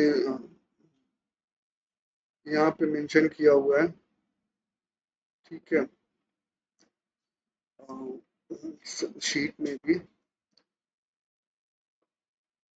कि इवैल्यूएशन की बात किया हुआ है, सिलेक्शन की बात किया है, मॉनिटरिंग की बात किया हुआ है, परफॉर्मेंस की बात किया है, रीवैल्यूएशन की बात किया है, डॉक्यूमेंटेशन की बात किया है, इंफॉर्मेशन शेयरिंग की बात किया है, ठीक है। सो इंफॉर्मेशन फॉर एक्सटर्नल प्रोवाइडर्स में हमें क्या चीज़ें करनी है जो स्टैंडर्ड बताता है कि जो हम चीज़ें कम्युनिकेट करेंगे, जो भी हमारी रिक्वायरमेंट है जिसके लिए हम डिपेंडेंट होने जा रहे हैं, आउटसोर्स कर रहे हैं किसी प्रोडक्ट को या फिर प्रोसेस को, ठीक है, अपने वेंडर के पास जा रहे हैं, तो हमें जो रिक्वायरमेंट्स है वो हमारे पास एक उसकी क्लियर कट या फिर एक एडिक्वेट नॉलेज होनी चाहिए, उसके बाद ही हम कम्युनिकेशन स्टार्ट करें एक्सटर्नल प्रोवाइडर से, ठीक है। और फिर जब हम हमारे पास ये चीज़ें हो जाती हैं तब ऑर्गेनाइजेशन कम्युनिकेट करे एक्सटर्नल प्रोवाइडर से कि हमें क्या प्रोसेस चाहिए या फिर प्रोडक्ट और सर्विसेज चाहिए, ठीक है। उसके बाद हमें अप्रूवल की बात हम करेंगे कि अप्रूवल कब होगा, मतलब कब हम एक प्रोडक्ट या प्रोसेस को, सर्विसेज को अप्रूव कर देंगे, या फिर उसके मेथड को, प्रोसेस के इक्विपमेंट्स जो यूज होने हैं या जो आप प्रोसेस फॉलो करोगे उसका अप्रूव हम कब कर पाएंगे, और release of product and services हम कब कर पाएंगे, उसका अप्रूवल हम कब दे सकते हैं, उसकी क्राइटेरिया, उसके रिक्वायरमेंट्स को हमें कम्युनिकेट करनी है। तो ये सारी चीज़ें हमें पहले फर्स्ट फेज में खुद आइडेंटिफाई कर लेनी है एक एडिक्वेट मैनर में, उसके बाद हमें कम्युनिकेट करनी है अपने जो भी वेंडर है, इंटरेस्टेड पार्टी है, एक्सटर्नल प्रोवाइडर है, उससे करनी है। फिर उसके बाद हमें क्या चीज़ें और कम्युनिकेट करनी है, उसमें जो पर्सन्स इन्वॉल्व होंगे उनकी क्या कॉम्पिटेंसी होगी, उसमें उनकी कॉम्पिटेंसी में हो सकता है कि उनकी क्या क्वालिफिकेशन होनी चाहिए, वो भी हम मेंशन कर सकते हैं, ठीक है। फिर हमें फिर कम्युनिकेट जो नेक्स्ट हमारा कम्युनिकेशन में आता है कि एक्सटर्नल प्रोवाइड कैसे इंटरेक्ट करेगा अपनी ऑर्गेनाइजेशन से, ठीक है, for any kind of approval, review, ठीक है, या फॉर जनरल इंफॉर्मेशन। तो वो भी हमें यहाँ पे मेंशन करेंगे, इंटरेक्शन कैसे होंगे। ठीक है, इंटरेक्शंस में क्या क्या चीज़ें होंगी, जब अभी हम अप्रूवल के लिए जाएंगे, रिव्यू करने के लिए जाएंगे, तो इंटरेक्शंस होंगे तो उसमें क्या रिसोर्सेज रिक्वायर्ड है, हमें ऑफिस स्पेस में रिव्यू करना है, साथ ही साथ हमें जहाँ पे फिजिकली प्रोसेस एग्जीक्यूट हो रहा है वहाँ पे रिव्यू करना है। ठीक है, या फिर कहीं पे टेस्ट परफॉर्म हो रहा है वहाँ पे भी हमें प्रेजेंट रहना है। तो ये सब क्राइटेरिया हैं, वो सारी चीज़ें मतलब उसमें इंक्लूड होंगी। फिर इसके बाद जो रिक्वायरमेंट है इंफॉर्मेशन रिस्पेक्ट में फॉर एक्सटर्नल प्रोवाइडर, इसमें बात होती है कंट्रोल एंड मॉनिटरिंग की, परफॉर्मेंस की, जो कि हम अप्लाई करेंगे अपनी ऑर्गेनाइजेशन के थ्रू, अपनी कंपनी के थ्रू उस एक्सटर्नल प्रोवाइडर के ऊपर। तो उसकी भी प्रॉपर एक जानकारी हमें देनी है एक्सटर्नल प्रोवाइडर की, which are the terms with respect to the monitoring, controlling and performance evaluation. ठीक है, जो भी वो प्रोसेस करने जा रहा है या कर रहा है, या फिर जो प्रोडक्ट और सर्विसेज हमें डिलीवर करेगा वो। ठीक है, फिर जो इसके बाद लास्ट अपना कम्युनिकेट करने की जो चीज़ें हैं उसमें है वेरिफिकेशन और वैलिडेशन एक्टिविटी की बात करता है। ठीक है, जैसे कि मैंने बताया कि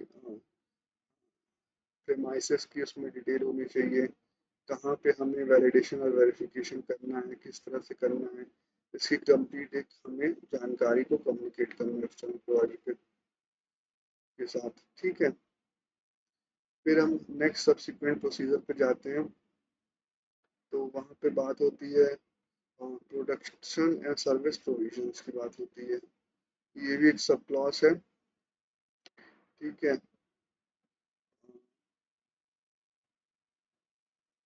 ये अपना जो क्लॉज था अभी 8 नंबर ऑपरेशन का, उसका एक मेन पॉइंट है 8.4, 8.5 sorry, production and service provisions. ठीक है, तो प्रोडक्शन एंड सर्विस प्रोविजंस में क्या क्या चीज़ें बात की हुई हैं, तो सबसे पहले से जो बात की हुई है कंट्रोल की बात की गई है। कंट्रोल में क्या क्या चीज़ें होनी चाहिए, तो कंट्रोल में डॉक्यूमेंटेड इंफॉर्मेशन होनी चाहिए, like characteristics, results, monitoring measuring resources stage wise, suitable infrastructure and environment, competent person, subsequent verification, prevent human error, release, delivery and post-delivery activities, identification and traceability। तो ये सब चीज़ें होनी चाहिए। हम प्रोडक्ट एंड सर्विस प्रोविजन में control करने जा रहे हैं चीज़ों को, तो कंट्रोल करने के लिए ये सारी चीज़ें मतलब हमें मेंटेन करनी है, जिससे कि हमारा जो प्रोडक्ट और सर्विसेज का प्रोविजन हो वो एक सही तरीके से मतलब कंट्रोल मैनर में जस्टिफाई कर पाए।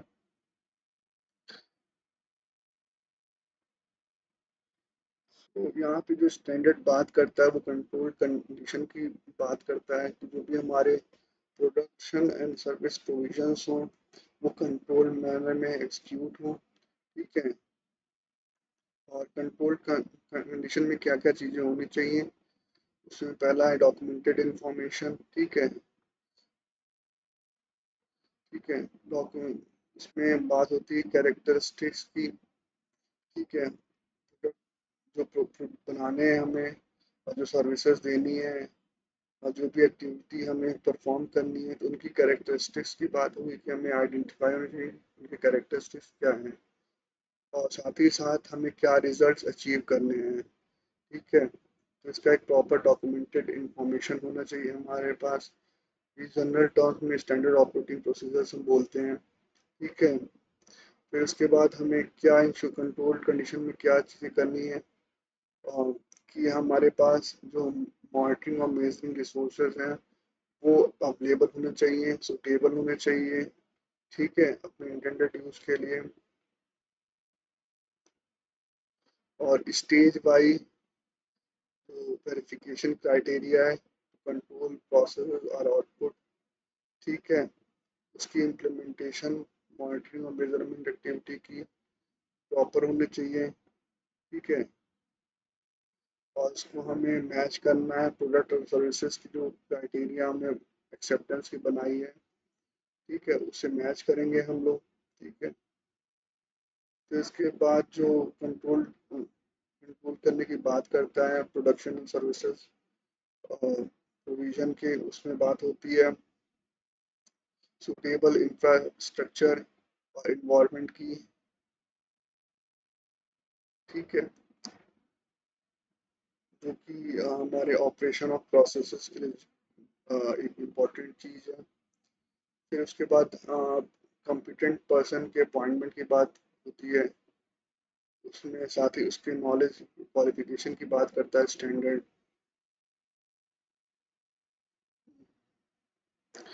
फिर इसके बाद कंट्रोल में बात होती है वैलिडेशन की, रीवैलिडेशन की, ठीक है, जैसे कि हमें प्लांट रिजल्ट्स अचीव हो सके प्रोसेस की, प्रोसेसेस में प्रोडक्ट और सर्विसेज की,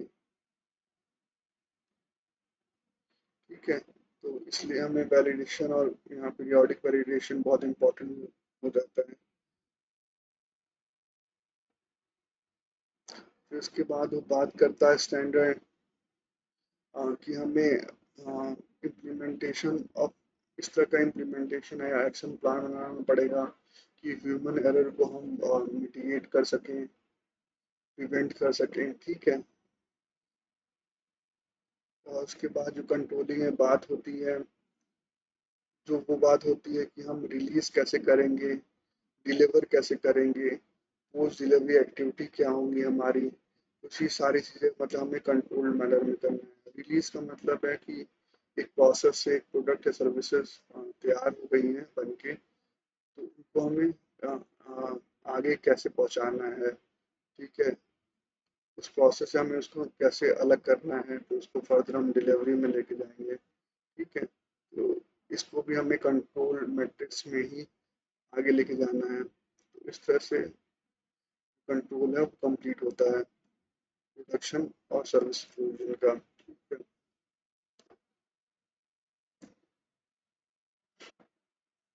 ठीक है। फिर इसके बाद ये स्टैंडर्ड इसी का सब पार्ट है, आइडेंटिफिकेशन एंड ट्रेसेबिलिटी, इसी प्रोविजन का, कि हम आइडेंटिफिकेशन और ट्रेसेबिलिटी कैसे मेंटेन करेंगे, ठीक है। तो अ,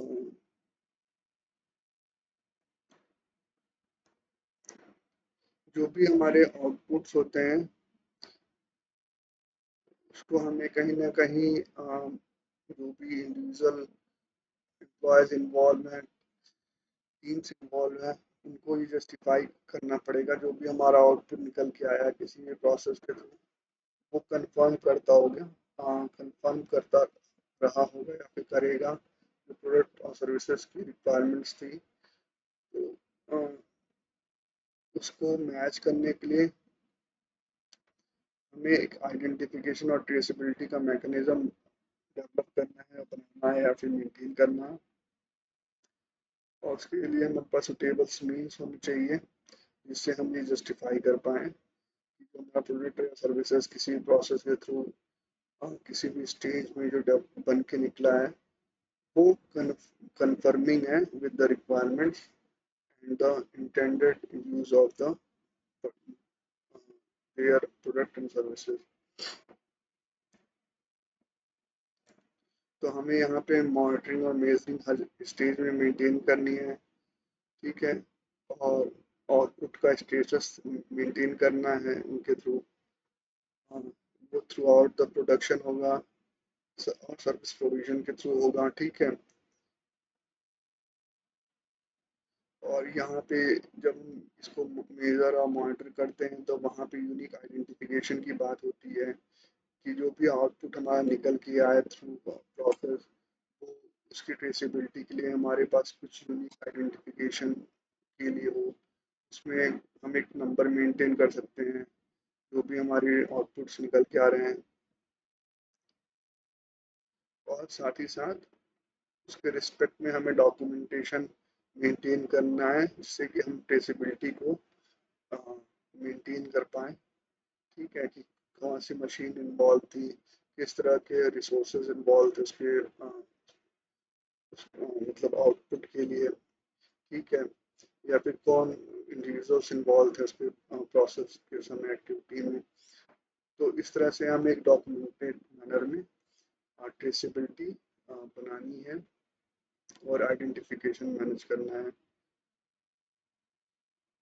फिर इसके बाद जो स्टैंडर्ड बात करता है, नेक्स्ट स्लाइड पे आएंगे हम लोग। ऑपरेशन के अंदर ये प्रॉपर्टी बिलोंगिंग टू कस्टमर और एक्सटर्नल प्रोवाइडर्स, इसमें जो की पॉइंट्स हैं वो हैं एक्साइज केयर, ठीक है, identity, verify, protect and safe guards, types. ठीक है, टाइप्स में क्या क्या चीज़ें हैं, मटेरियल है, कंपोनेंट्स हैं, टूल्स हैं, इक्विपमेंट्स हैं, प्रेमाइसेस हैं, इंटेलेक्चुअल प्रॉपर्टी है, पर्सनल डेटा हो। फिर इसके बाद यहाँ पे बात करता है प्रिजर्वेशन की, extent necessary to ensure conformity to requirements, identification, handling, contamination control, packaging, storage, transmission। इसके बाद है ट्रांसपोर्टेशन एंड प्रोटेक्शन। ठीक है, पोस्ट डिलीवरी एक्टिविटीज़ में क्या क्या चीज़ें करनी है, statutory and regulatory requirements, potential undesired consequences. ठीक है, the nature, use, intended life time office products and services की बात होती है यहाँ पे, कस्टमर रिक्वायरमेंट्स की बात होती है, कस्टमर फीडबैक की बात होती है, और उसमें जो इंक्लूड्स करना हमें वारंटी प्रोविजंस की बात होती है, कॉन्ट्रेक्चुअल ऑब्लिगेशंस की बात होती है, कॉन्ट्रेक्चुअल ऑब्लिगेशन में मेंटेनेंस सर्विसेज की बात होती है, सप्लीमेंट्री सर्विसेज की बात होती है, जैसे कि रिसाइकलिंग और फाइनल डिस्पोजल है उसमें, और कंट्रोल ऑफ चेंज की बात होती है। ये सारी चीज़ें रिलेट हैं कहीं ना कहीं प्रॉपर्टी बिलोंगिंग टू कस्टमर और एक्सटर्नल प्रोवाइडर के ऊपर। ठीक है, अब इनको मैं स्टैंडर्ड में ब्रीफ करता हूँ स्टैंडर्ड के थ्रू। ठीक है,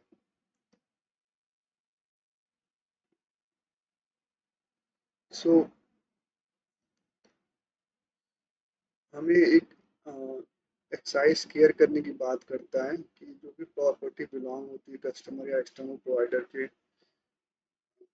प्रॉपर्टी है वो कहीं उनसे बिलोंग करती है, तो हमें वहाँ पे केयर की एक्सरसाइज करनी है कि हमें उसको पहले तो एक केयर प्रोवाइड करनी है। ठीक है, जब तक कि वो हमारे एक ऑर्गेनाइजेशन के कंट्रोल में है या फिर हम उसको यूज़ कर रहे हैं।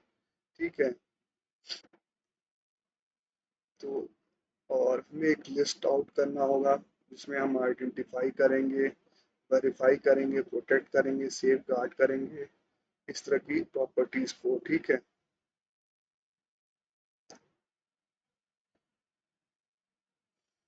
ठीक है, और इन केस अगर ये प्रॉपर्टी जो है due to some reason lost हो जाती हैं, डैमेज हो जाती हैं या फिर अनसुटेबल हो जाती हैं यूज़ के लिए, तो उस केस में हमारे ऑर्गेनाइजेशन को ये रिपोर्ट करना है, जिसके भी हमने वो प्रॉपर्टी लिया है उसको इन्फॉर्म करना है, और उसके रिस्पेक्ट में जो भी डिसीजन मेकिंग होती है वो हमें डॉक्यूमेंट करना है, मतलब इस कम्युनिकेशन को। ठीक है, और जो अभी मैंने जैसे बात करी कि प्रॉपर्टी क्या क्या हो सकती है कस्टमर की, एक्सटर्नल प्रोवाइडर की, तो उसमें मटेरियल हो सकता है हमारे पास, कंपोनेंट्स हो सकते हैं, टूल्स हो सकते हैं, इक्विपमेंट्स हो सकते हैं, प्रीमाइसेस हो सकती हैं, इंटेलेक्चुअल प्रॉपर्टी हो सकती हैं, पर्सनल डाटा हो सकता है। ये सारी चीज़ें हो सकती हैं एज अ प्रॉपर्टी। ठीक है, फिर जो ये प्रॉपर्टी के रिस्पेक्ट में स्टैंडर्ड बात करता है वो प्रिजर्वेशन की बात करता है कि हमारा प्रिजर्वेशन का एक तरीका होना चाहिए। ठीक है, प्रिजर्वेशन में क्या क्या चीज़ें होंगी, वो उसमें आइडेंटिफिकेशन है, हैंडलिंग है, कंटेमिनेशन कंट्रोल है, पैकेजिंग है, स्टोरेज है, ट्रांसमिशन है, ट्रांसपोर्टेशन है, प्रोटेक्शन है। तो प्रिजर्वेशन में हम इन सारी चीज़ों का हमें ध्यान रखना है। ठीक है। उसके बाद बात होती है पोस्ट डिलीवरी एक्टिविटी की। अ, ठीक है। पोस्ट डिलीवरी एक्टिविटी जो है उसमें हमें मतलब क्या क्या चीज़ें करनी है। ठीक है। जो प्रोडक्ट हम बना लेते हैं उसको डिलीवर कर देते हैं, तो उसमें उसके बाद हमें पोस्ट डिलीवरी एक्टिविटी में क्या क्या चीज़ें करनी है। ठीक है। तो उसमें जो पहली चीज़ स्टैंडर्ड कहता है वो है कि हमें जो कंसीडर करना है वो स्टैट्यूटरी या रेगुलेटरी रिक्वायरमेंट को कंसीडर करना है। ठीक है। अ, और सेकंड है कि कोई पोटेंशियल अनडिजायर्ड कॉन्सिक्वेंसेस अगर हो सकते हैं तो उसके बारे में सोचना है, उसको कंसीडर करके चीज़ों को मेंटेन करना है। ठीक है। फिर उसके बाद नेक्स्ट जो स्टैंडर्ड कहता है कि हमें नेचर यूज और इंटेंडेड लाइफ टाइम के रिस्पेक्ट पे सोचना है, कंसीडर करना है। ठीक है। तो पोस्ट डिलीवरी एक्टिविटीज़ में कुछ अनसर्टेनिटीज़ होती हैं। ठीक है। जिसको हो सकता है कि कुछ चीज़ें आपको फेस करने पड़े स्टैट्यूटरी एंड रेगुलेटरी बॉडीज़ के रिस्पेक्ट में कुछ क्वेश्चंस रेज हों। ठीक है। तो उसको हमें इन फ्यूचर एक जस्टिफाई करने की इन इन पॉजिटिव मैनर हम हमारे पास कुछ इस तरह की चीज़ें होनी चाहिए कि हम जस्टिफाई कर पाएँ as a post delivery activity. उसी पॉइंट ऑफ व्यू से सारी चीज़ें दी गई हैं। फिर सेकंड था अपना पोटेंशियल अनडिजायर्ड कॉन्सिक्वेंसेस की बात कही गई है। फिर nature use and life time की बात की गई है। फिर उसके बाद कस्टमर की कोई रिक्वायरमेंट आ सकती है। ठीक है। फिर उसके बाद कस्टमर फीडबैक की बात की गई है। ठीक है। तो इन इस सिनेरियो में हमें पोस्ट डिलीवरी एक्टिविटीज को देखना है, मैनेज करना है। ठीक है। और इसमें होती क्या क्या चीज़ें हैं पोस्ट डिलीवरी एक्टिविटी में, वारंटी प्रोविजंस हो सकते हैं। ठीक है। कॉन्ट्रेक्चुअल ऑब्लिगेशंस हो सकते हैं, जैसे मेंटेनेंस सर्विसेज हैं। ठीक है। सप्लीमेंट्री सर्विसेज हैं जैसे रिसाइकलिंग है, फाइनल डिस्पोजल है। तो इन सबों को जस्टिफाई करने के लिए पॉइंट्स को हमारे पास हमें चीज़ें कंसीडर करनी है। ठीक है।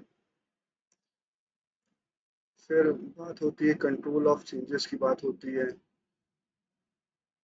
जब हम प्रोडक्शन और सर्विस प्रोविजन में चेंज करना चाहते हैं कोई। ठीक है। तो जब भी हम चेंज करेंगे तो उसके लिए हमें डॉक्यूमेंटेशन मेंटेन करना है। ठीक है। और ये चेंज तभी करेंगे जहाँ तक हमें नेसेसरी होती है कि हमें चेंज करना ही करना है for continuity, for conformity with requirements. ठीक है।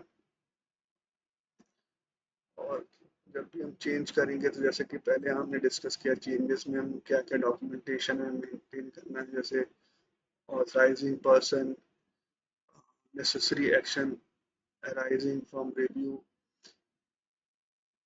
Results of the review. ठीक है। ये सारी चीज़ें हमें चेंजेस में मेंटेन करनी है उस डॉक्यूमेंट में। फिर इसके बाद बात होती है रिलीज ऑफ चेंजेस की। ऑपरेशन के अंदर ही रिलीज ऑफ चेंजेस की बात होती है। ठीक है। तो रिलीज ऑफ चेंजेस में जब हम बात करेंगे, रिलीज हम प्रोडक्ट और सर्विसेज से कर रहे हैं, तो रिलीज हम किस कंडीशन में कर सकते हैं, जब हमारे पास एविडेंस हो कंफर्मिटी के लिए with respect to acceptance criteria, और साथ ही साथ ट्रेसिबिलिटी हो उस पर्सन के पास जो ऑथराइज कर रहा है, रिलीज कर रहा है उस चीज़ को। ठीक है। फिर इसमें नेक्स्ट पॉइंट अपना control of non conformity outputs. ठीक है। उसमें है corrections, segregation, contaminant return, suspension or provision of products and services, informing the customer, obtaining authorization for acceptance under concession and documentation। तो ये चीज़ें हैं। अब इनको मैं ब्रीफ करता हूँ। सो रिलीज बहुत इम्पॉर्टेंट एक स्टेज है जब हम प्रोडक्ट और सर्विसेज को through a number of processes, through number of stages हम लास्टली डेवलप कर पाते हैं। तो उसके बाद हम बोलते हैं कि अब इसको रिलीज करना है और इसको एक्सेप्ट करना है as a product of our company. तो उसमें हमें नंबर ऑफ थिंग्स वेरीफाई करनी पड़ेंगी। ठीक है, कि जो रिक्वायरमेंट्स हमने इनिशियली सेट की थी प्रोडक्ट और सर्विसेज को लेके, वो ये प्रोडक्ट या सर्विसेज जो हमने बनाया है वो मीट कर रहा है। इसके लिए हमें एक प्लान अरेंजमेंट्स करने पड़ेंगे, को इम्प्लीमेंट करना पड़ेगा, जो नॉर्मल टर्म्स में हम बोलते हैं क्वालिटी कंट्रोल या फिर क्वालिटी एश्योरेंस की जो हम टर्म्स यूज़ करते हैं, जैसे कि ISO 9000 में मैंने बताया था कि इसकी डिफिनीशन क्या होती है। तो उसके थ्रू हम क्वालिटी चेक्स करेंगे और फिर उसको लास्टली हम ये डिक्लेयर करेंगे कि जो इनिशियली हमने रिक्वायरमेंट्स फ्रेम करी थी उसको ये प्रोडक्ट या सर्विसेज मीट कर रहा है। ठीक है,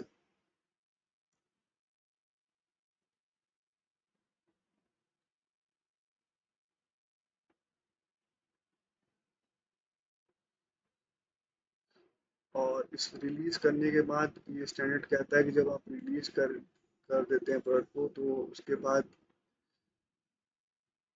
हमें रिलीज करना उस प्रोडक्ट को कस्टमर तक तभी जब हमारे पास एक ऑथराइजेशन हो प्रॉपरली, जो भी हमारी इनिशियली हमने प्लान की थी कि प्रोडक्ट सेटिस्फैक्ट्री रिजल्ट्स हैं इसके। ठीक है, और मतलब हर तरह से ये मतलब अपने जो क्वालिटी पैरामीटर्स उसको फुलफिल करता हो वो। उसमें हो सकता है किसी अथॉरिटी की रिक्वायरमेंट हो, वो अथॉरिटीज अलग अलग हो सकती हैं, मतलब हो सकता है स्टैच्यूटरी बॉडी की हो, आपके कस्टमर की अथॉरिटी हो उसमें कुछ। ठीक है, या फिर आपके टॉप मैनेजमेंट की अथॉरिटी हो। ठीक है, तो इनको इंश्योर करना है इस तरह से कि मतलब हमें हमारे पास ऑथराइजेशन हो उसको रिलीज करने का उस प्रोडक्ट को टू द कस्टमर। ठीक है, और इसके लिए हमें एक रिटेन डॉक्यूमेंटेशन मेंटेन करना है, रिटेन करना है। ठीक है, उसमें क्या क्या चीज़ें होंगी, उसमें एविडेंस होंगी, कंफर्मिटी होगी और conformity with respect to the acceptance criteria which we are made initially at the time of uh, designing and development of the product। ठीक है, and as per the requirement of the customer and the uh, work order the contract। फिर उसके बाद हमारे पास उस documented information में traceability होनी चाहिए, जो पर्सन ऑथराइज कर रहा है रिलीज करने के इस प्रोडक्ट को द कस्टमर। ठीक है, फिर इसके बाद हमारी जो बात हुई करते हैं हम लोग controls of non conformity outputs की बात होती है। ठीक है,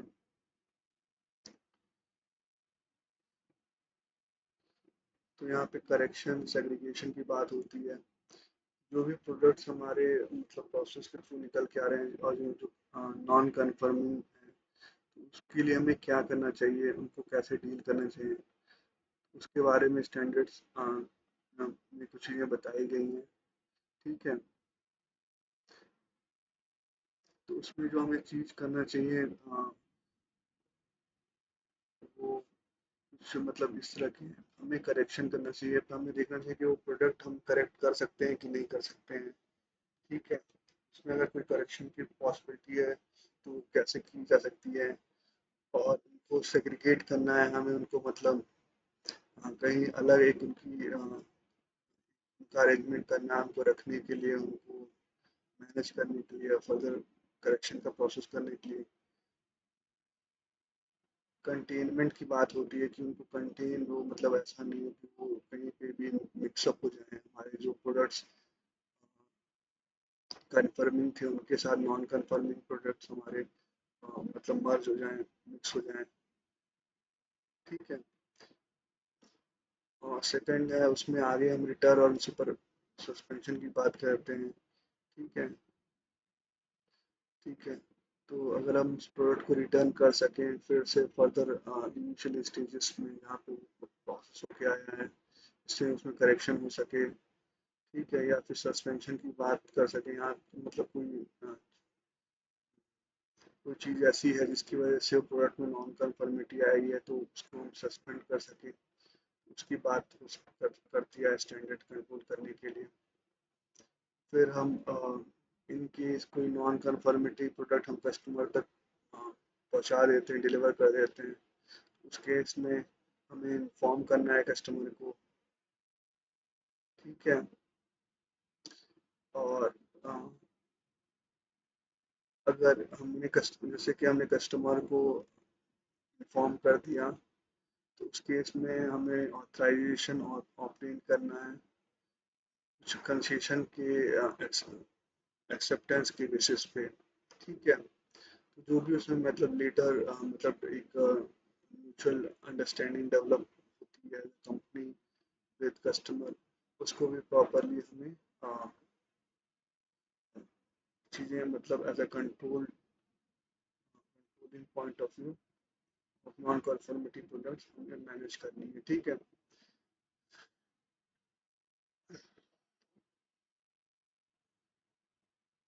इसके बाद अगर हमने कोई नॉन कन्फर्मिटी जो आउटपुट थे उसको करेक्ट कर लिया है तो हम उनकी जो फिर से हम उनको कन्फर्मिटी की जो रिक्वायरमेंट्स हैं उसको वेरीफाई करेंगे। ठीक है। ये है control of non conformity products. इसमें आगे जो स्टैंडर्ड कहता है कि ऑर्गेनाइजेशन एक डॉक्यूमेंट रिटेन करेगा इस केस में। ठीक है। फॉर नॉन कन्फर्मिटी प्रोडक्ट उसमें हम डिस्क्राइब करेंगे नॉन कन्फर्मिटी को, फिर एक्शन टेकन को डिस्क्राइब करेंगे, फिर कंसेशंस ऑपरेंट की बात करेंगे, उसमें हम डिफाइन करेंगे, फिर उसमें बात करेंगे अथॉरिटी जो डिसीजन मेकिंग करेगा in with respect to action or with respect to correction, segregation, contamination, return, supervision, suspension, उस अथॉरिटी का भी डिटेल होना चाहिए उस डॉक्यूमेंट में। ठीक है। तो यहाँ पे ये वाला क्लॉज कंप्लीट होता है। इसके आगे जो क्लॉज है वो है परफॉर्मेंस इवेल्युएशन की बात होती है। ठीक है। ठीक है। परफॉर्मेंस इवेल्युएशन जो है वो ओवरऑल कंपनी का होता है। ठीक है। सो परफॉर्मेंस इवेल्युएशन में जो चीज़ें आती हैं इसमें स्लाइड का पहला पॉइंट है monitoring measurement analysis and evaluation. तो जब ये चार चीज़ों को हम करेंगे तो उसमें what how when final documented की बात होती है, कस्टमर सेटिस्फेक्शन की बात होती है, perception degree of satisfaction, analysis and evaluation की बात होती है, conformity degree of customer satisfaction, QMS performance की बात होती है, effectiveness of risk and opportunity work mindset की बात होती है, परफॉर्मेंस ऑफ एक्सटर्नल प्रोवाइडर्स की बात होती है, क्यूएमएस इंप्रूवमेंट की बात होती है। ठीक है। फिर इंटरनल ऑडिट की बात होती है, plan establish implement maintain frequency methods responsibilities, planning requirements reporting previous audit criteria scope auditors impartiality audit process reporting corrective actions without undue delay and ISO 19011 की बात होती है। ठीक है। परफॉर्मेंस इवेल्युएशन की हम जब बात करेंगे तो ये रिस्पेक्ट में होता है जो हमने overall quality management system develop किया है। ठीक है। हमने उसमें क्वालिटी मैनेजमेंट सिस्टम के जो प्रोसीजर डेवलप किए हैं, पॉलिसीज डेवलप की हैं, ऑब्जेक्टिव्स डेवलप किए हैं, की परफॉर्मेंस इंडिकेटर्स डेवलप किए हैं, तो उसके रिस्पेक्ट में हमें परफॉर्मेंस इवेलुएट करना है एक अपनी कंपनी का। ठीक है। ठीक है। तो मैं स्टैंडर्ड तो इन रिक्वायरमेंट्स को मैं ब्रीफ करता हूँ आपको। तो जो स्टैंडर्ड्स में दी गई हैं कि हमें परफॉर्मेंस एवेल्यूएशन में मॉनिटरिंग करनी है, मेजरमेंट करना है, एनालिसिस करना है और इवेल्युएट करना है। ठीक है, तो उसमें क्या क्या चीज़ें करनी है हमें इवेल्युएशन के लिए परफॉर्मेंस के। तो उसमें हमें जैसे हम अभी मैंने बात की वॉट, और ये वर्ड्स यूज किए। तो हमें पहले आइडेंटिफाई करना है, डिटरमाइन करना है कि किस चीज़ का हमें मॉनिटरिंग और मेजरमेंट करना है। ठीक है, फिर हमें आइडेंटिफाई करना है कि मेथड क्या होगा उसकी मॉनिटरिंग, क्या जो हमने आइडेंटिफाई किया है कि इसका हमें मॉनिटरिंग और मेजरमेंट करना है, तो उसका मेथड क्या होगा उसको मॉनिटर करने का, मेजर करने का, एनालिसिस करने का, इवेल्युएशन करना पड़ेगा करने का, जिससे हम एक वैलिड रिजल्ट हमें मिल सके। फिर उसके बाद बात होगी हमने क्या करना है, कैसे करना हो गया, और उसके बाद बात हुई कब करना है, कब हमें मतलब मॉनिटरिंग और मेजरमेंट कब हमें परफॉर्म करना है। और उसके बाद बात होगी कब हमें, जब जो हमने परफॉर्म किया है मॉनिटरिंग और मेजरमेंट, उसका रिजल्ट्स कब एनालाइज और इवेल्युएट करना है। ठीक है, तो इस तरह से ये मॉनिटरिंग और मेजरमेंट के 4 पॉइंट्स हैं जो हमें मतलब वन बाय वन मेंटेन करने हैं to get a proper evaluation of the performance with respect to quality management system। ठीक है, और इसके लिए हमें एक अप्रोप्रिएट डॉक्यूमेंटेशन मेंटेन करना है as evidence of the result. ठीक है,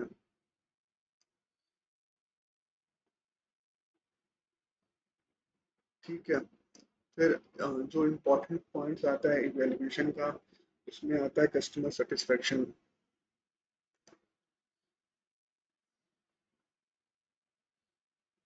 तो कस्टमर सेटिस्फेक्शन का देखिए जो उसमें है क्या, कस्टमर सेटिस्फेक्शन को जज करने के लिए इसमें स्टैंडर्ड बात करता है डिग्री ऑफ सेटिस्फेक्शन की, या फिर परसेप्शन की बात करता है। ठीक है, कस्टमर परसेप्शन का। तो इसमें हमें क्या क्या चीज़ें करनी चाहिए, जैसे अभी हमने पहले बात करी कस्टमर फीडबैक की हमें बात करना चाहिए। ठीक है, कंप्लेंट है तो उनको कंसीडर करनी चाहिए। तो उसके बेसिस पे हमारे पास मेथड आ जाएंगे जिससे हम मतलब हमें जो मॉनिटरिंग करनी है, रिव्यू करने हैं। ठीक है, उसके लिए इंफॉर्मेशन हम गैदर कर सकते हैं। ठीक है,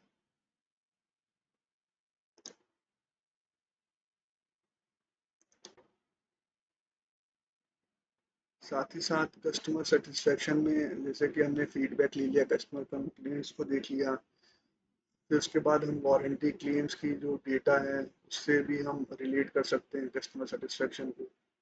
डीलर्स के जो हमारे डीलर्स हैं, हमारे हम डीलर यूज़ करते हैं अपने बिजनेस में, तो उनकी जो रिपोर्ट्स हैं उसके थ्रू हम एनालाइज कर सकते हैं कस्टमर सेटिस्फेक्शन को। ठीक है, तो ये एक इम्पॉर्टेंट पॉइंट है अपना परफॉर्मेंस इवेल्युएशन के टूल्स की। ठीक है, कस्टमर सेटिस्फेक्शन को हमें इवेल्युएट करना है। फिर इसके बाद बात होती है एनालिसिस एंड इवेल्युएशन की,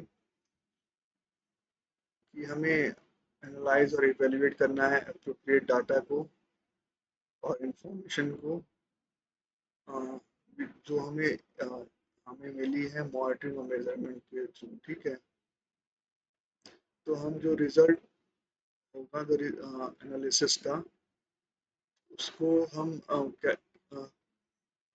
किस चीज़ को इवेल्युएट करने के लिए यूज़ करेंगे। उसमें जो चीज़ें आती हैं, पहली है conformity of product and services. ठीक है, फिर है दूसरा degree of customer satisfaction, third है performance and effectiveness of quality management system, fourth है कुछ हमने कोई प्लानिंग इम्प्लीमेंट की थी तो उसकी इफेक्टिवनेस के लिए। ठीक है, ये हमें इवेल्युएट करने करने हेल्प करेगा। फिर उसके बाद जो हमें इवेल्युएट और क्या करने को मिलता है, इफेक्टिवनेस ऑफ एक्शंस टेकन। ठीक है, with respect to risk and opportunities. ठीक है। फिर हमारा जो नेक्स्ट इवेल्युएशन का एक बेनिफिट निकल के आता है वो है एक्सटर्नल प्रोवाइड के परफॉर्मेंस को इवेलुएट कर पाते हैं हम। फिर उसके बाद जो हम फर्दर इवेलुएट कर पाते हैं कि हम इम्प्रूवमेंट के हमारे जो नीड फॉर इम्प्रूवमेंट है वो निकल के आते हैं क्वालिटी मैनेजमेंट सिस्टम के। ठीक है।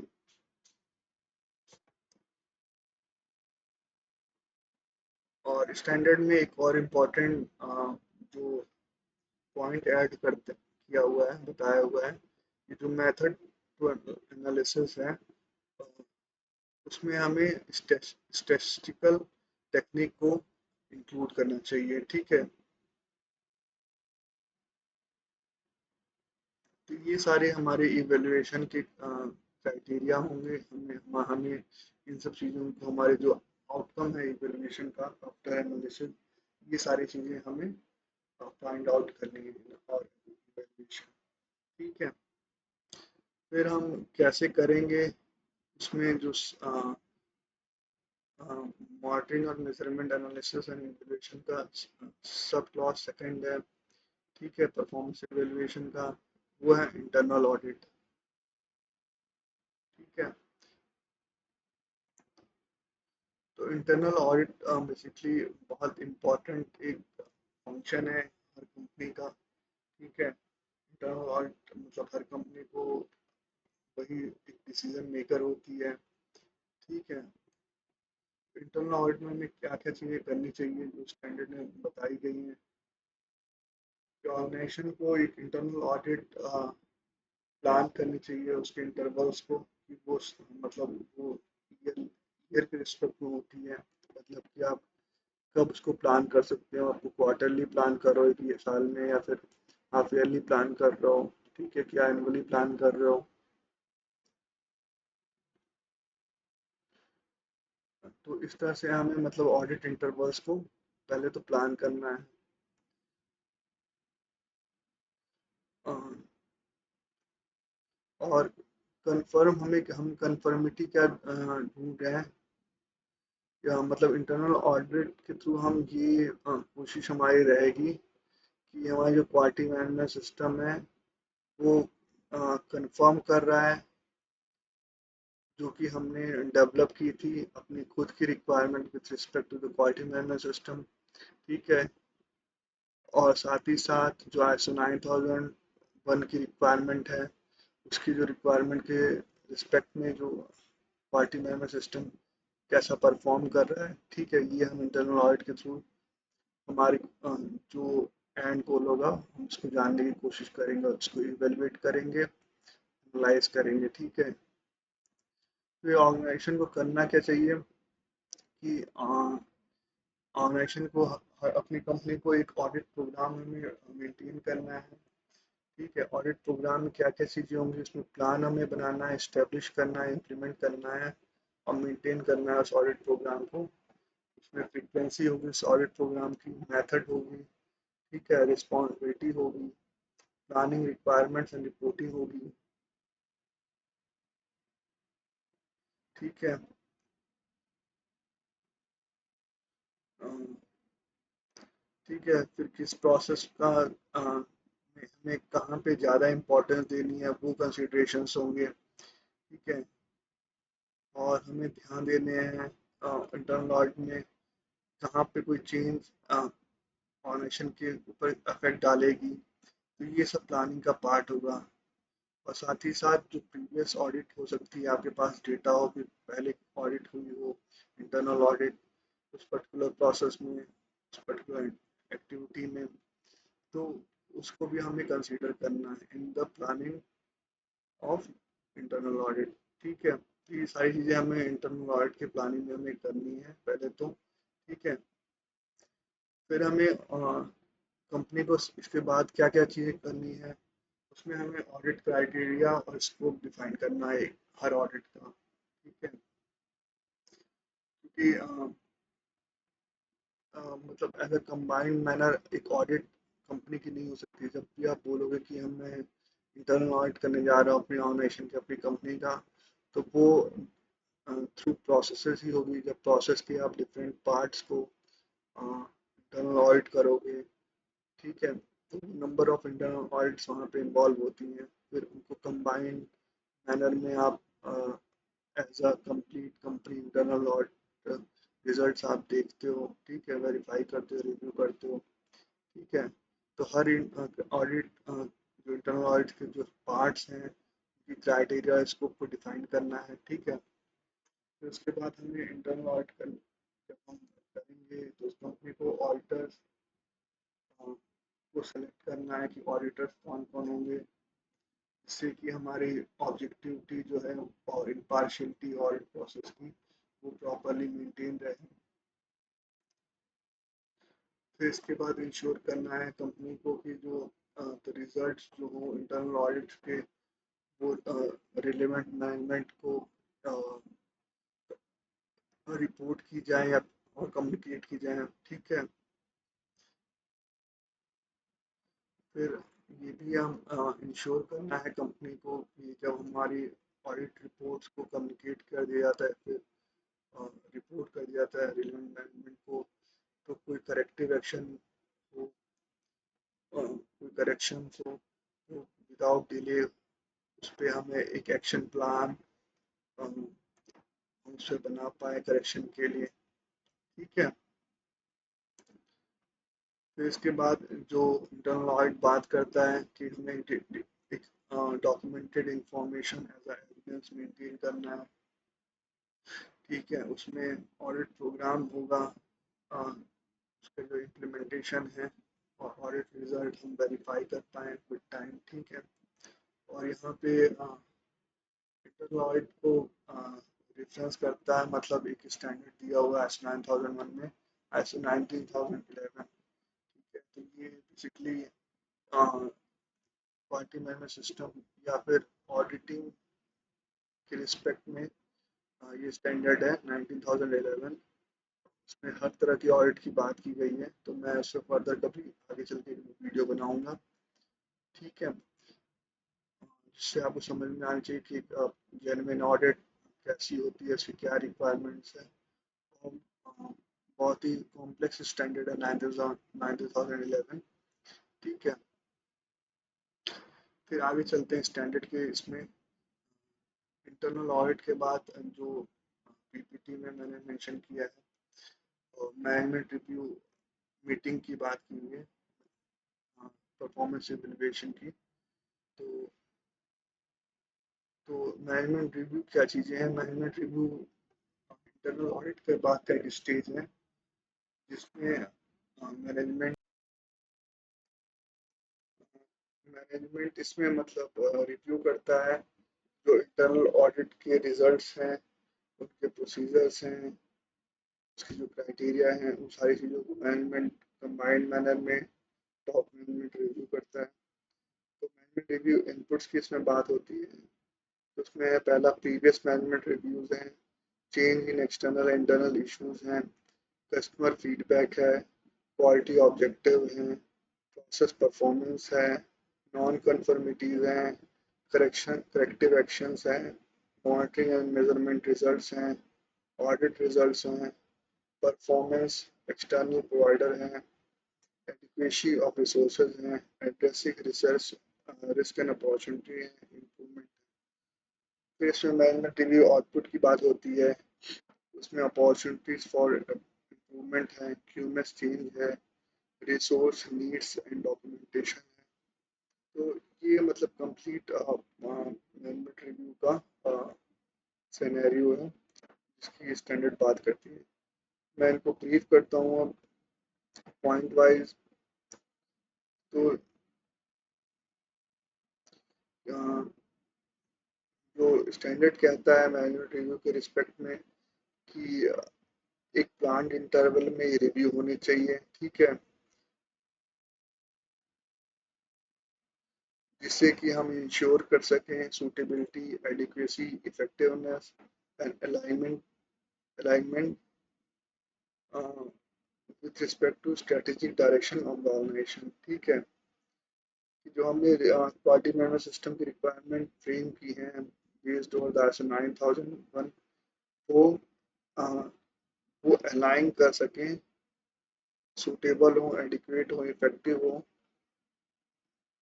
Strategic direction of the organisation. ठीक है, तो मैनेजमेंट रिव्यू इनपुट्स में क्या क्या चीज़ें होनी चाहिए, हमने प्लान कर लिया, उसका इंटरवल प्लान कर लिया। तो उसमें जो मैनेजमेंट रिव्यू इनपुट्स में चीज़ें होनी चाहिए कि पहला एक है कि जो प्रीवियस पिछली बार जो इंटरनल ऑडिट हुई थी उसके बाद वो 6 महीने पहले हो सकती है, 6 महीने पहले या फिर 1 साल पहले जो आपने इंटरनल ऑडिट की थी, मैनेजमेंट रिव्यू मीटिंग की थी, उसके जो पॉइंट्स थे रिव्यू के उनको कंसीडर करना है।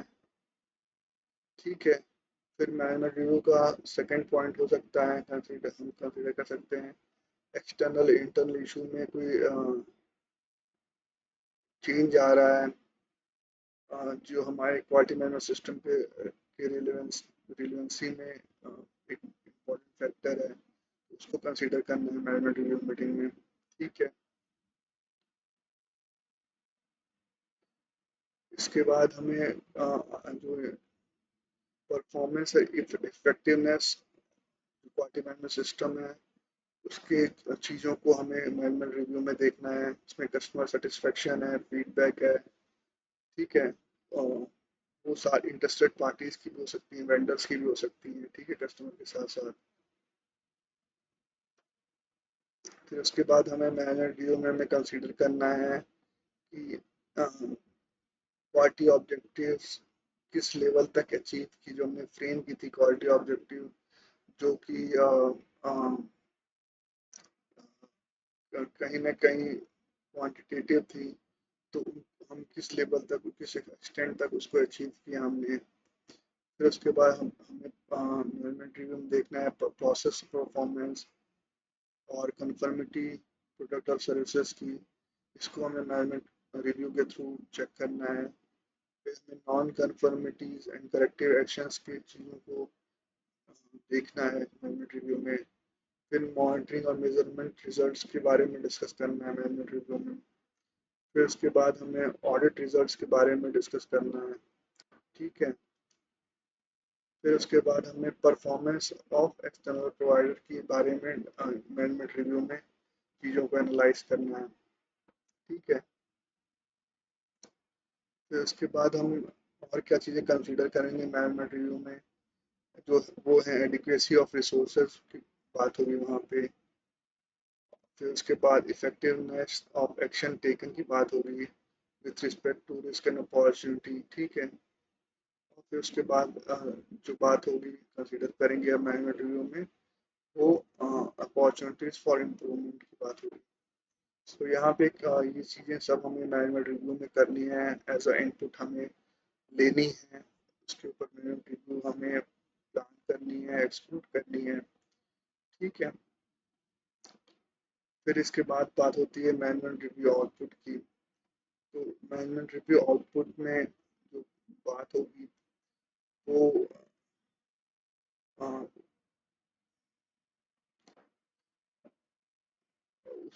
उसमें जो हमें बेसिकली आउटपुट में हमें एक डिसीजन मेक करना है, एक्शन प्लान करना है मैनेजमेंट रिव्यू आउटपुट में। तो वो क्या क्या चीज़ें हो सकती हैं, तो उसमें जो हमें डिसीजन हो सकता है हमारा, फिर एक्शन प्लान कर सकते हैं, वो है अपॉर्चुनिटीज़ फॉर इम्प्रूवमेंट। फिर है कोई हमें नीड ऐसी दिखती है जो कि हमें चेंज करना है क्वालिटी मैनेजमेंट सिस्टम, तो वो हो सकता है। उसके बाद है रिसोर्स की नीड है, वो हमें आइडेंटिफाई करके उस पर हम एक एक्शन प्लान बना सकते हैं या फिर डिसीजन ले सकते हैं। ठीक है, साथ ही साथ हमें मतलब इसका एक डॉक्यूमेंटेड एविडेंस मेंटेन करना है, ये भी स्टैंडर्ड कहता है। ठीक है, तो ये सारी चीज़ें मतलब management review under the clause performance evaluation मतलब आती हैं। आगे चलते हैं।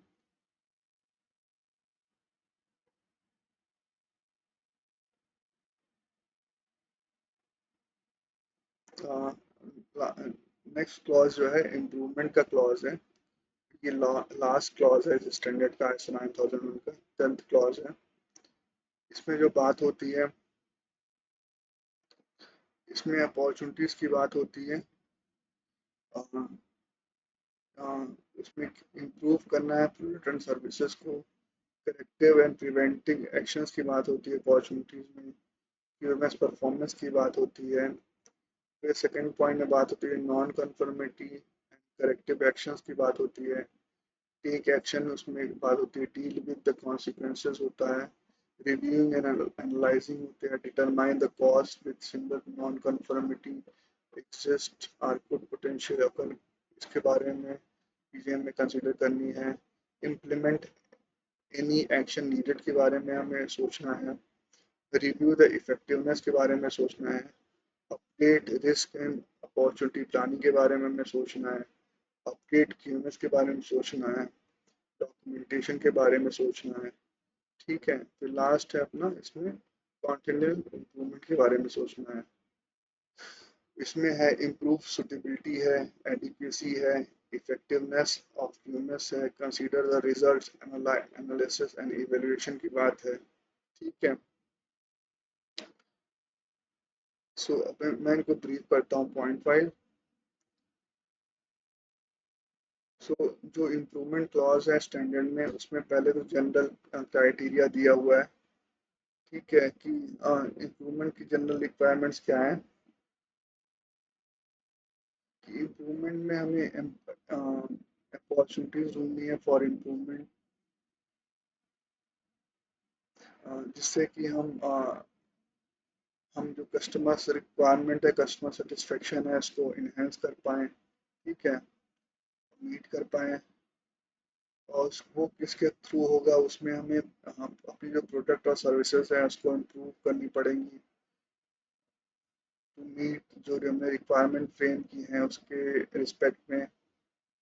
और साथ ही साथ हमें जो हमारी फ्यूचर नीड्स हैं एज अ कंपनी, उसको भी हमें मैच करना पड़ेगा। तो इस पॉइंट ऑफ व्यू से हमें मतलब अपॉर्चुनिटीज डेवलप करने पड़ेंगी फॉर इम्प्रूवमेंट। ठीक है,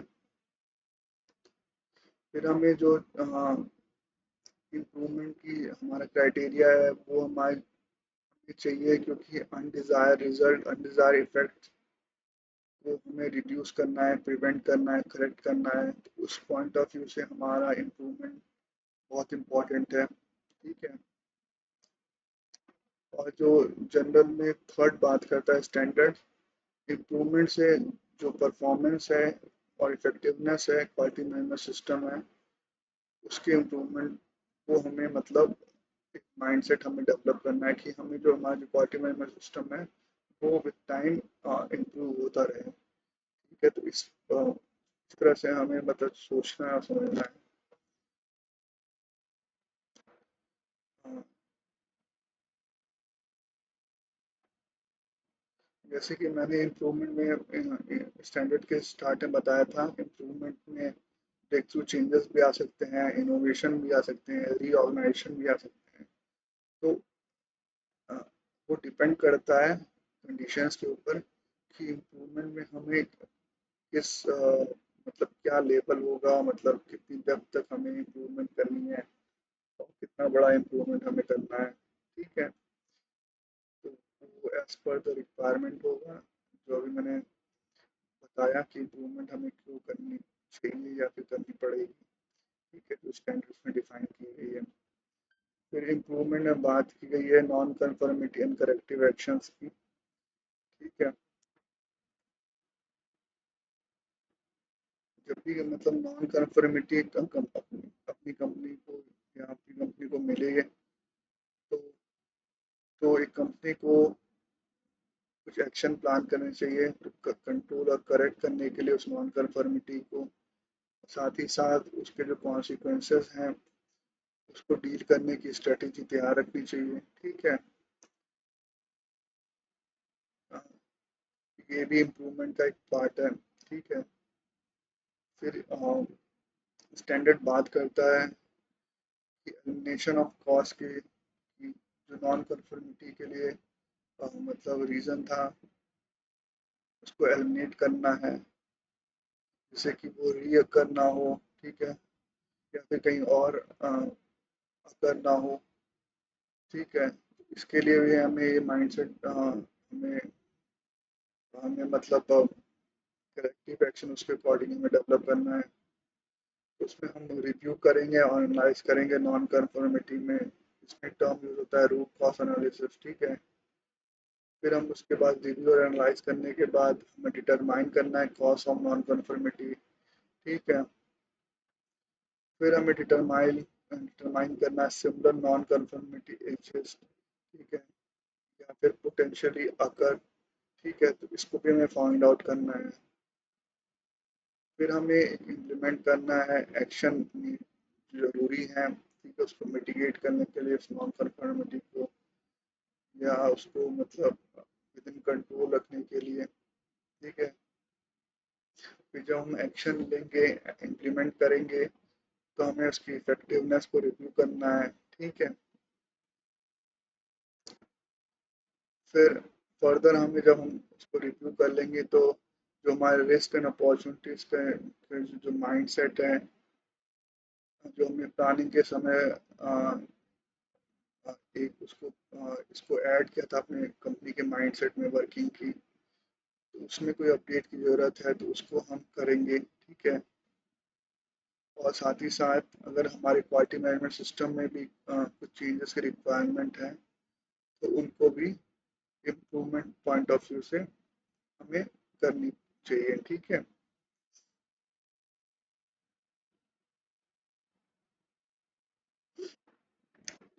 फिर ये स्टैंडर्ड डॉक्यूमेंटेड इंफॉर्मेशन की बात करता है, जो भी हमने review, analyse, action, root cause finding, policy change, जो मैं सारी चीज़ों को मतलब हमें डॉक्यूमेंटेशन के मैनर में मेंटेन करनी है, ठीक है। और साथ ही साथ जो रिजल्ट थे करेक्टिव एक्शन के उनको भी मेंटेन करना है। फिर इसके बाद जो स्टैंडर्ड बात लास्ट बात किया है कॉन्टिन्यूअस इम्प्रूवमेंट का। तो कॉन्टिन्यूअस इम्प्रूवमेंट एक मतलब हमारी मतलब माइंडसेट डेवलप होना चाहिए जब भी हम क्यूएमएस को इम्प्लीमेंट कर रहे हैं अपने सिस्टम में। कॉन्टिन्यूअस इम्प्रूवमेंट का एक माइंडसेट हमारे यहाँ होना ही चाहिए। ये क्यों ज़रूरी है? क्योंकि डे टू डे मतलब चीज़ें बेटर हो रही हैं और day to day competition enhance हो रहा है मार्केट में, ठीक है। तो इस पॉइंट ऑफ व्यू से कॉन्टिन्यूअस इम्प्रूवमेंट बहुत इम्पोर्टेंट हो जाता है। जो स्टैंडर्ड कॉन्टिन्यूअस इम्प्रूवमेंट के रिस्पेक्ट में कहता है कि ऑर्गेनाइजेशन को कॉन्टिन्यूअसली इम्प्रूव करना है for suitability, adequacy and effectiveness of the quality management system, ठीक है। उसके लिए ऑर्गेनाइजेशन को एनालाइज और इवैल्यूएशन के रिजल्ट्स को कंसीडर करना चाहिए जो हमने किया है कॉन्टिन्यूस इम्प्रूवमेंट के लिए। और साथ ही साथ जो मैनेजमेंट रिव्यू के आउटपुट हैं उनको कंसीडर करना चाहिए कॉन्टिन्यूस इम्प्रूवमेंट के लिए। और साथ ही साथ इसके हमें जो रिस्क एंड अपॉर्चुनिटी है उसमें कुछ अगर हम एडिशन कर सकते हैं या फिर एड्रेस कर सकते हैं रिस्क एंड अपॉर्चुनिटी के पॉइंट ऑफ व्यू से, कि जिससे कि हमारे कॉन्टिन्यूअल इम्प्रूवमेंट मेंटेन हो सके कंपनी में। तो इन सारी चीज़ों को हमें मतलब करना चाहिए, ठीक है। सो यहाँ पे हमारा ये स्टैंडर्ड कंप्लीट होता है। आपको कोई क्वेश्चन हो, कुछ क्वेरीज हो तो आप हमें दिए हुए कॉन्टैक्ट डिटेल्स पे कम्युनिकेट कर सकते हो। आपको कोई सर्टिफिकेशन, ट्रेनिंग, ऑडिटिंग, एडवाइसिंग या गाइडिंग की नीड हो जो कि बहुत इम्पोर्टेंट है, तो आप हमें कांटेक्ट कर सकते हो, ठीक है, दिए हुए कॉन्टैक्ट डिटेल्स पे। सो यहाँ पे इस वीडियो को मैं कंप्लीट करता हूँ, तो आपको समझने में आसानी हुई होगी और कुछ नया सीखने को मिला होगा। और प्लीज़ हमें लाइक, सब्सक्राइब एंड शेयर करिएगा, ठीक है। Thank you very much. जय हिंद।